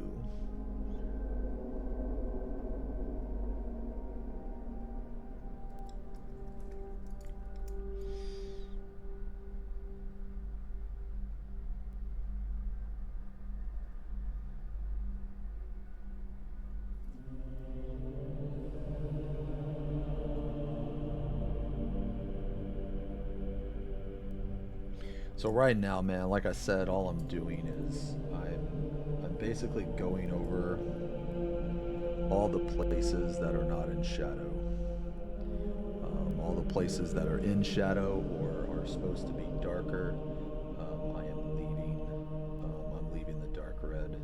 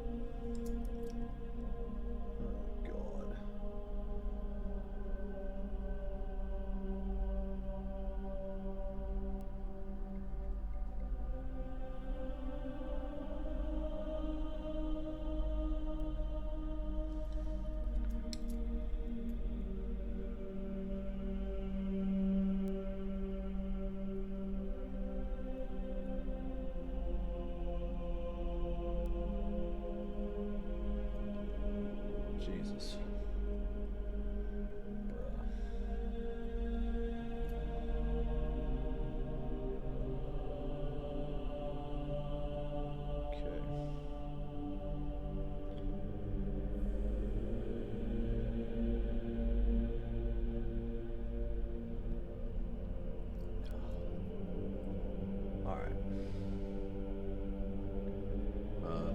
That's about it.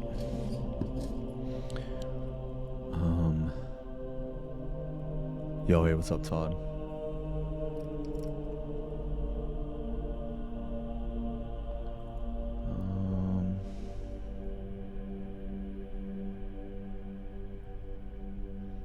Okay. Okay, we're gonna keep this more like a muscle tissue. Yeah, I'm gonna keep this more like a muscle tissue. After I make this gun stuff. After I make this gun stuff, I'll do the blue. I'll do the glow. Glows are always fun to do, man. All right. So now we're gonna put on our first highlight. Well, yeah, kind of a first highlight, I guess. We're gonna keep it red.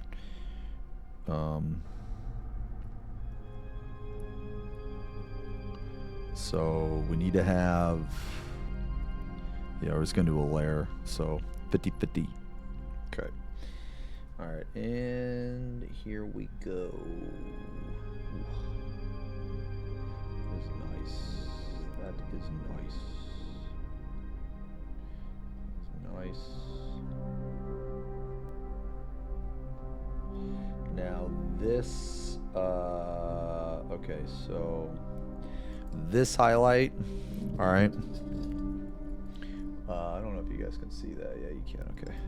All right. So this highlight right here is what we're doing. We're not going to paint over every single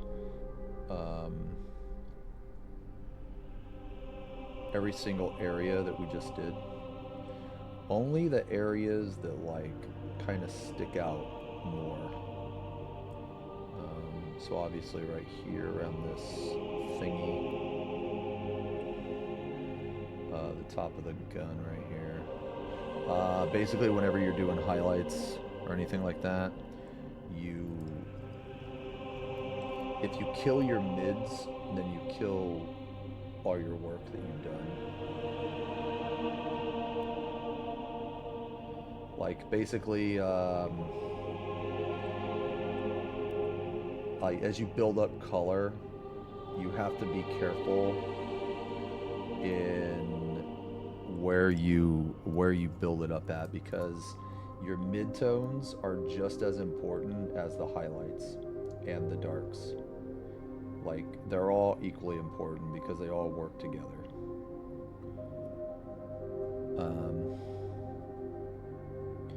And if you don't have like the correct distribution of all of them, then the illusion is going to be gone.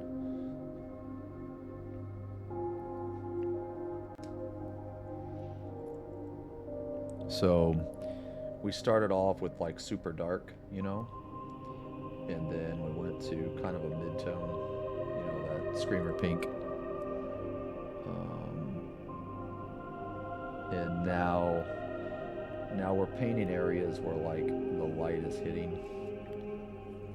And the areas where the light hits, it's gonna, like, the natural color is gonna pop out more. But the thing is there's a lot of areas where the light is not gonna hit. And those where the light is like gonna sorta kinda hit, but not as strong, right? And that's where you get your midtones. So like you need that combination. So I don't know if you can see, but now the gun is looking like more red. And do the same thing over here.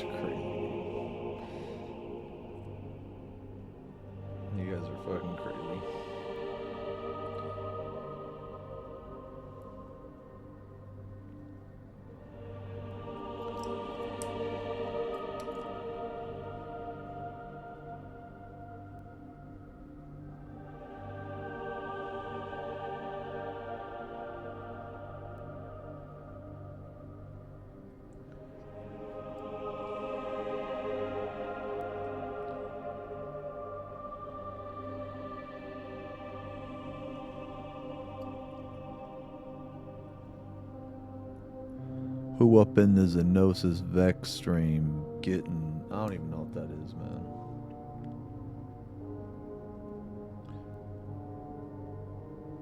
I don't even know what that is. I don't want to know what that is.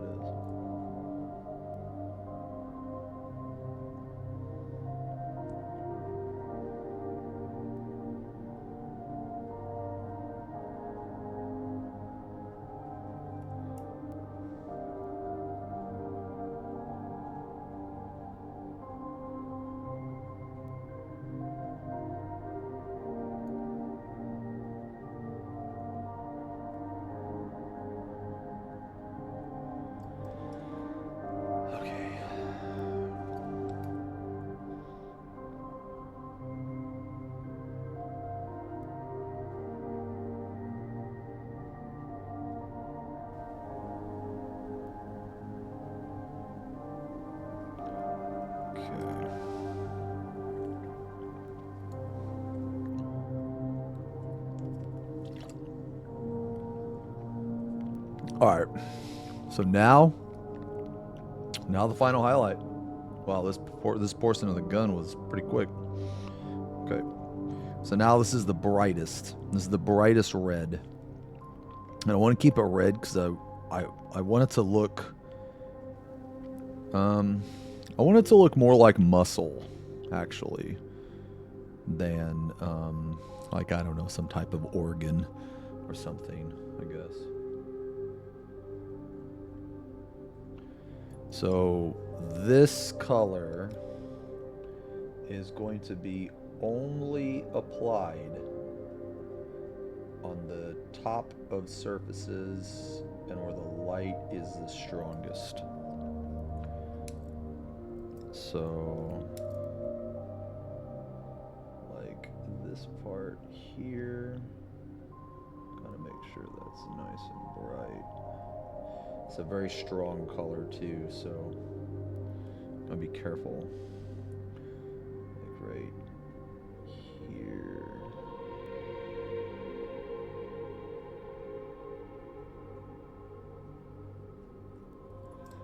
And there's a couple spots in here.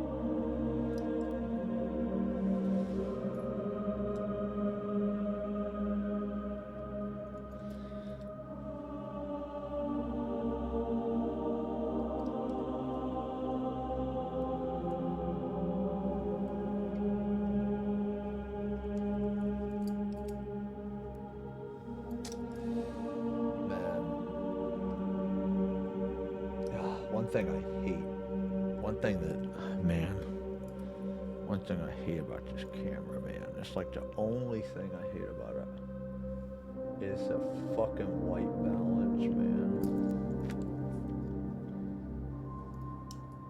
I think it's whenever it, yeah. See how white my hand is, I guess, I don't know.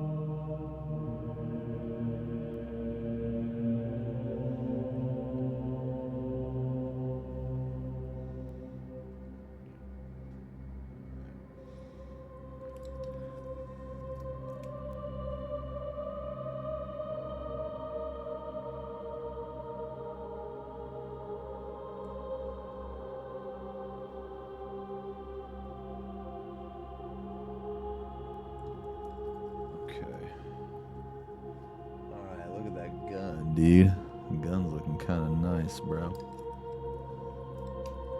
know what I'm saying, bro?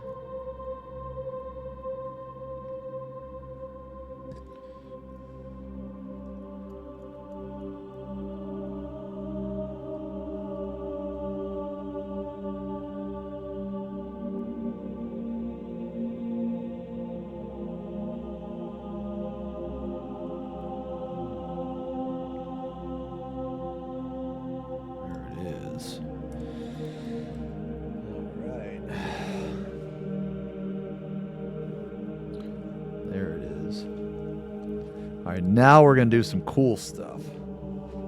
Now we're gonna fuck with this glow, bruh. Oh wait, hold on. All right, you know what? I'm gonna do the glow first. All right. So, okay. I guess I need to update my paint list, but I didn't plan on doing this. But I guess since we have time, got like an hour and a half, 2 hours, we're just gonna go ahead and we're just gonna do this. So right here, we're gonna make this blue. All right. Now how we're gonna do it is first thing we're gonna use white ink. White ink. This is Secret Tech, which we're gonna put, I guess, right here. All right.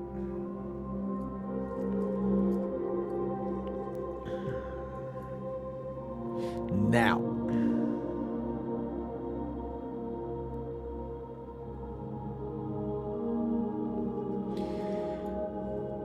we're going to use this ink, and we're going to go in here like this. Oh, buddy. Oh, buddy. There's the bravery test.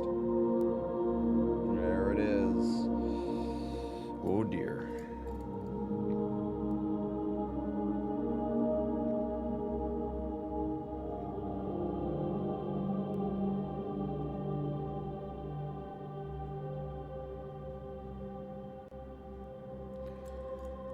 Oh, buddy.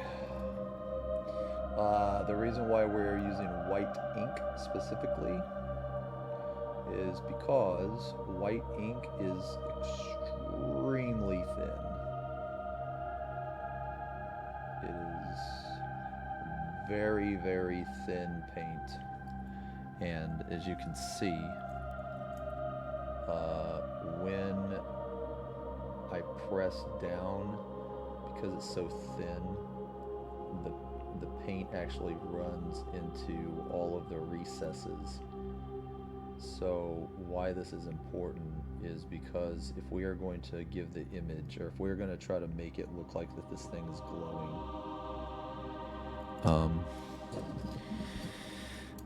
whenever you look at a glow, there's different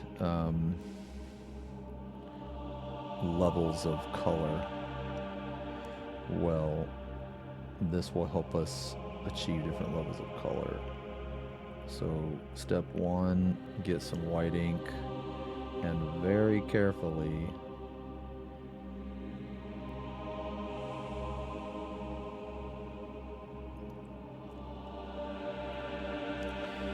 you don't want too much, but you want just enough.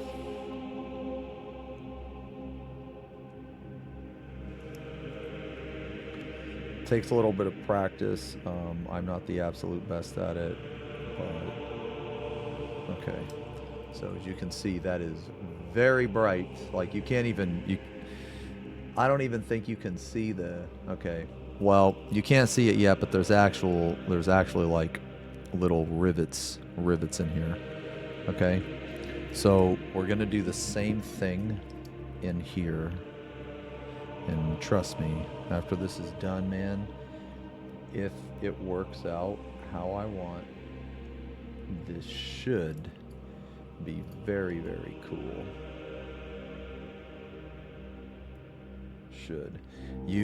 This is basically how you paint plasma.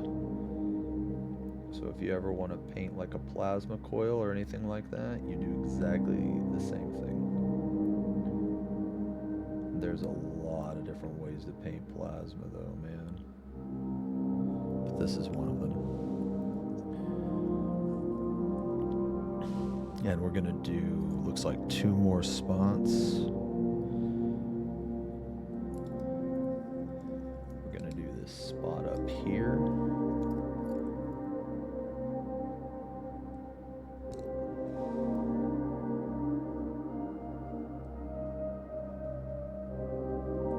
The reason, I'll say again, why white ink is so good, man, is because it runs into the recesses and all the cracks and all the little areas. And if you try to do that with a layer or base paint, because the layer and base paint is like super thick, or well, is thicker. What you end up doing is you end up just like clogging those areas, and you ruin any type of potential depth that you can have. So I know on camera right now that looks like shit. That looks very weird, but just bear with me. Trust me. You trust in the process, and it should look very good. It just takes a minute.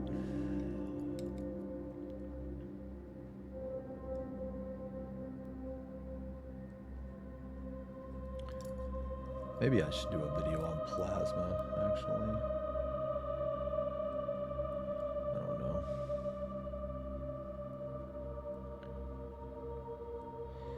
After the painting channel, after we make the painting channel and stuff like that, man, I think I'm gonna ask for like suggestions on what people want to see, and if it's within my ability to do it at an acceptable level, I'll give it a shot.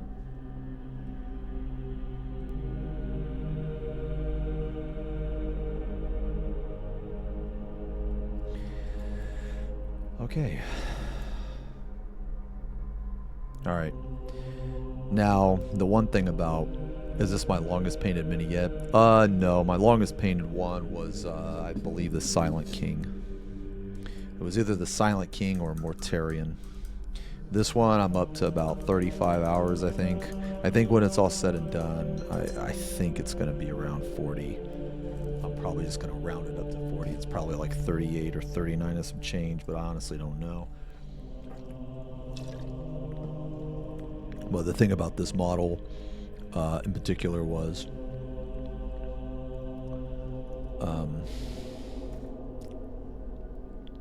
the thing about this model, I also spent time working on it when I wasn't painting the model. So what I mean by that is, real quick, white ink takes a while to dry. Okay, so what I normally do whenever I apply it, I'll normally apply it, and then I'll move on to another area while it dries. For low mid-tier cost brushes, you could try, what's the budget? Is like $50 too much? Which is completely fine if it is, because $50 for like 5 brushes is expensive.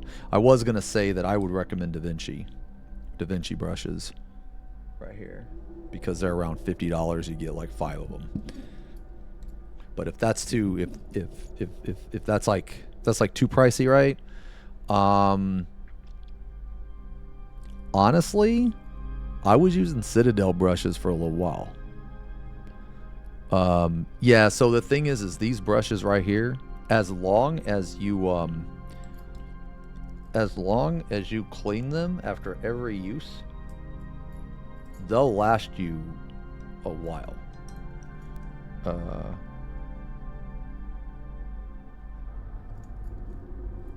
Yeah, they'll last you a while. And you can always do this too. You can always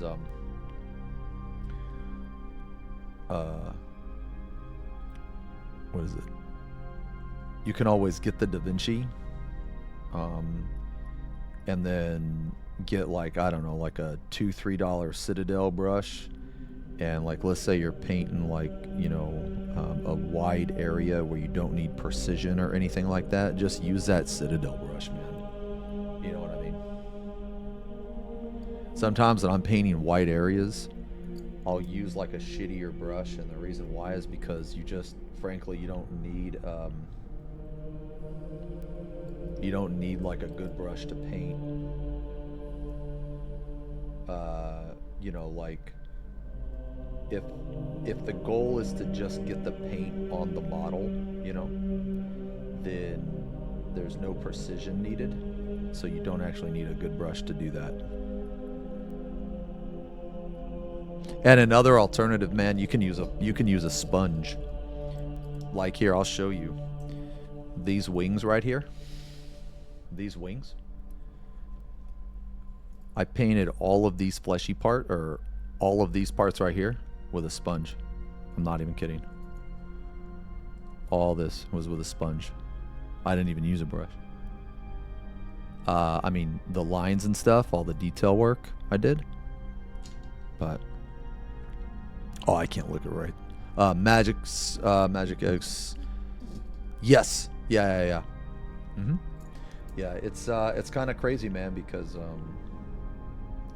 a sponge is unironically an amazing tool when it comes to painting. It really is. It's a very, very powerful tool. It is a good alternative to airbrushing because I personally, I'm not really a fan of airbrush. I love the things that you can create with an airbrush, but the problem is you have to use the airbrush, and I hate using an airbrush. I hate all the cleanup, I hate changing, I hate all of that.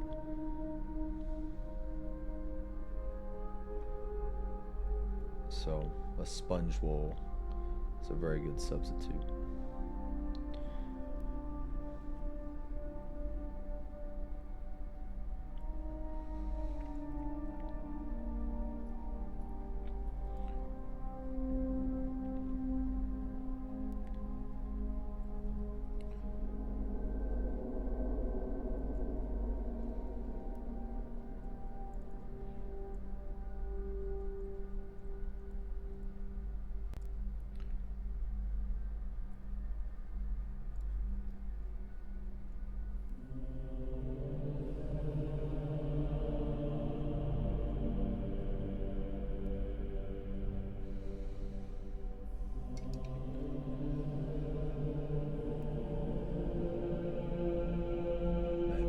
Inside of this is a pain.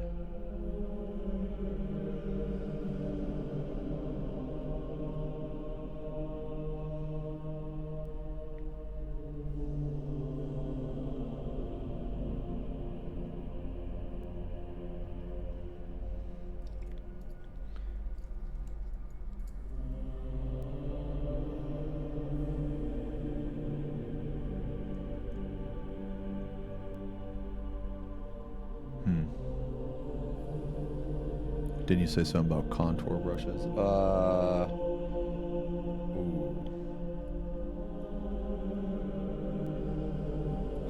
Oh, yeah. So contour brushes are like a dry brush. Yeah, that's a dry brush, if I remember correctly.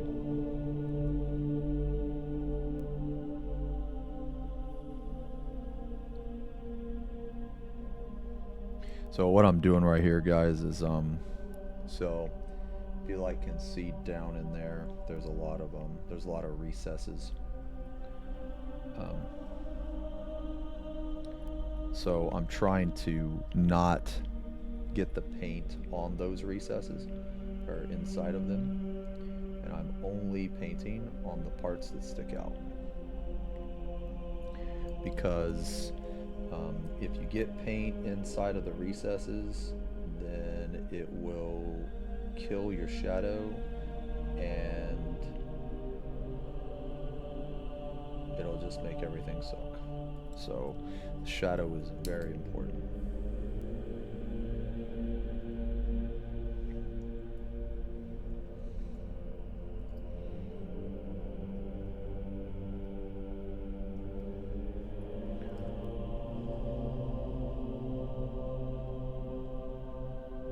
Yo, Idalia, thank you. Thank you very much.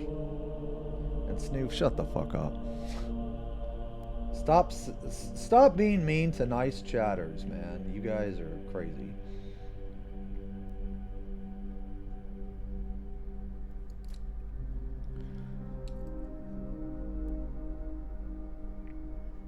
I swear, anytime anyone says anything nice to the strummer, you guys fucking paid,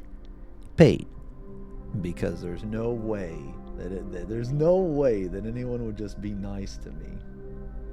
No way. I gotta be paying all these these guys, you know.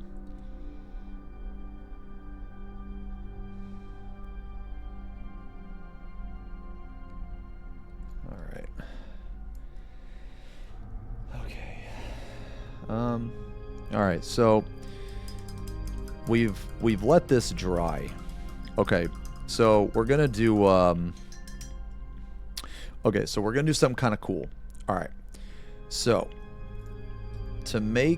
we need to make this look like this.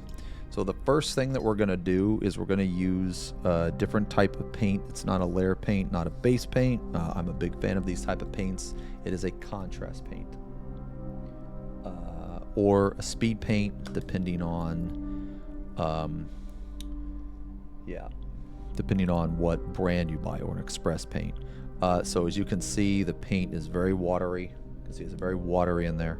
So when we load the brush up, it's very thick, very watery. So we don't want all this on here, right? We want some of it, but not all of it. Okay, so we want about, I don't know, like that much. Now we're gonna go in here. Now this paint is also thin. So we're gonna come in here. And now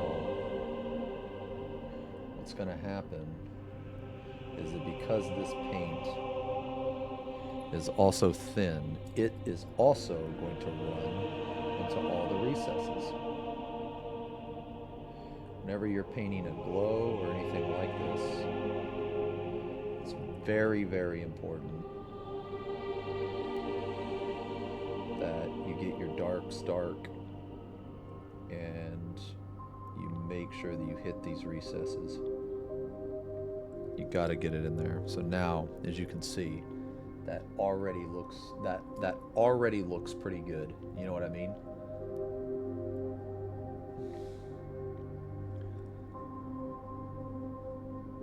That already looks pretty good. We're gonna get a little bit more though. Gonna get just a little bit more. We're gonna flood the area just a little bit more. And the reason why is because we want that dark down in there. We want it dark. Okay. We're gonna do the same thing to all these other areas. Same thing. I'm gonna press very gently, very gently. Let the paint do the work. All you need to do is press. Okay, now this stuff takes a little bit of time to dry as well, so that's why we bounce back and forth. We do the white part, then we're gonna let it dry, then we're gonna move on to another part, because we're not gonna actually sit here and fucking let it dry and do nothing.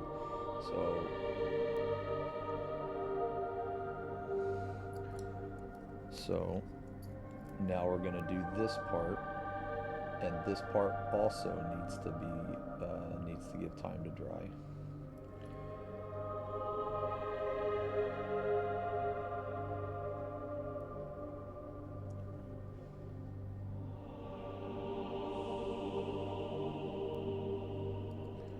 All right, see, that already is looking better. It's already looking better, man. Now we're gonna do it one more time. Being very gently, let the paint work for you.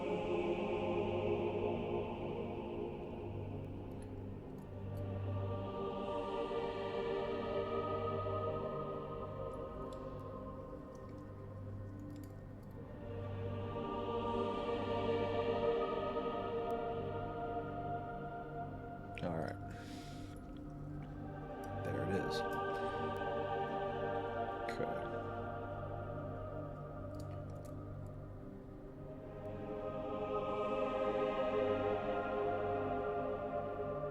All right. This is gonna pop. We're just on step 2. There's like 5 steps. Okay. All right. Contrast paint is very good.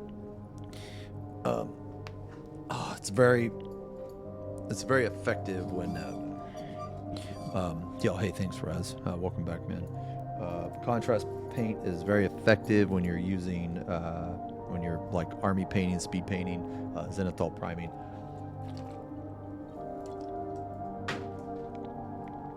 That type of stuff. Which maybe we could do a, maybe we do a video on that actually. Some zenithal priming. Okay, so, okay, so now we have to let this dry. So we're gonna go back to what we were doing, which was our first highlights, first set of highlights, if you will. Okay.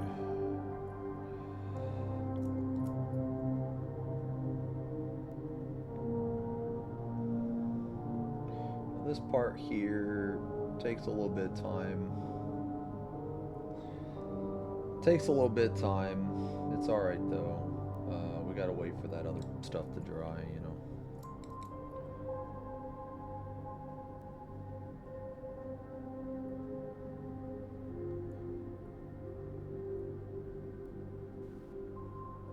Just going in here. It doesn't have to be like 100% perfect.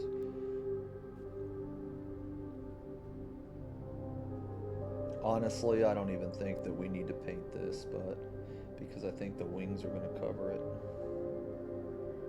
But, well, we paint it anyway.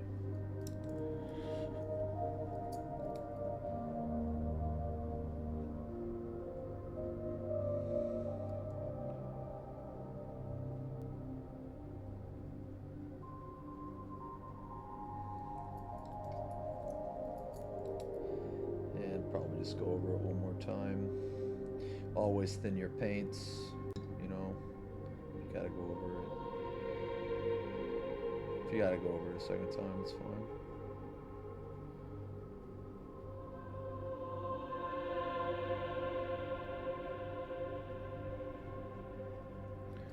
Alright. Alright, so this is probably dry, honestly. It's probably dry, but it's okay.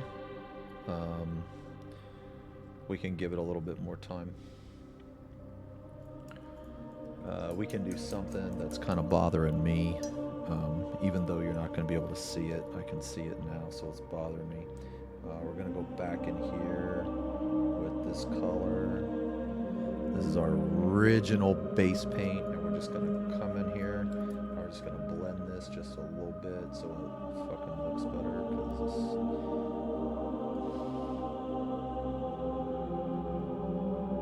this is driving me crazy. Okay.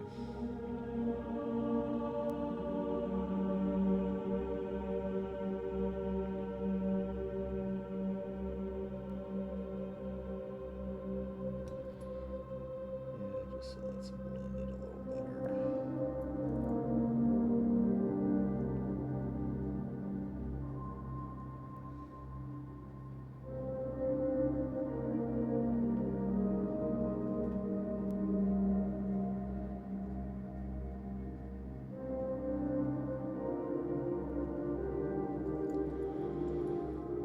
Okay.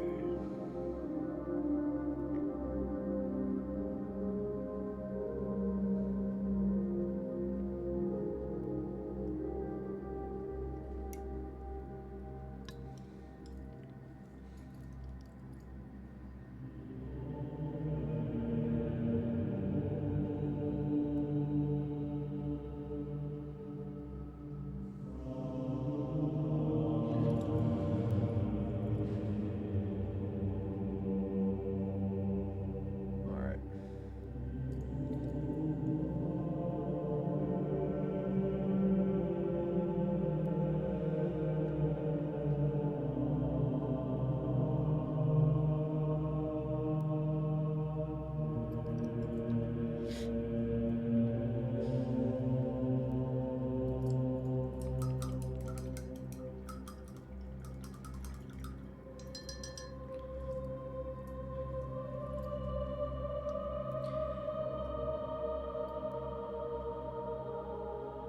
All right, so now just like last time, or just like with the gun, right?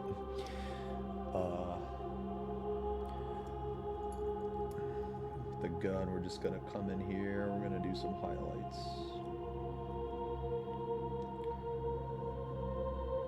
We're not gonna cover all the area.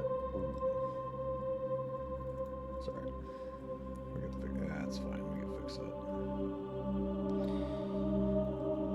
We're not gonna cover all the area. We're just gonna cover the top.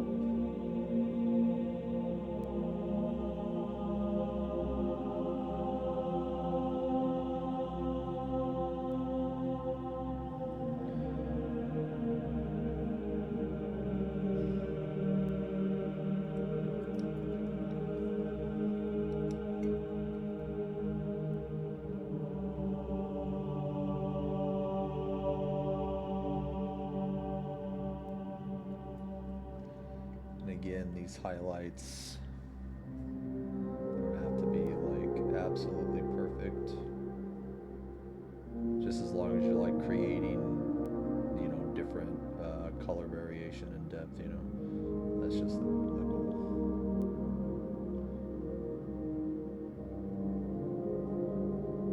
Okay.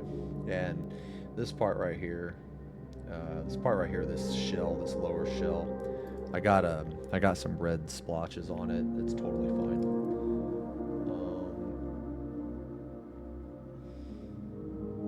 It's completely fine. We're gonna go back in there with purple. We have our purple anyway, so we'll just go back in there and do a quick once over.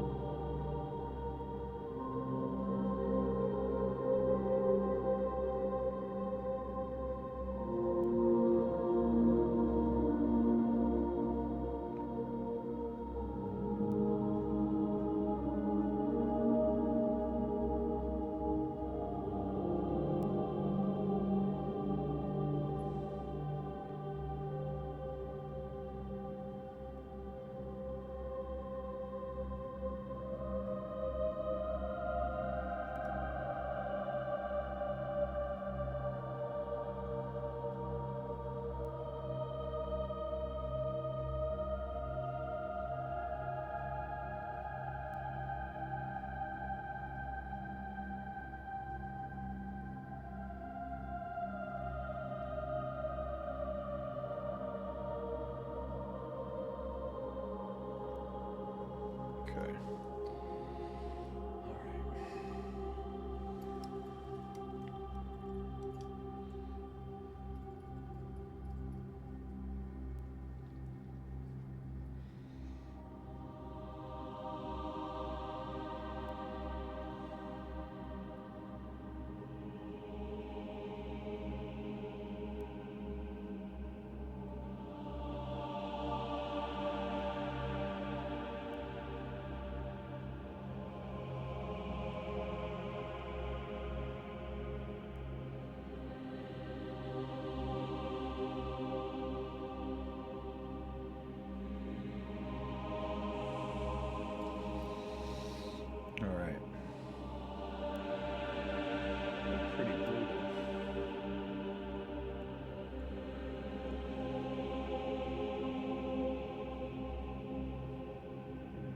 Still got the feet to do. Got this part down here, but you know, we'll get to that.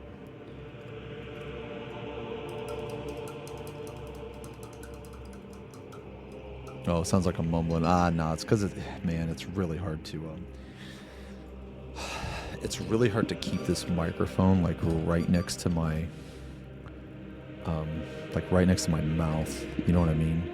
I'm like trying to talk quiet.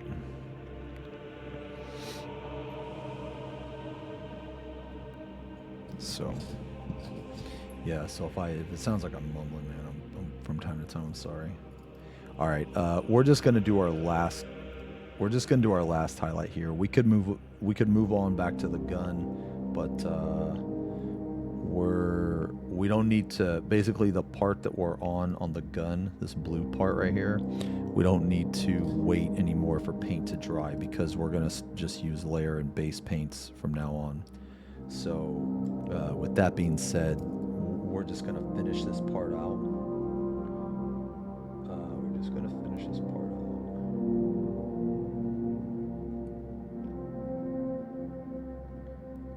Do the final highlights. And again, we're gonna keep this more like muscle tissue, kind of. At least the colors, anyway, man. This particular red that we're using is the brightest highlight. It's our last highlight, and we're only gonna use it on the upper areas.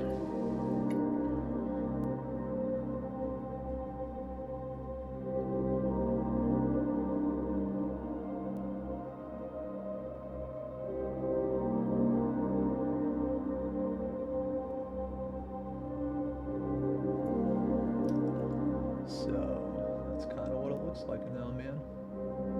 Yeah, it's looking pretty cool. Yo, Electro, thank you. Thanks a lot, man. And we're just gonna do the same thing to this side here. And it's really important to not go over the entire area, just the very top, because this is where the light, well, theoretically the light would hit the highest. And we still want our two previous colors to be shown.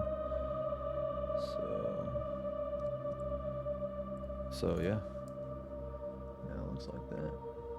So it's looking like a lot more, you know, it's looking a lot more like muscle tissue, or whatever, you know, like the inside of something, you know, nasty shit, however you want to think about it. And then same concept for in here. Don't completely cover your midtones.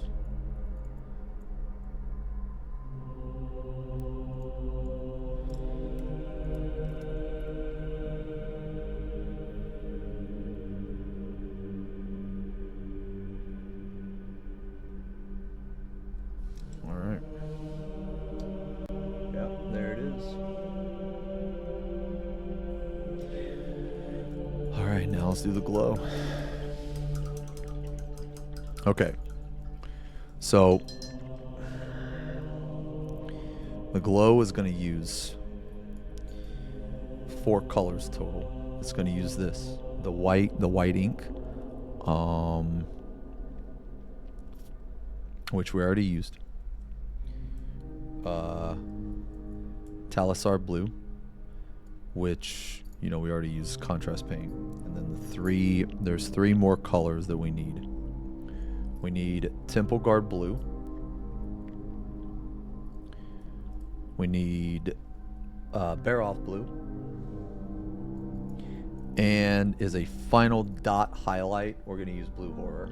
We don't want pure white. Can't wait to see color scheme on 100 Termagants. Oh my god, dude. Are you suggesting I paint 100 Tyranid with this exact color? Dude, I think that would take me... Let's see, that would probably take me like a year. Oh my god, dude.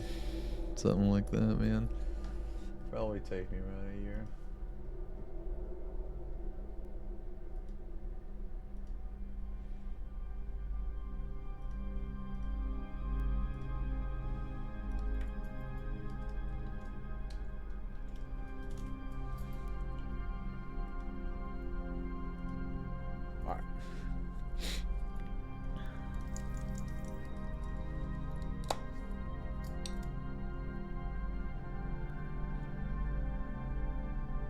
We don't need a lot of any of these colors, honestly.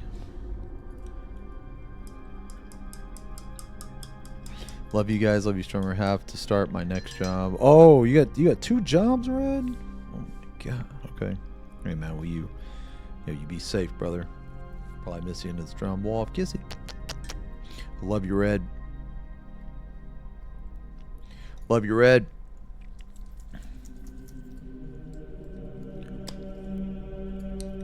Yeah, you take care. Take it easy, man. I'll see you in the offline chat.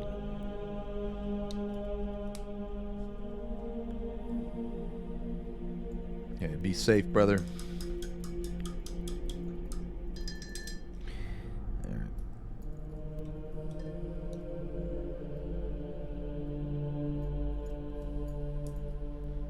All right. So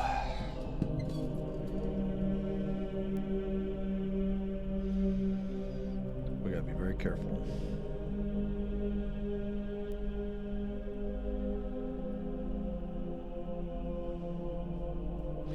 All right, so we want no more than a layer, no more than 50% paint. Ideally, we want like 40% paint. So let's just start with probably this one first. So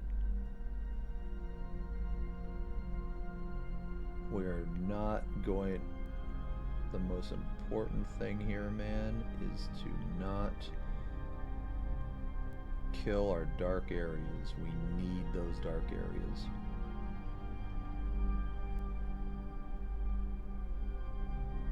Very gently.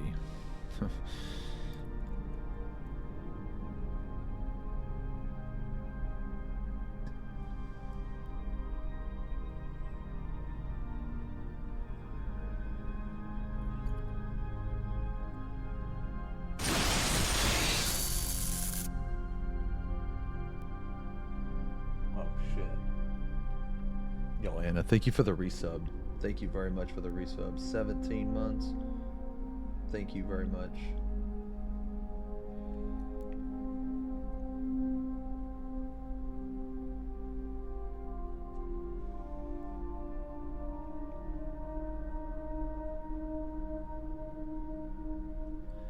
All right, here we go.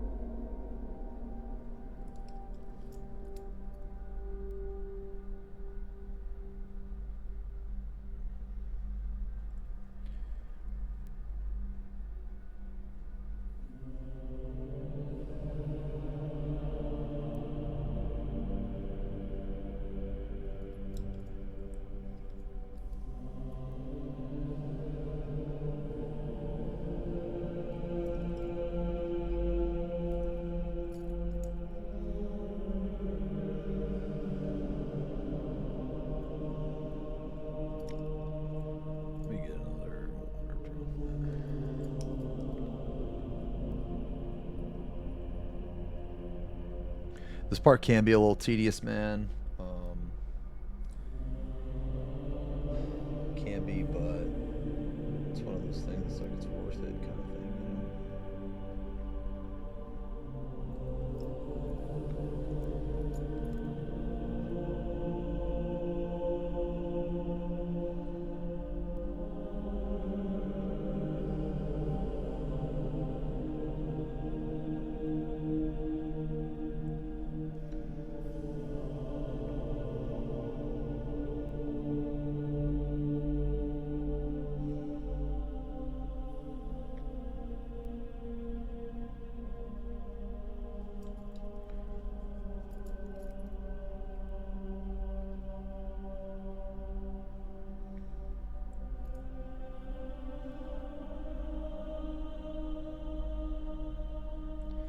Man.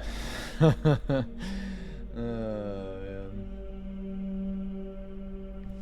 Very tedious, but worth it.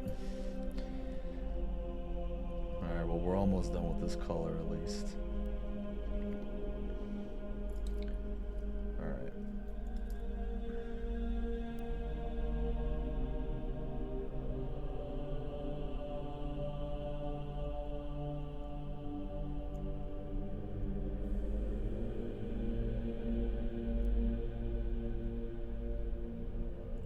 Alright, There we go. So it's looking... starting to glow, bro. Starting to glow. Yeah. Yeah, you gotta have a lot of patience.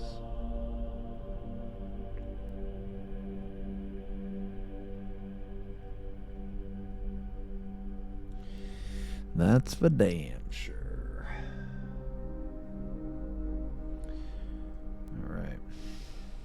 All right, so now we jump right into our another color. Next color, going up.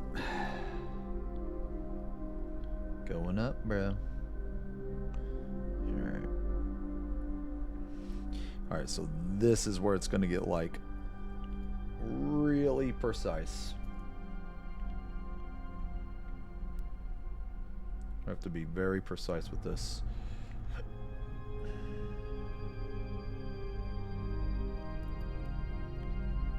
Okay. We have to be really precise because we have to do it in such a way that it doesn't kill the previous color, but at the same time we need to put it on enough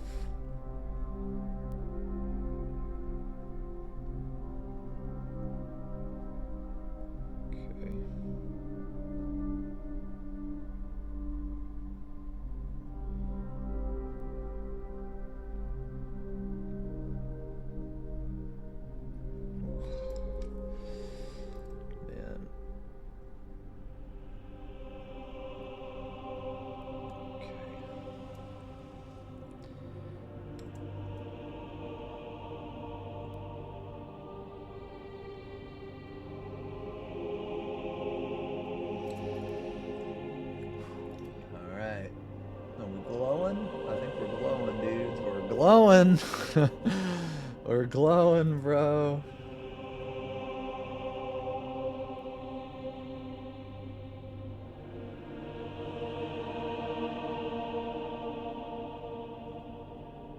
All right. Oh my god, dude, glowing. All right, we got one more step. One more step. All right. All right, believe it or not, that was the hardest one. This one's the easy one. This one's the easy one. This is a rare instance where we want the paint to be thick, not crazy thick, but we want it to be like 60-70% paint. And the reason why is because we want to literally just put a dot. We want a dot.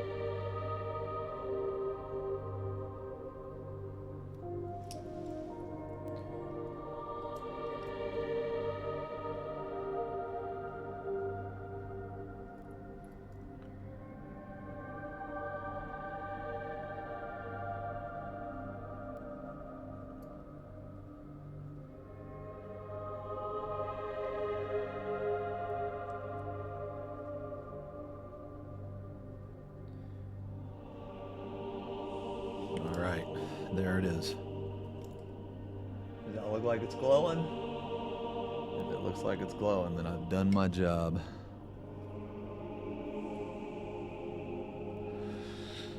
All right.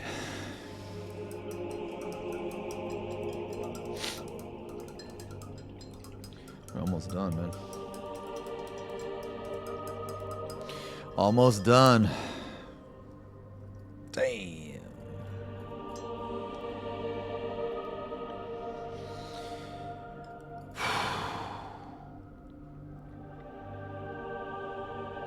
we got? All right. Let me. I'll tell you what, man. Let me get up just for a second. Oh, let me get up just for a second, man. Let me stretch. 12 out of 10. No. Thank you. Let me just get up for a second, man. Let me go grab a drink. Oh yeah, old. All right. I'm gonna grab a drink. BRB.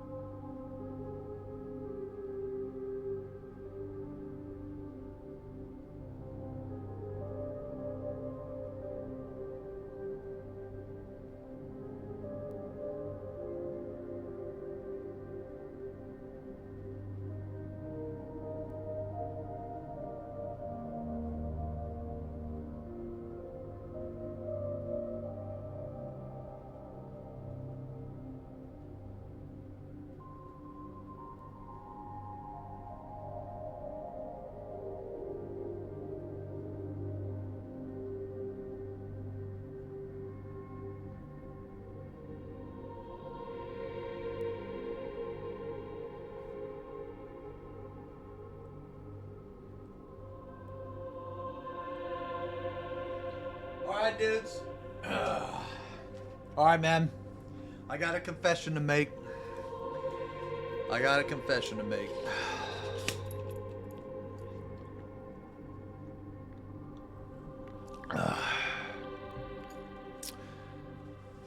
I found this downstairs. Holy fat fuck. And I'm gonna eat this on stream.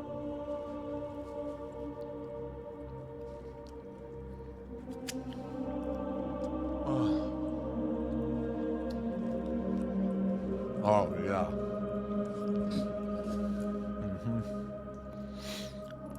Dude, I bet you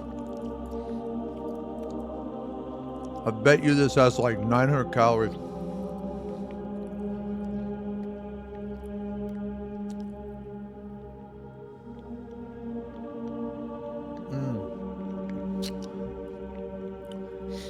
Man, I think this guy's turned out pretty good, man. Pretty happy with him. I mean, honestly, this is one of, if not my best models I've ever done. Next week, I ordered Vulcan.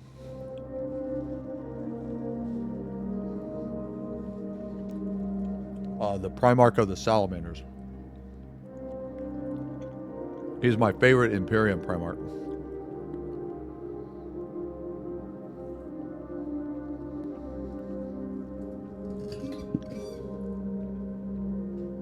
Well, one of them anyway. Who is a Primarch that's supposed to be like unbeatable in combat or something? Is that like Lehman Ross, I think? But anyway, I want to eventually paint all of them. Is it the lion? See, I know the lion was very strong.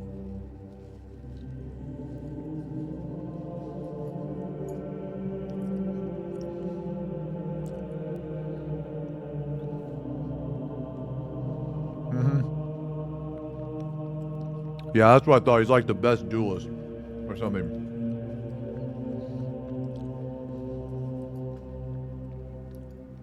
I painted him. He's busted as fuck. Are you talking about in the actual game? Like in the tabletop?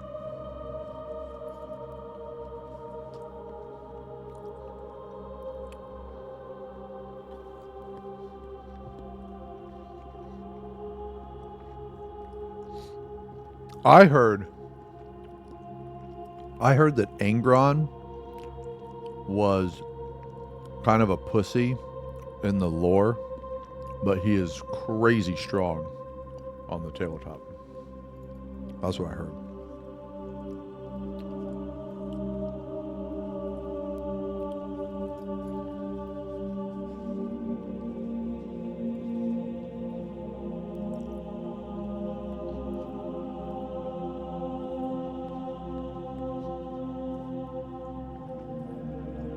Speaking of Angron and Korn,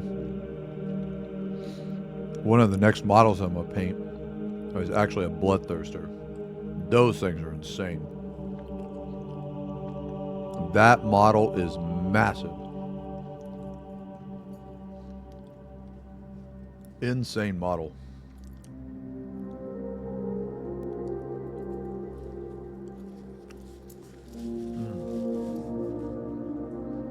He was dealt the worst hand? Like how so?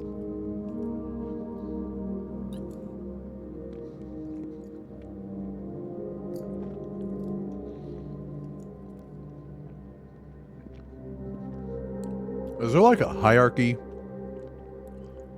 of the Primarchs? Like which one would win? Man, I kind of want to watch a lore video. Okay.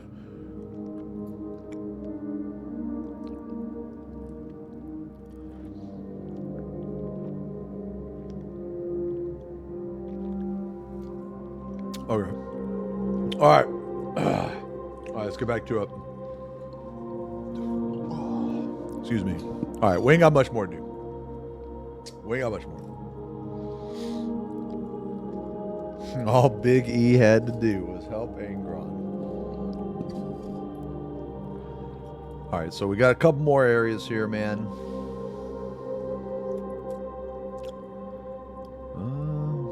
All right. Let's knock this one out. All right, same stuff. Yo, thanks a lot, Justin. Yeah, I think after it's all said and done, man, we're gonna have 40 hours. 40 hours in this guy. You know, I believe this is the first model that I will ever actually put together. Okay, let me rephrase. I think this is the first model that I will have put together on stream. I think.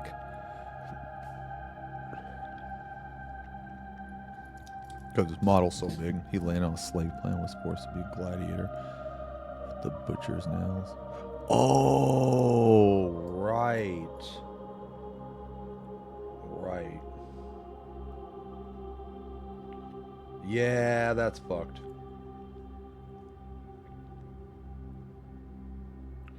Yeah, that's fucked.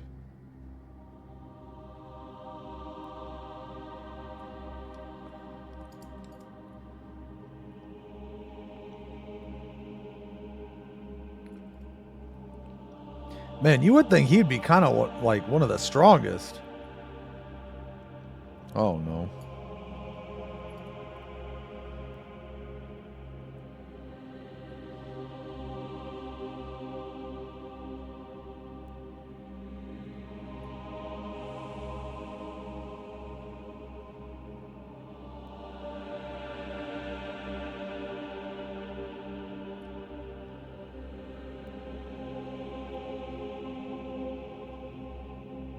Man, those butcher's nails are insane.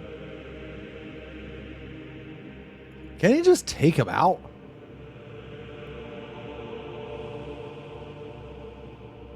I mean, I'm sure there's some reason why he can't, right?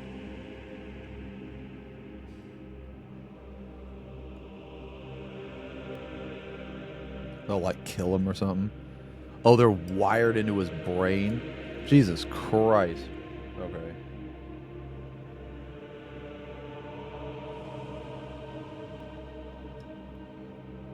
actually insane.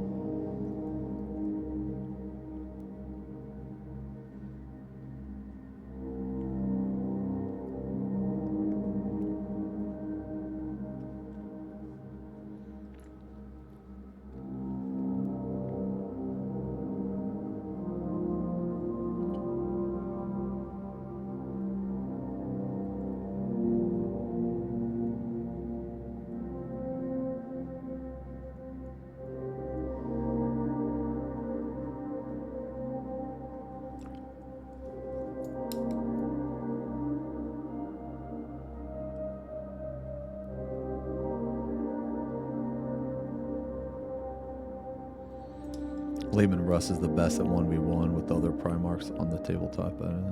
Oh, maybe that's where I... Yeah. Maybe that's why I heard it.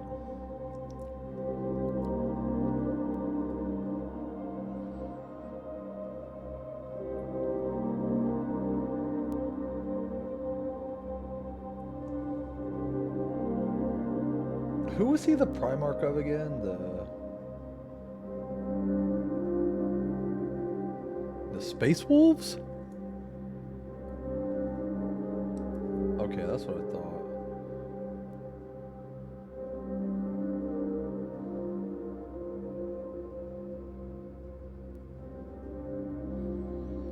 Yeah.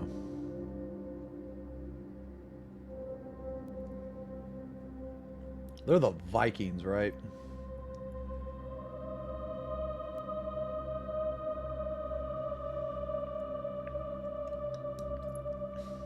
Yeah.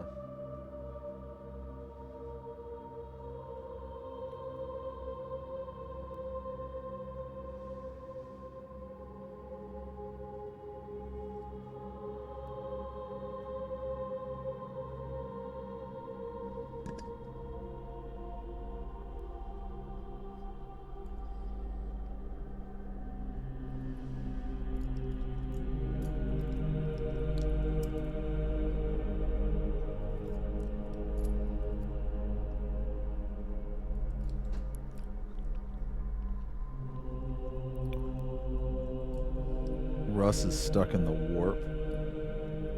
Oh, wait. Oh, he's not in 40k, but he's in 30k. That's crazy.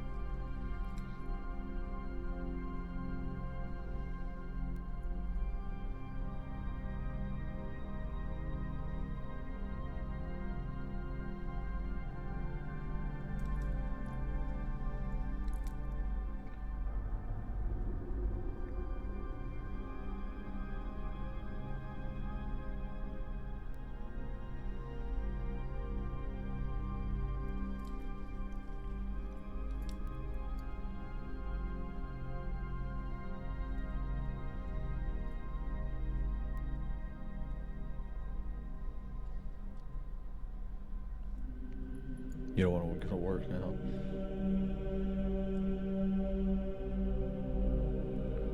Yeah, I fucking remember, man.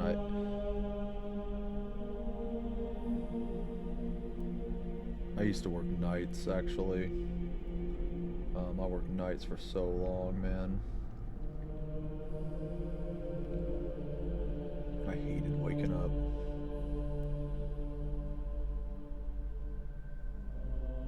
It's kind of crazy because like now that I don't have like a normal like 9 to 5 or whatever, I'm waking up at like 9. It's just fucking nuts how that works sometimes, man.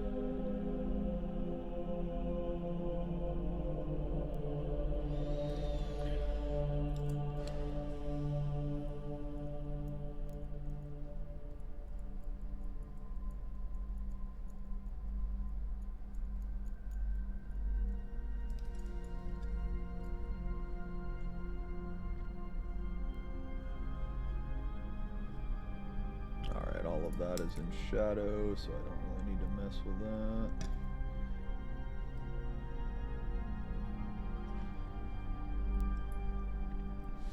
Do you clip your nails for these? Oh my fucking... Every time, dude. Every single time, man. It never fails. Okay, do you want me to clip my nails? Motherfucker need a whole ass manicure. I don't think so. This doesn't really belong to a specific hive fleet. At least, I mean, this color combination might, and I just don't know it. I kind of just like used colors that I liked, you know? Kind of just used colors that I thought were cool, you know?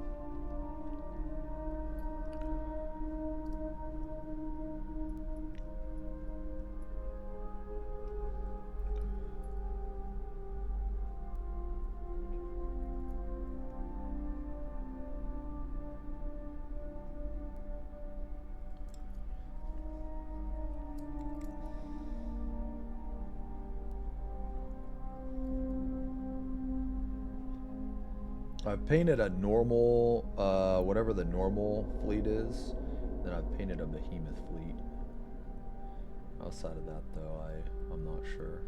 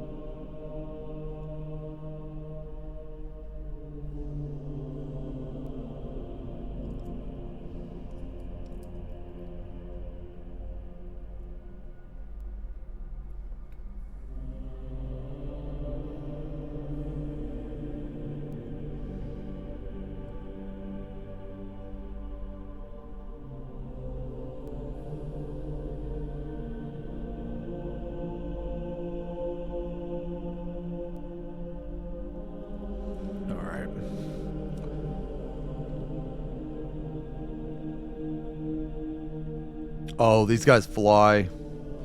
Yeah, these guys like fly around.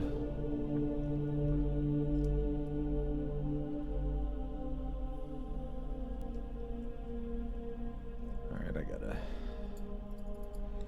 Oops. Man, having this base here is such a pain in the ass, man. It's alright, though. It's almost over. Almost over.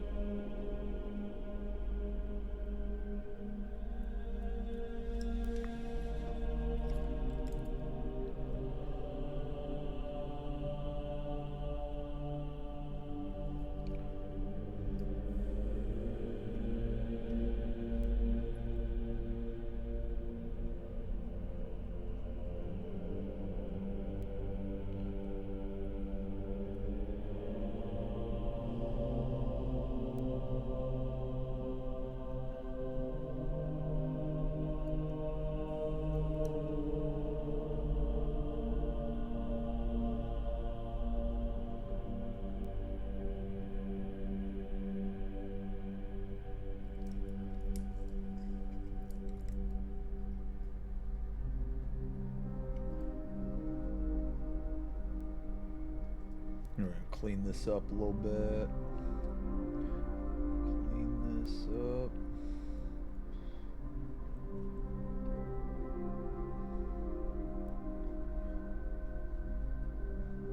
Make this blade really cool.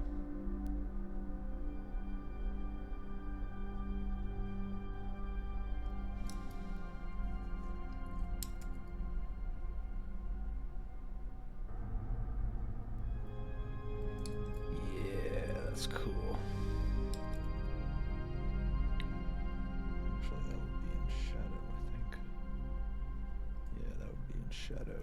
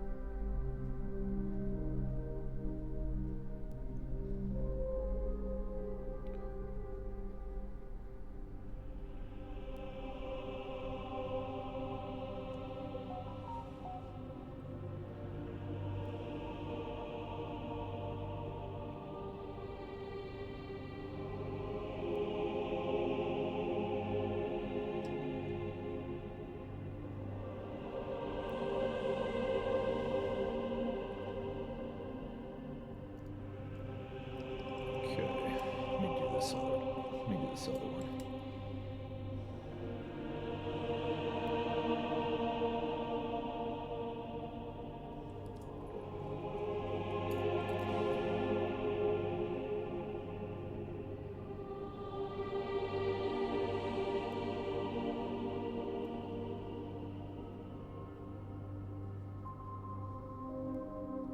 So right now we're kind of just like getting paint on the model.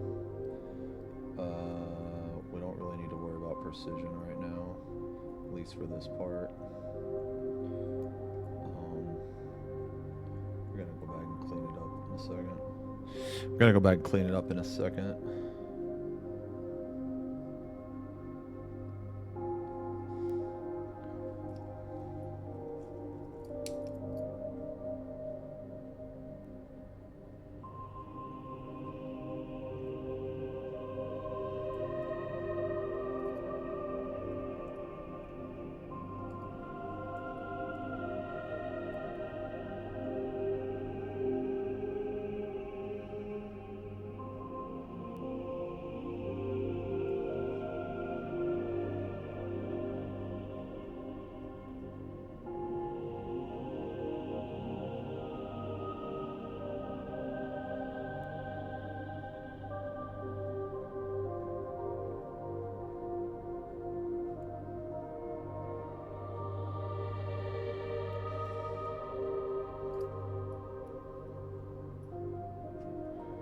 Make these blades look a little cooler than they were. They were kind of just, you know, kind of just there, kind of basic. I want to have a little bit more color to the blades.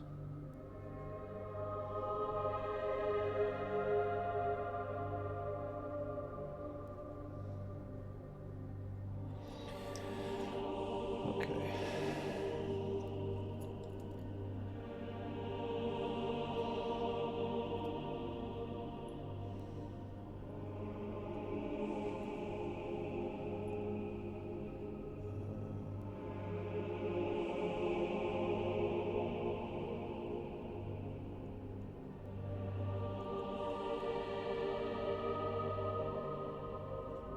Okay, there it is.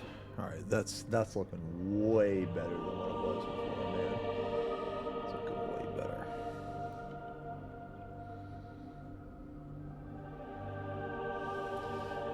Yeah. Looks way better. Okay, so we're gonna actually, you know what, man? My OCD is kicking in, man. I'm just gonna finish these blades before we move on to the next part.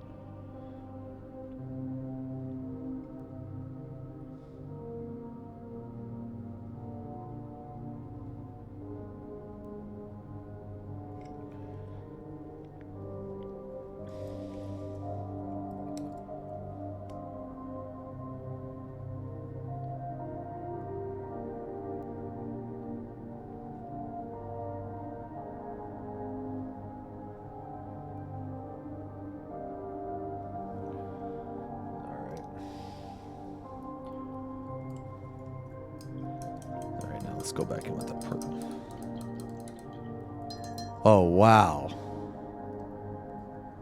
Oh, yeah, yeah, yeah, the typhus, bro. Oh, yeah. Oh, yeah. You know, I might repaint typhus. When I painted typhus, I was like,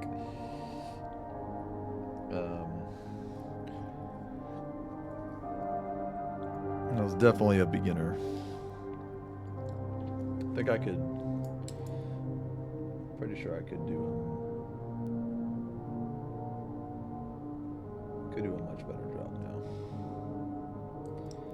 Alright, so this is kind of annoying.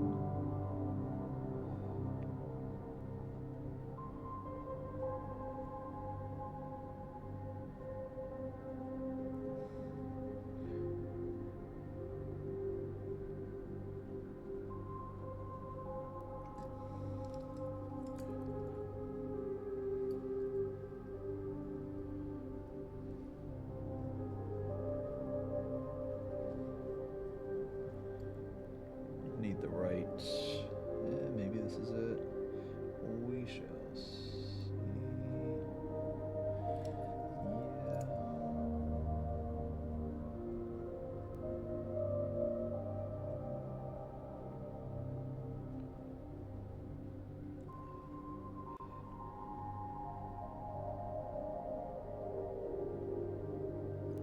Okay. All right.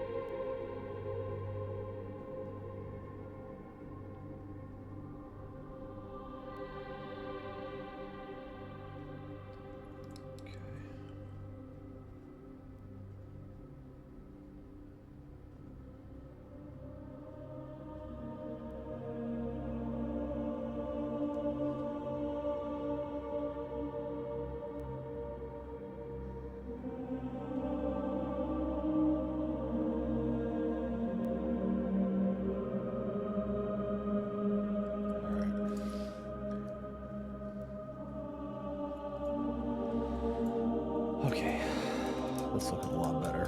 All right, let's do this. Do this highlight. And another one. And another one.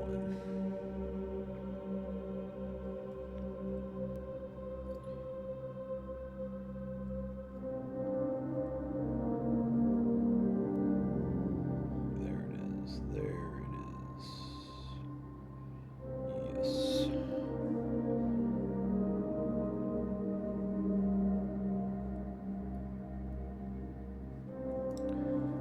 Yes.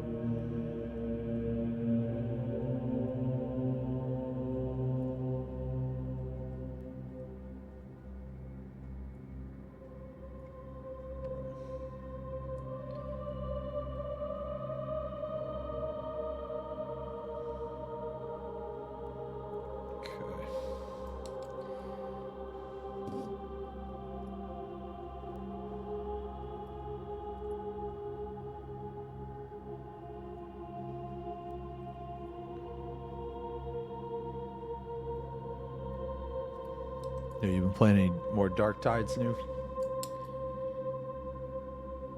I think I'm gonna hop back on it. Probably, I mean, maybe tonight. I haven't played it in a while. I miss it.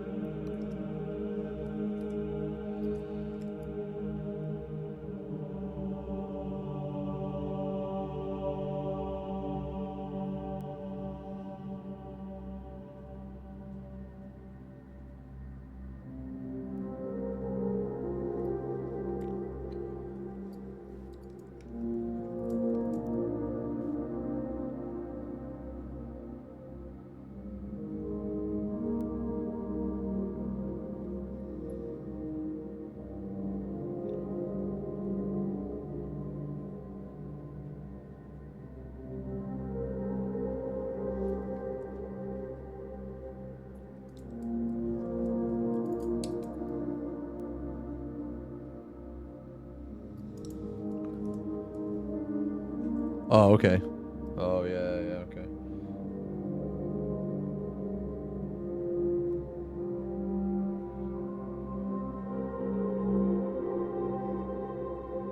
Yeah, Dark Tide's a really fun game, man.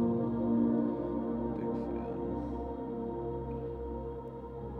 I really wish I enjoyed Space Marine, man.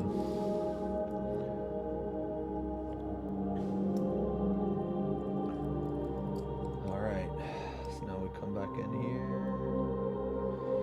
Do all these highlights.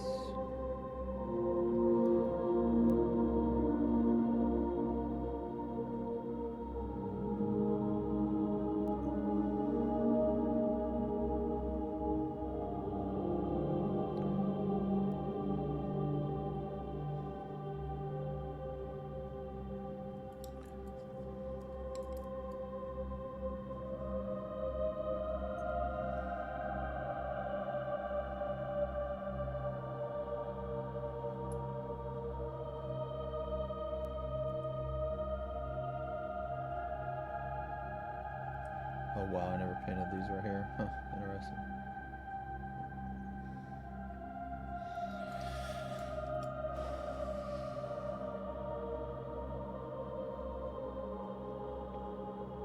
I always do a final look over, you know.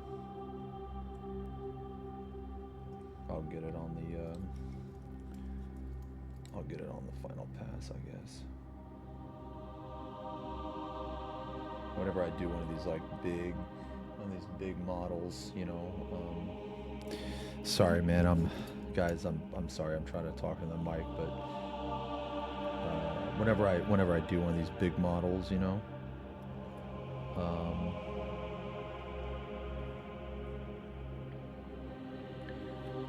I always do like a final pass, or after I have the model completely put together. And it's really only on these big models, because on the little models you don't have to, but on the ones where you have to like put together and shit, man, it's like there's so many little areas. You have to like double check.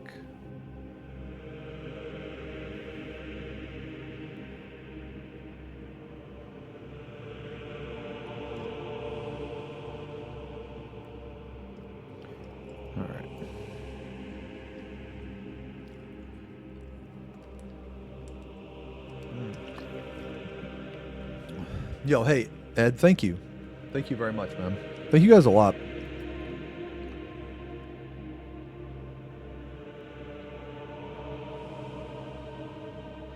guys are very kind. I tried really hard on this model because I'm going to be starting a painting channel.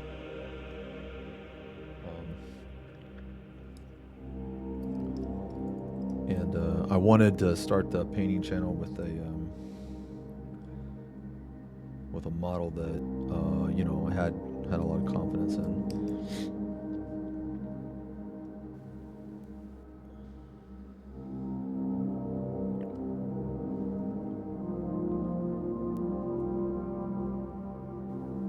for everybody who wasn't here earlier when I said it, I had so if anyone's curious as to all the stuff that I've painted around 73 models. I've been painting for almost a year and a half.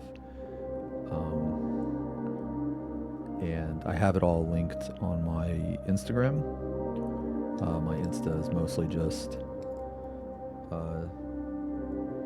40K, but also like I also do some like fitness stuff on there too. Not too much fitness stuff. It's mostly just 40K, but man, okay. But if anybody's curious on the models I've painted, I upload everything on there. So, all right, I think I just got the tail here.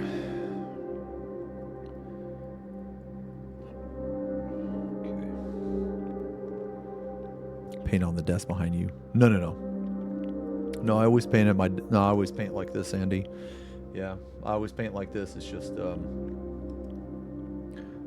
the desk behind me, it just has all my paints and tools on it. I've actually never played I've never really played the tabletop game, man. I mean, I'm interested in it, but I haven't really gotten around to it. I just mostly paint.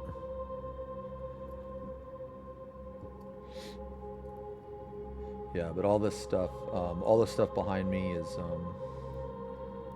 yeah, it's just my tools, my paint stuff.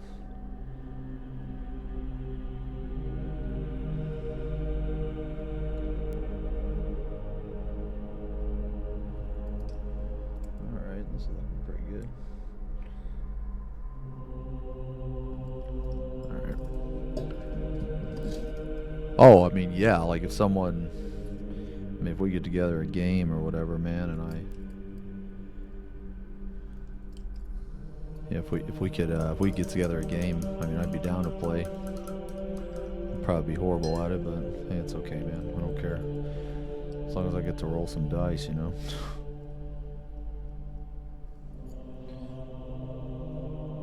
I don't have to win to have fun.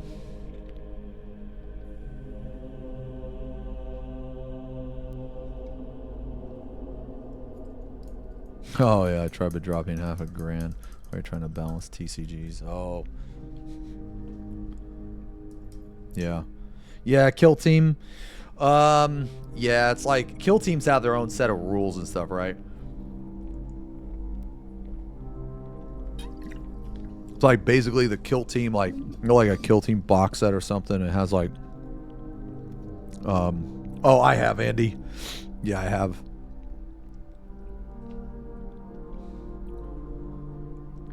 Oh, thanks a lot, Chrono. But they only have base code.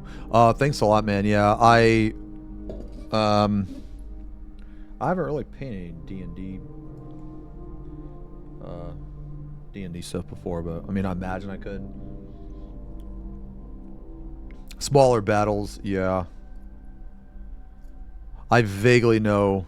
Oh, you like the gun, Max? Yeah, we just did this glow today. Yeah, I did the rest of the gun today. You know, honestly, man, I'm almost done. I mean, I guess I got these things, but I mean, I could throw some paint on there real quick, man. Might as well. Or here.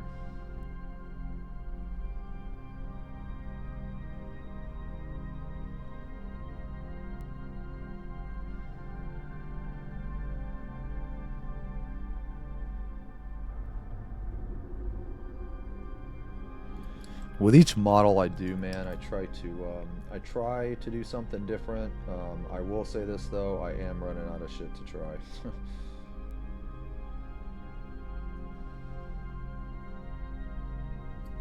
I also sorry, when I say I'm running out of shit to try, I mean like certain techniques or certain combinations. One of the next big things. Okay, so I kind of It would just be better if I showed you what I'm talking about. Okay, so basically, whenever I paint, man, in addition to a technique, so like, you know, you have blending, you have stippling, you have all these different things you can do. Well, in addition to that, there's other things that I try to incorporate when I can. Some of those things, you know, are like non-metallic metal style. Which I'm still, I know how to do it. I've done it successfully before. It's just, you know, you can always get better at it. Non-metallic metal is the hardest thing I've ever done, paint-wise. But it is the most rewarding as well.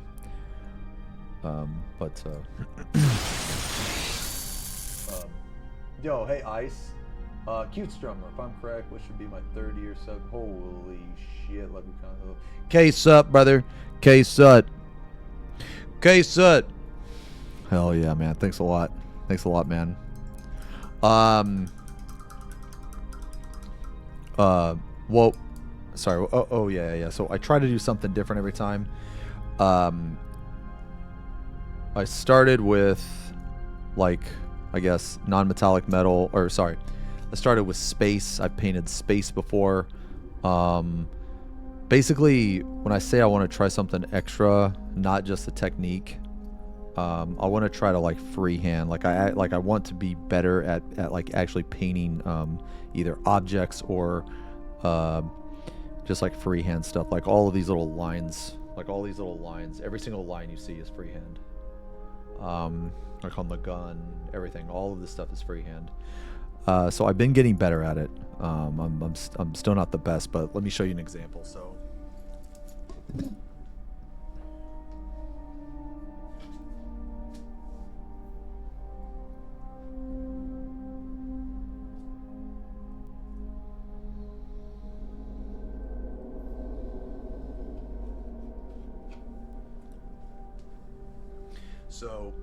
when I was learning, I wanted to learn how to paint space.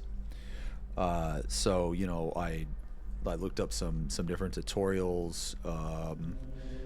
I looked up a whole bunch of different stuff, and this is what I came up with. Yeah, this is what I came up with. So this was my first attempt at like space. This was my second attempt at space. And then my final attempt was I painted Morgan Vol, and I put space on the cloak. The next thing I wanted to do was I wanted to paint chrome. I wanted to try to paint like a reflection, like a landscape being reflected off of like metal. So I first started with this. And this is Jin Gataxias from MTG. So I started with this, and then I tried to emulate a landscape being reflected. So if this looks like a landscape to you, then I was successful. I haven't finished painting this guy yet. I do intend to, but I'm gonna make him all chrome, or try to anyway. We haven't finished the Hive Tyrant yet. So like basically what I'm trying to get at is like the next like thing that I want to do, that I want to try to paint, that isn't necessarily related to like a technique per se, is I want to try to paint a human eye. So that's like next on the list. I want to try to paint an eye.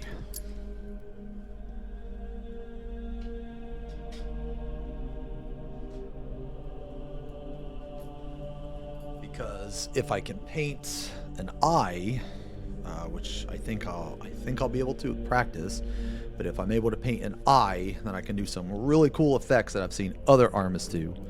I've already painted Mortarion. It was my 30th model, but he's my favorite 40k model. So for my 100th model, I'm gonna paint him again. Yeah, I'm gonna paint him again for my 100th model.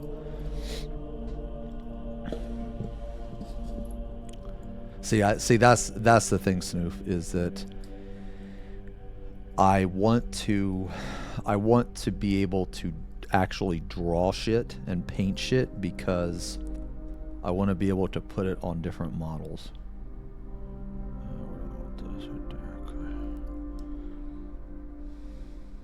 All right, this is final highlights. I don't sell them, no. I just keep them. I've given a couple away.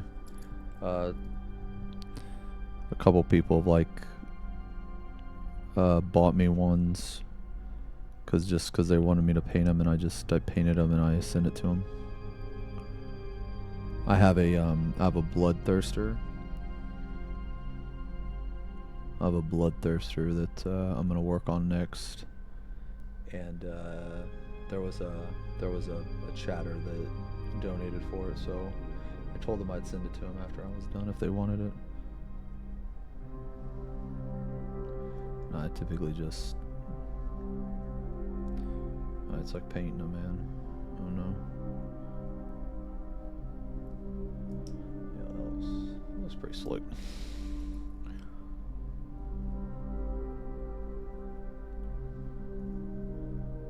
Did I not do a highlight right here?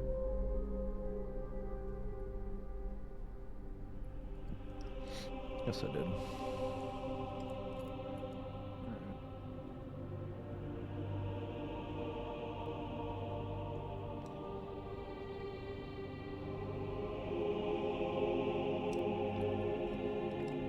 Yeah, so again, this is like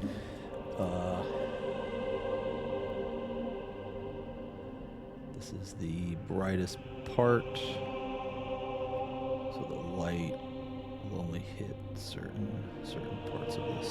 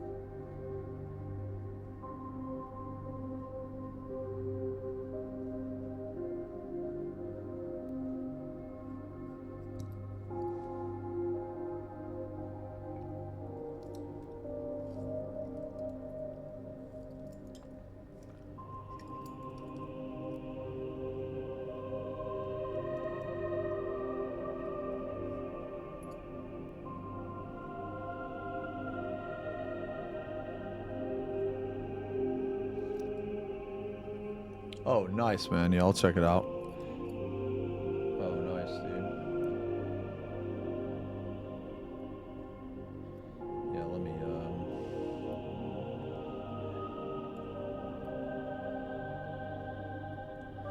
finish this up here.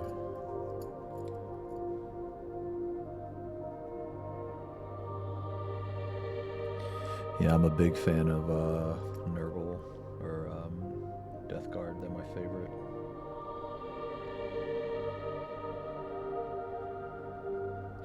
Death Guard are my favorite.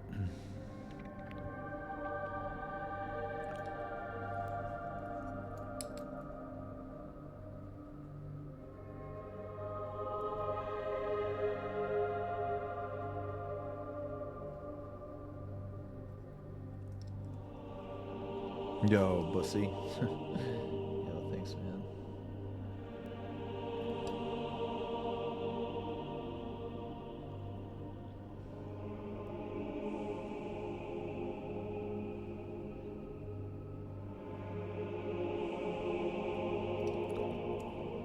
Oof, man, that blade looks sharp.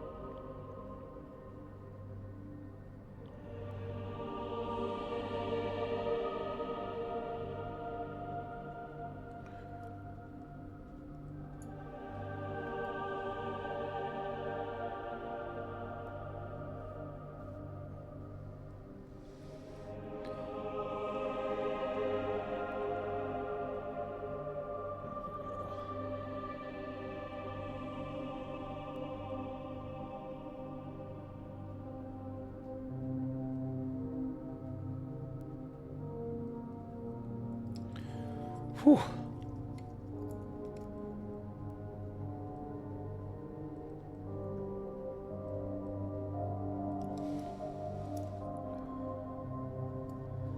All right.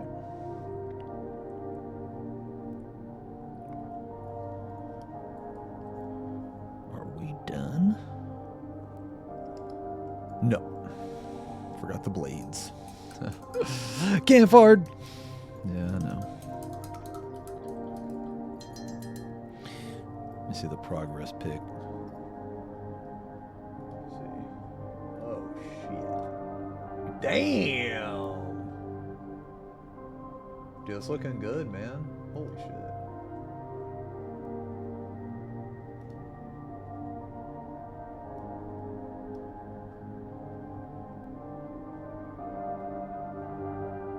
Is that a lot of contrast paint?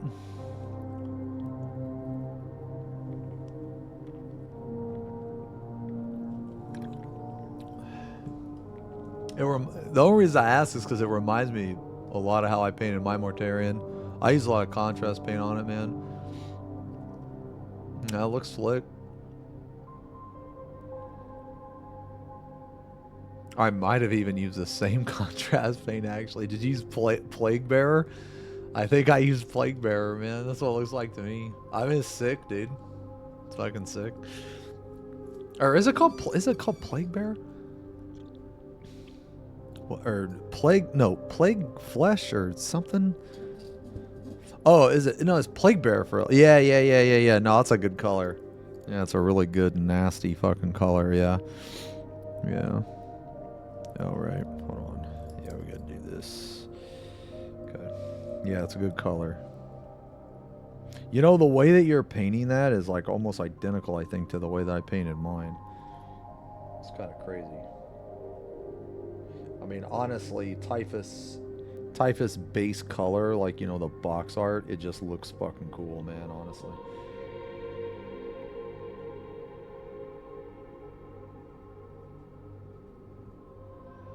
Strummer need kissies. Oh, Militarm green, yeah. Yep.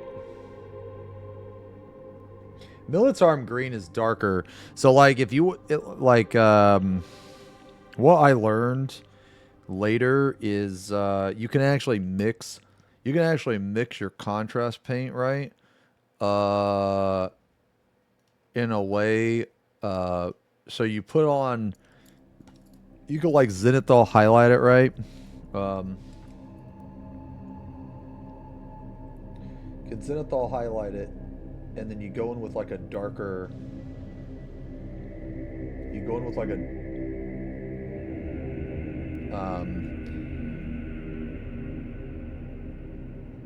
with like a dark, what is it? The darker contrast paint, and then after that, you can actually highlight again if you want, and then go in with a lighter one, like a thin down lighter one. That actually works.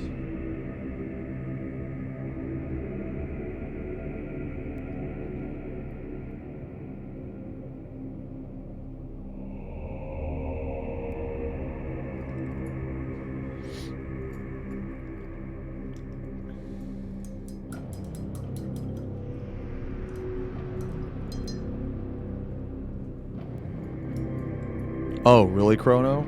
Oh, hey, man. Yeah, that's what, yeah, man, I don't know what's going on, man. Obviously, you know,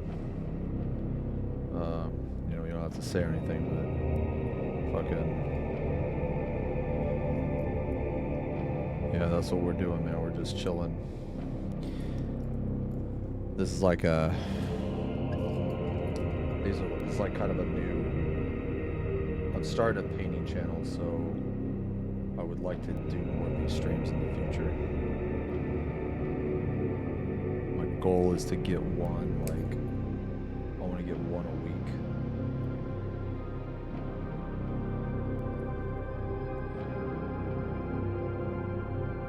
Where all we do is paint. And people could just, like, hang out, second monitor content.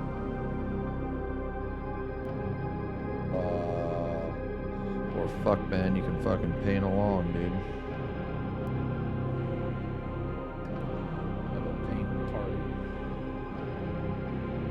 I think that'd be cool, actually.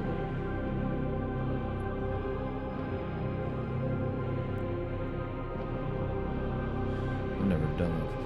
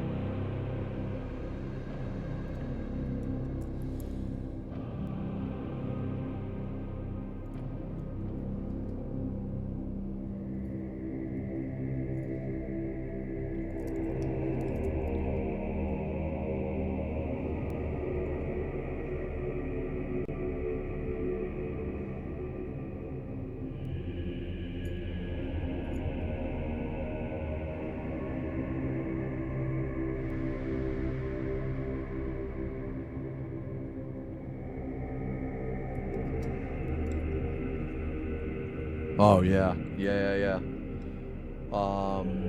So the painting channel, man. We're gonna start it this weekend, and we're gonna start with everything from the Hive Tyrant. We got some shorts, some Vods. We're gonna start with this, and then see what happens, kind of.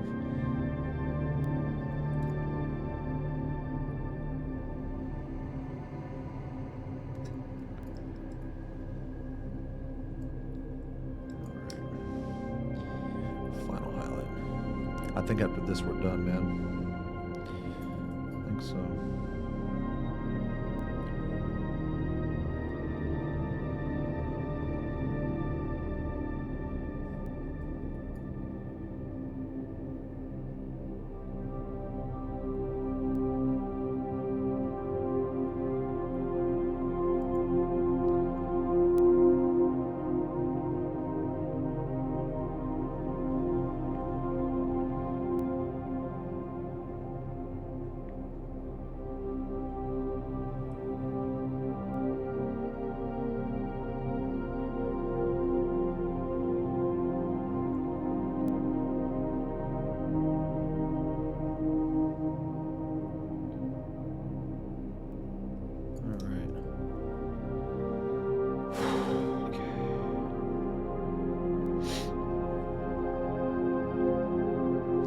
Alright, boys.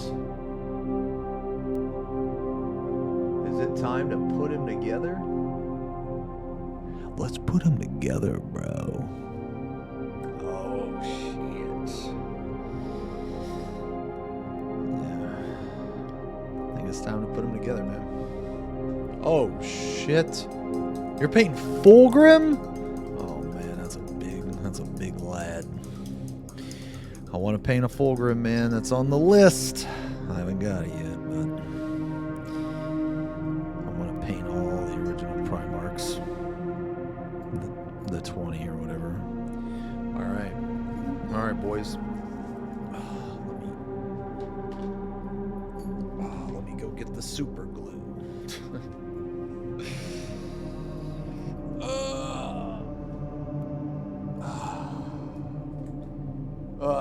Check my phone.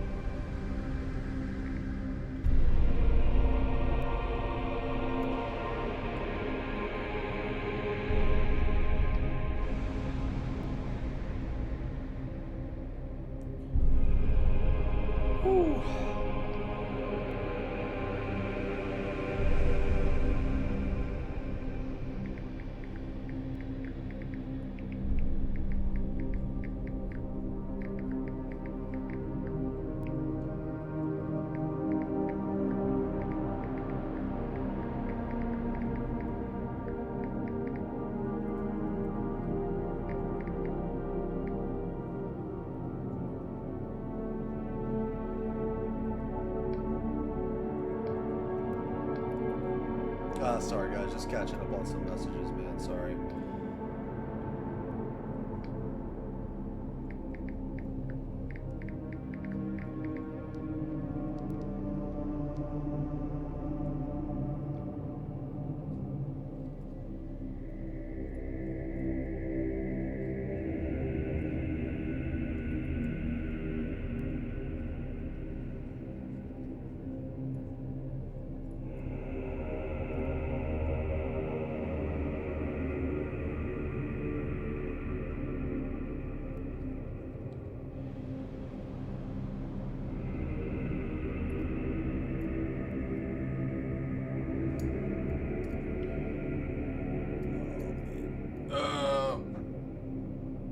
Chilling with the boys.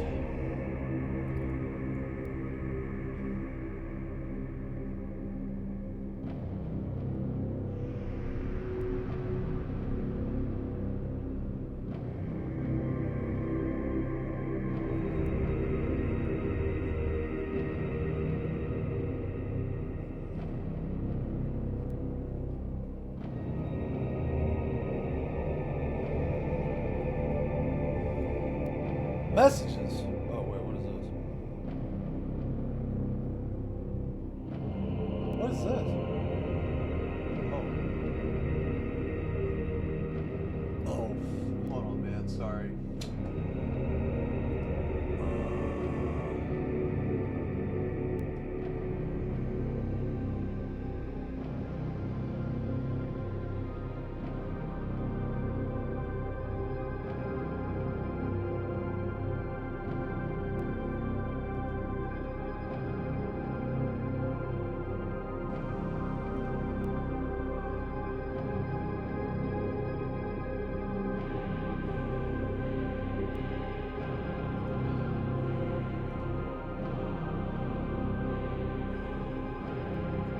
What is this?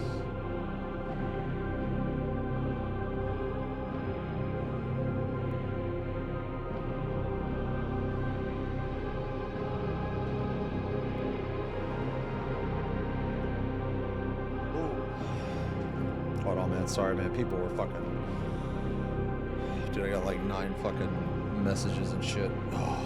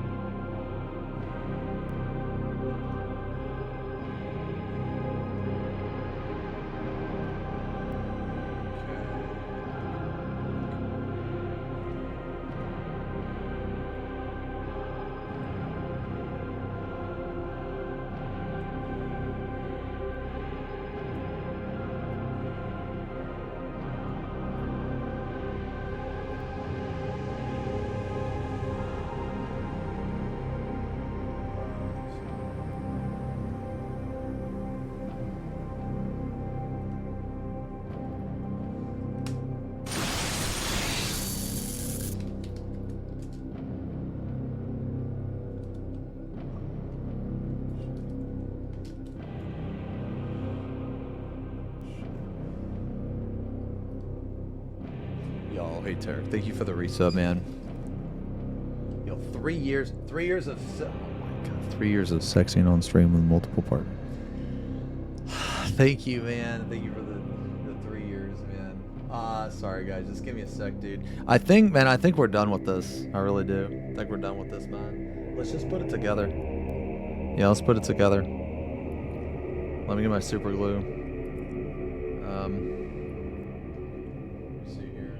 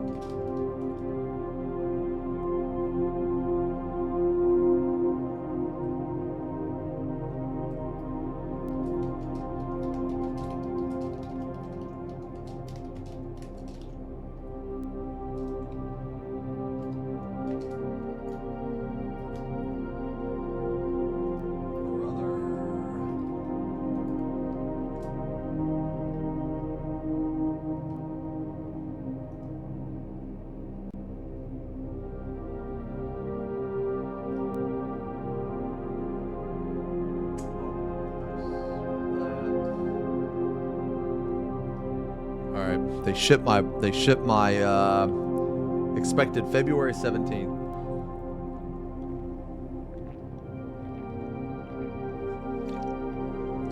They ship my salamander. Vulcan Histan.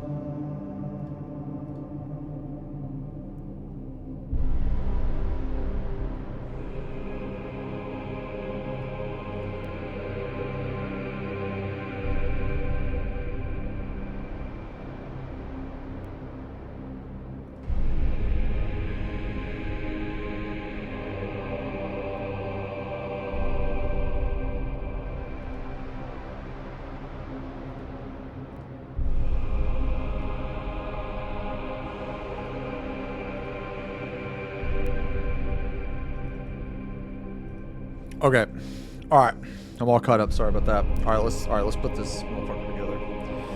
Let's put them together, bro.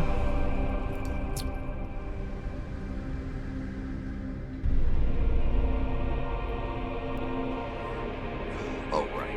Let me text.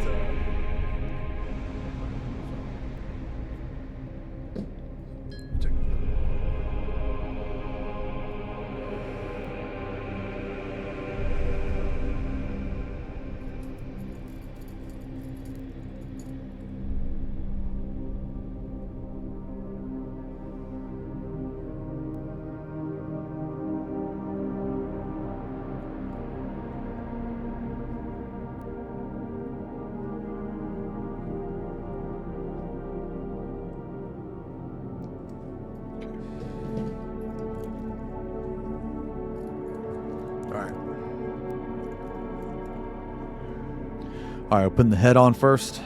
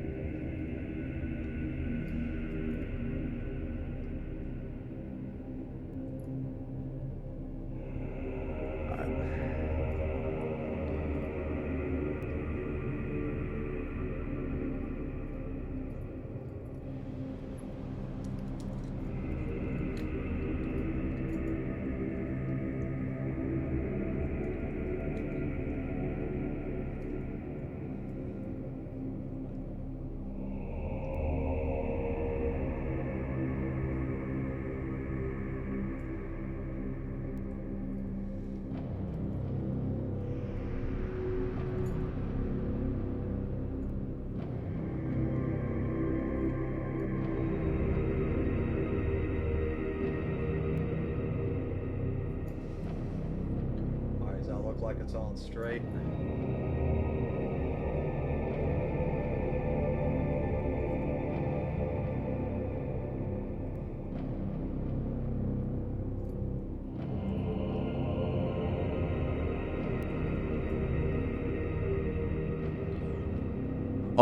Oh yeah, Zerv, did you just get my text, man? Okay, yeah, okay. Yeah, let me put this together.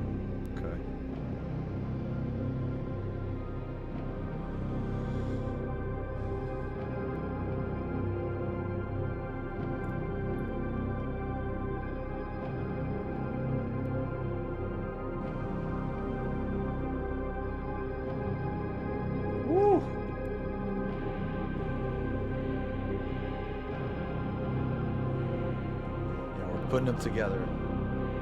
Yo, Shane, thanks, man. Yeah, thanks a lot. We're just waiting for the super glue to dry. All right. There's one piece. All right.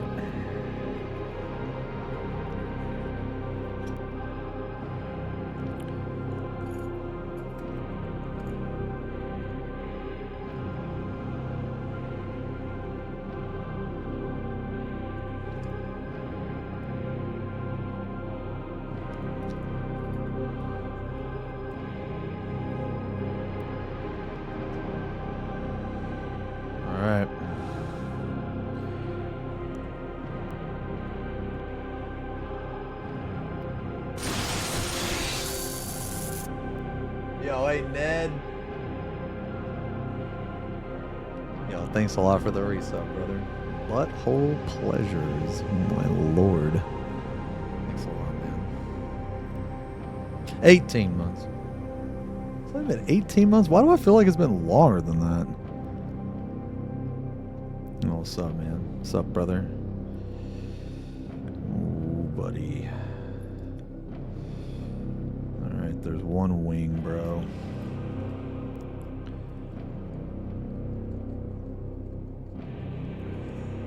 Yeah, it's probably been a lot longer, man.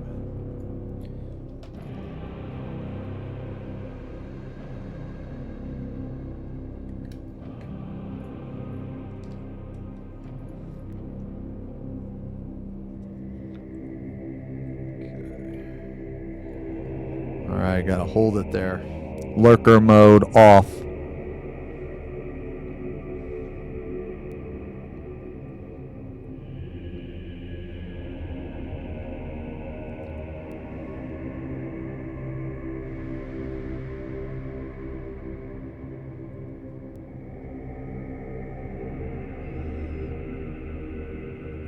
Oh, buddy. Holy shit. Holy shit. Woo! There it is.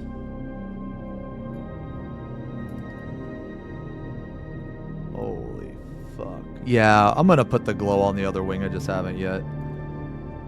God damn, dude. Jesus Christ.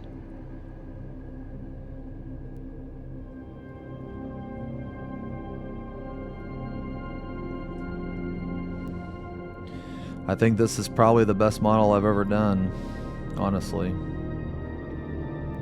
Damn.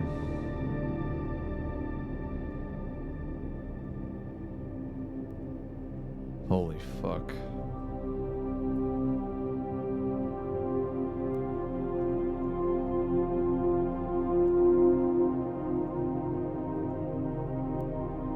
Whew.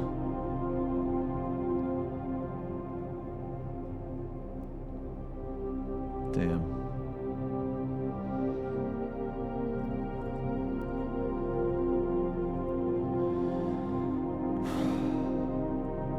Still some touch-ups. Yeah. Thank you. Thank you guys a lot, man. This guy took like 40 hours, man. This guy took like 40 fucking hours.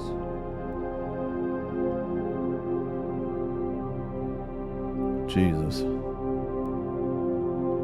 Yeah, I'm gonna do like this stuff over here. I'm gonna do over here. I just, you know, it was one of those things where I just hadn't yet, you know. But I do intend to. Whenever I do like big models like this, because this guy's fucking huge, man. Whenever I do big models like this, I always do like a follow-up check, like after it's assembled and everything, just to make sure, like here's a couple claws I need to do, you know, just like real little stuff, man. Here's a couple claws I gotta do. I probably need to do this claw here. I gotta do the blue right there. Just stuff that's not gonna take too terribly long. Yeah, this is it. Damn. Yeah. Oh, I don't know about that. I don't know about thing in your inbox. No, yeah. Oh.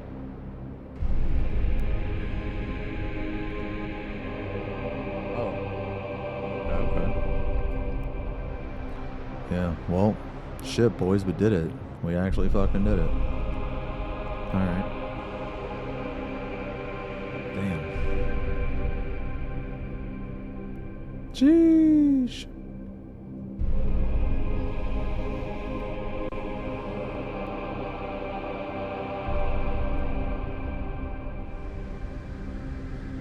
Damn, that's pretty wicked.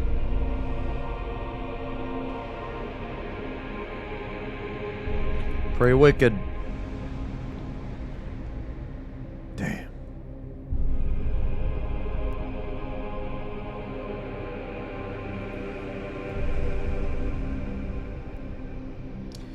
Damn. Well, all right. Well, I think we're done, man. I think we're done, guys. Yeah, let me, I might do the bass, maybe. Yay, we did it! We did it! Yay! Alright. Damn. Okay, let me, okay. Alright, let me turn all this off. Let me turn all this off.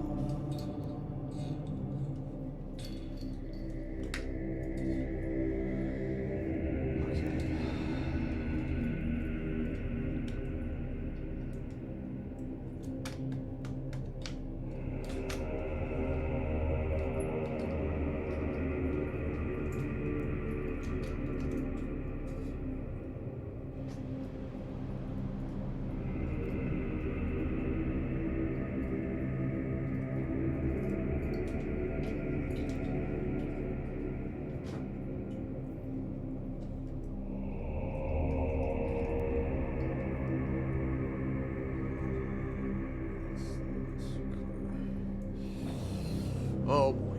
All right.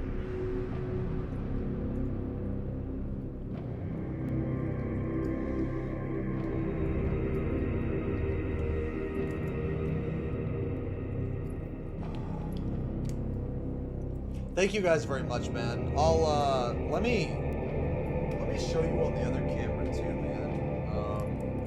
Yeah, this take a while. Let me just get all this stuff.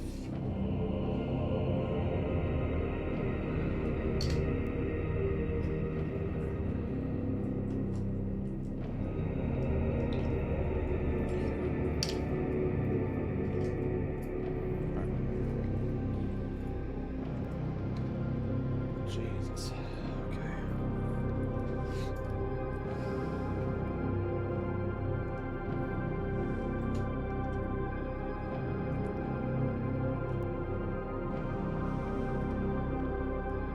All right, let me yeah, let me show you guys this.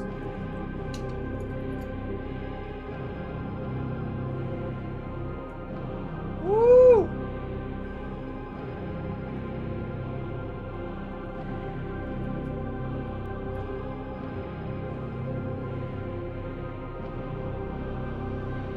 It's big, man. It's a big lad.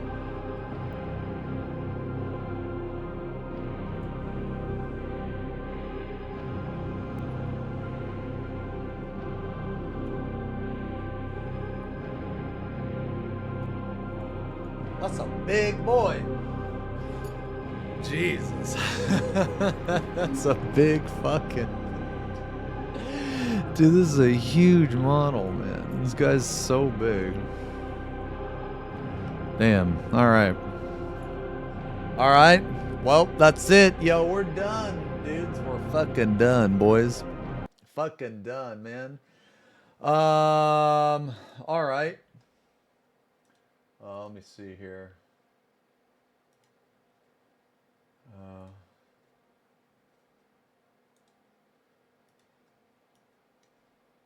See.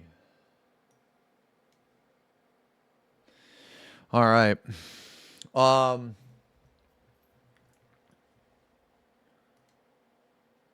Wait, the 30 seconds or?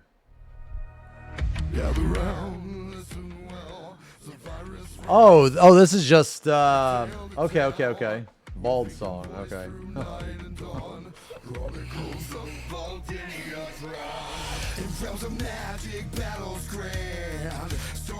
Oh, that seems cool, man.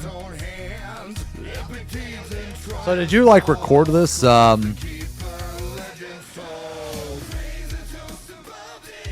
Did you record? Oh, okay. Yeah, that's cool. Yeah, that's cool. Hold on. Oh man, hold on. Fuck. Where's my shit? Okay. All right, yo. Okay, I gotta end. Dudes. I gotta end, man. I gotta get up. I gotta go for a watch the entire painting stream. Oh man, I gotta Thank you guys for hanging out, man. Thank you guys very much for hanging out, dude. Today was fucking awesome, man. I was really, really looking forward to today, and I'm really glad we got this guy finished, man. This is fucking sick.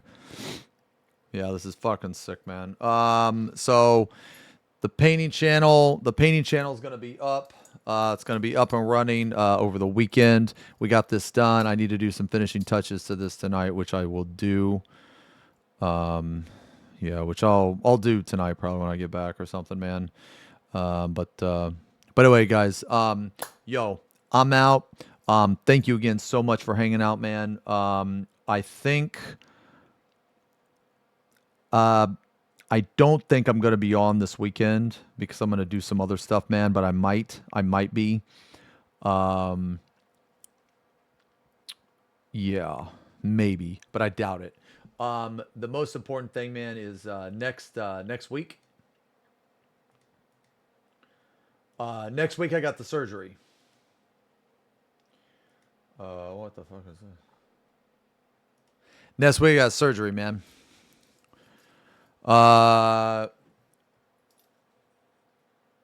Yeah, so I won't be on. I'm gonna try to be on Wednesday, and I'm gonna try to be on Saturday. Yeah, try.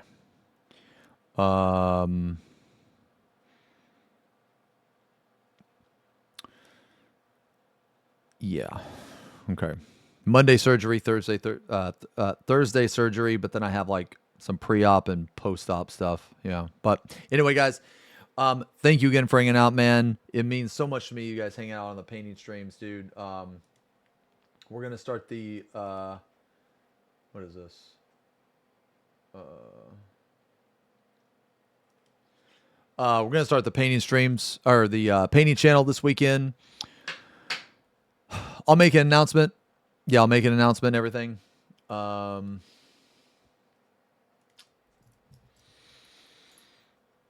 then we'll start putting out content for it. Yeah, start putting out content for it. I'll look tired as fuck. I mean, I am a little bit. Yeah, okay. Anyway, yo guys, fucking love you, man. Probably gonna host Ash. I fucking love you guys. Thank you so much for hanging out, man. I will see you guys. Fuck, man. I'll see you guys like probably in like a week, man. You know, I'll be around though. I'll be around. I'll try my best to stream on Wednesday at least. Just at least to talk to you guys. You know what I mean?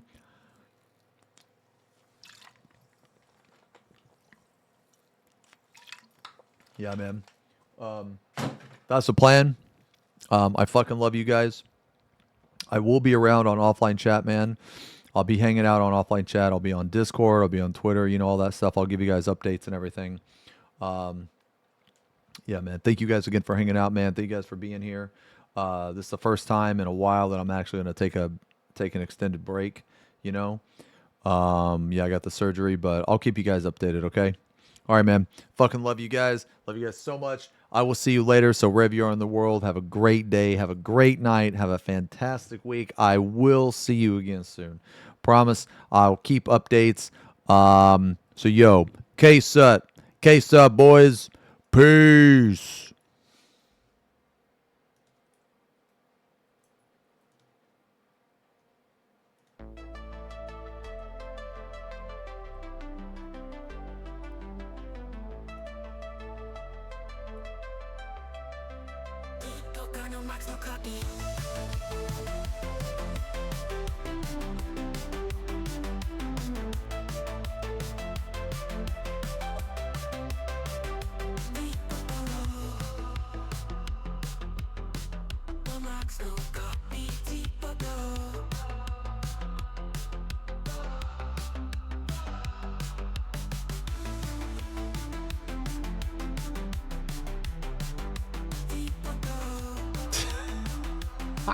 Is he insane? He really forgot the kissing.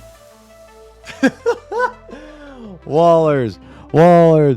At chat time. FP Pong sit. You guys love. See alligator later. Very low energy wall. OKK wall. He forgot the kissies wall. FP Pong's in the chat time. I love you guys. I'll see you later, alligator.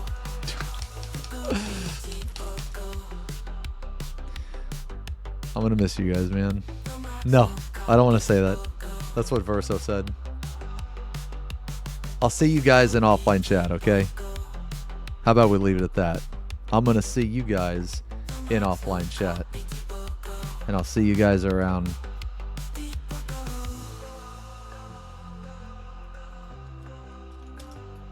You guys are the best, man. Alright. Alright, good night, Stash. Fucking love you guys. Peace!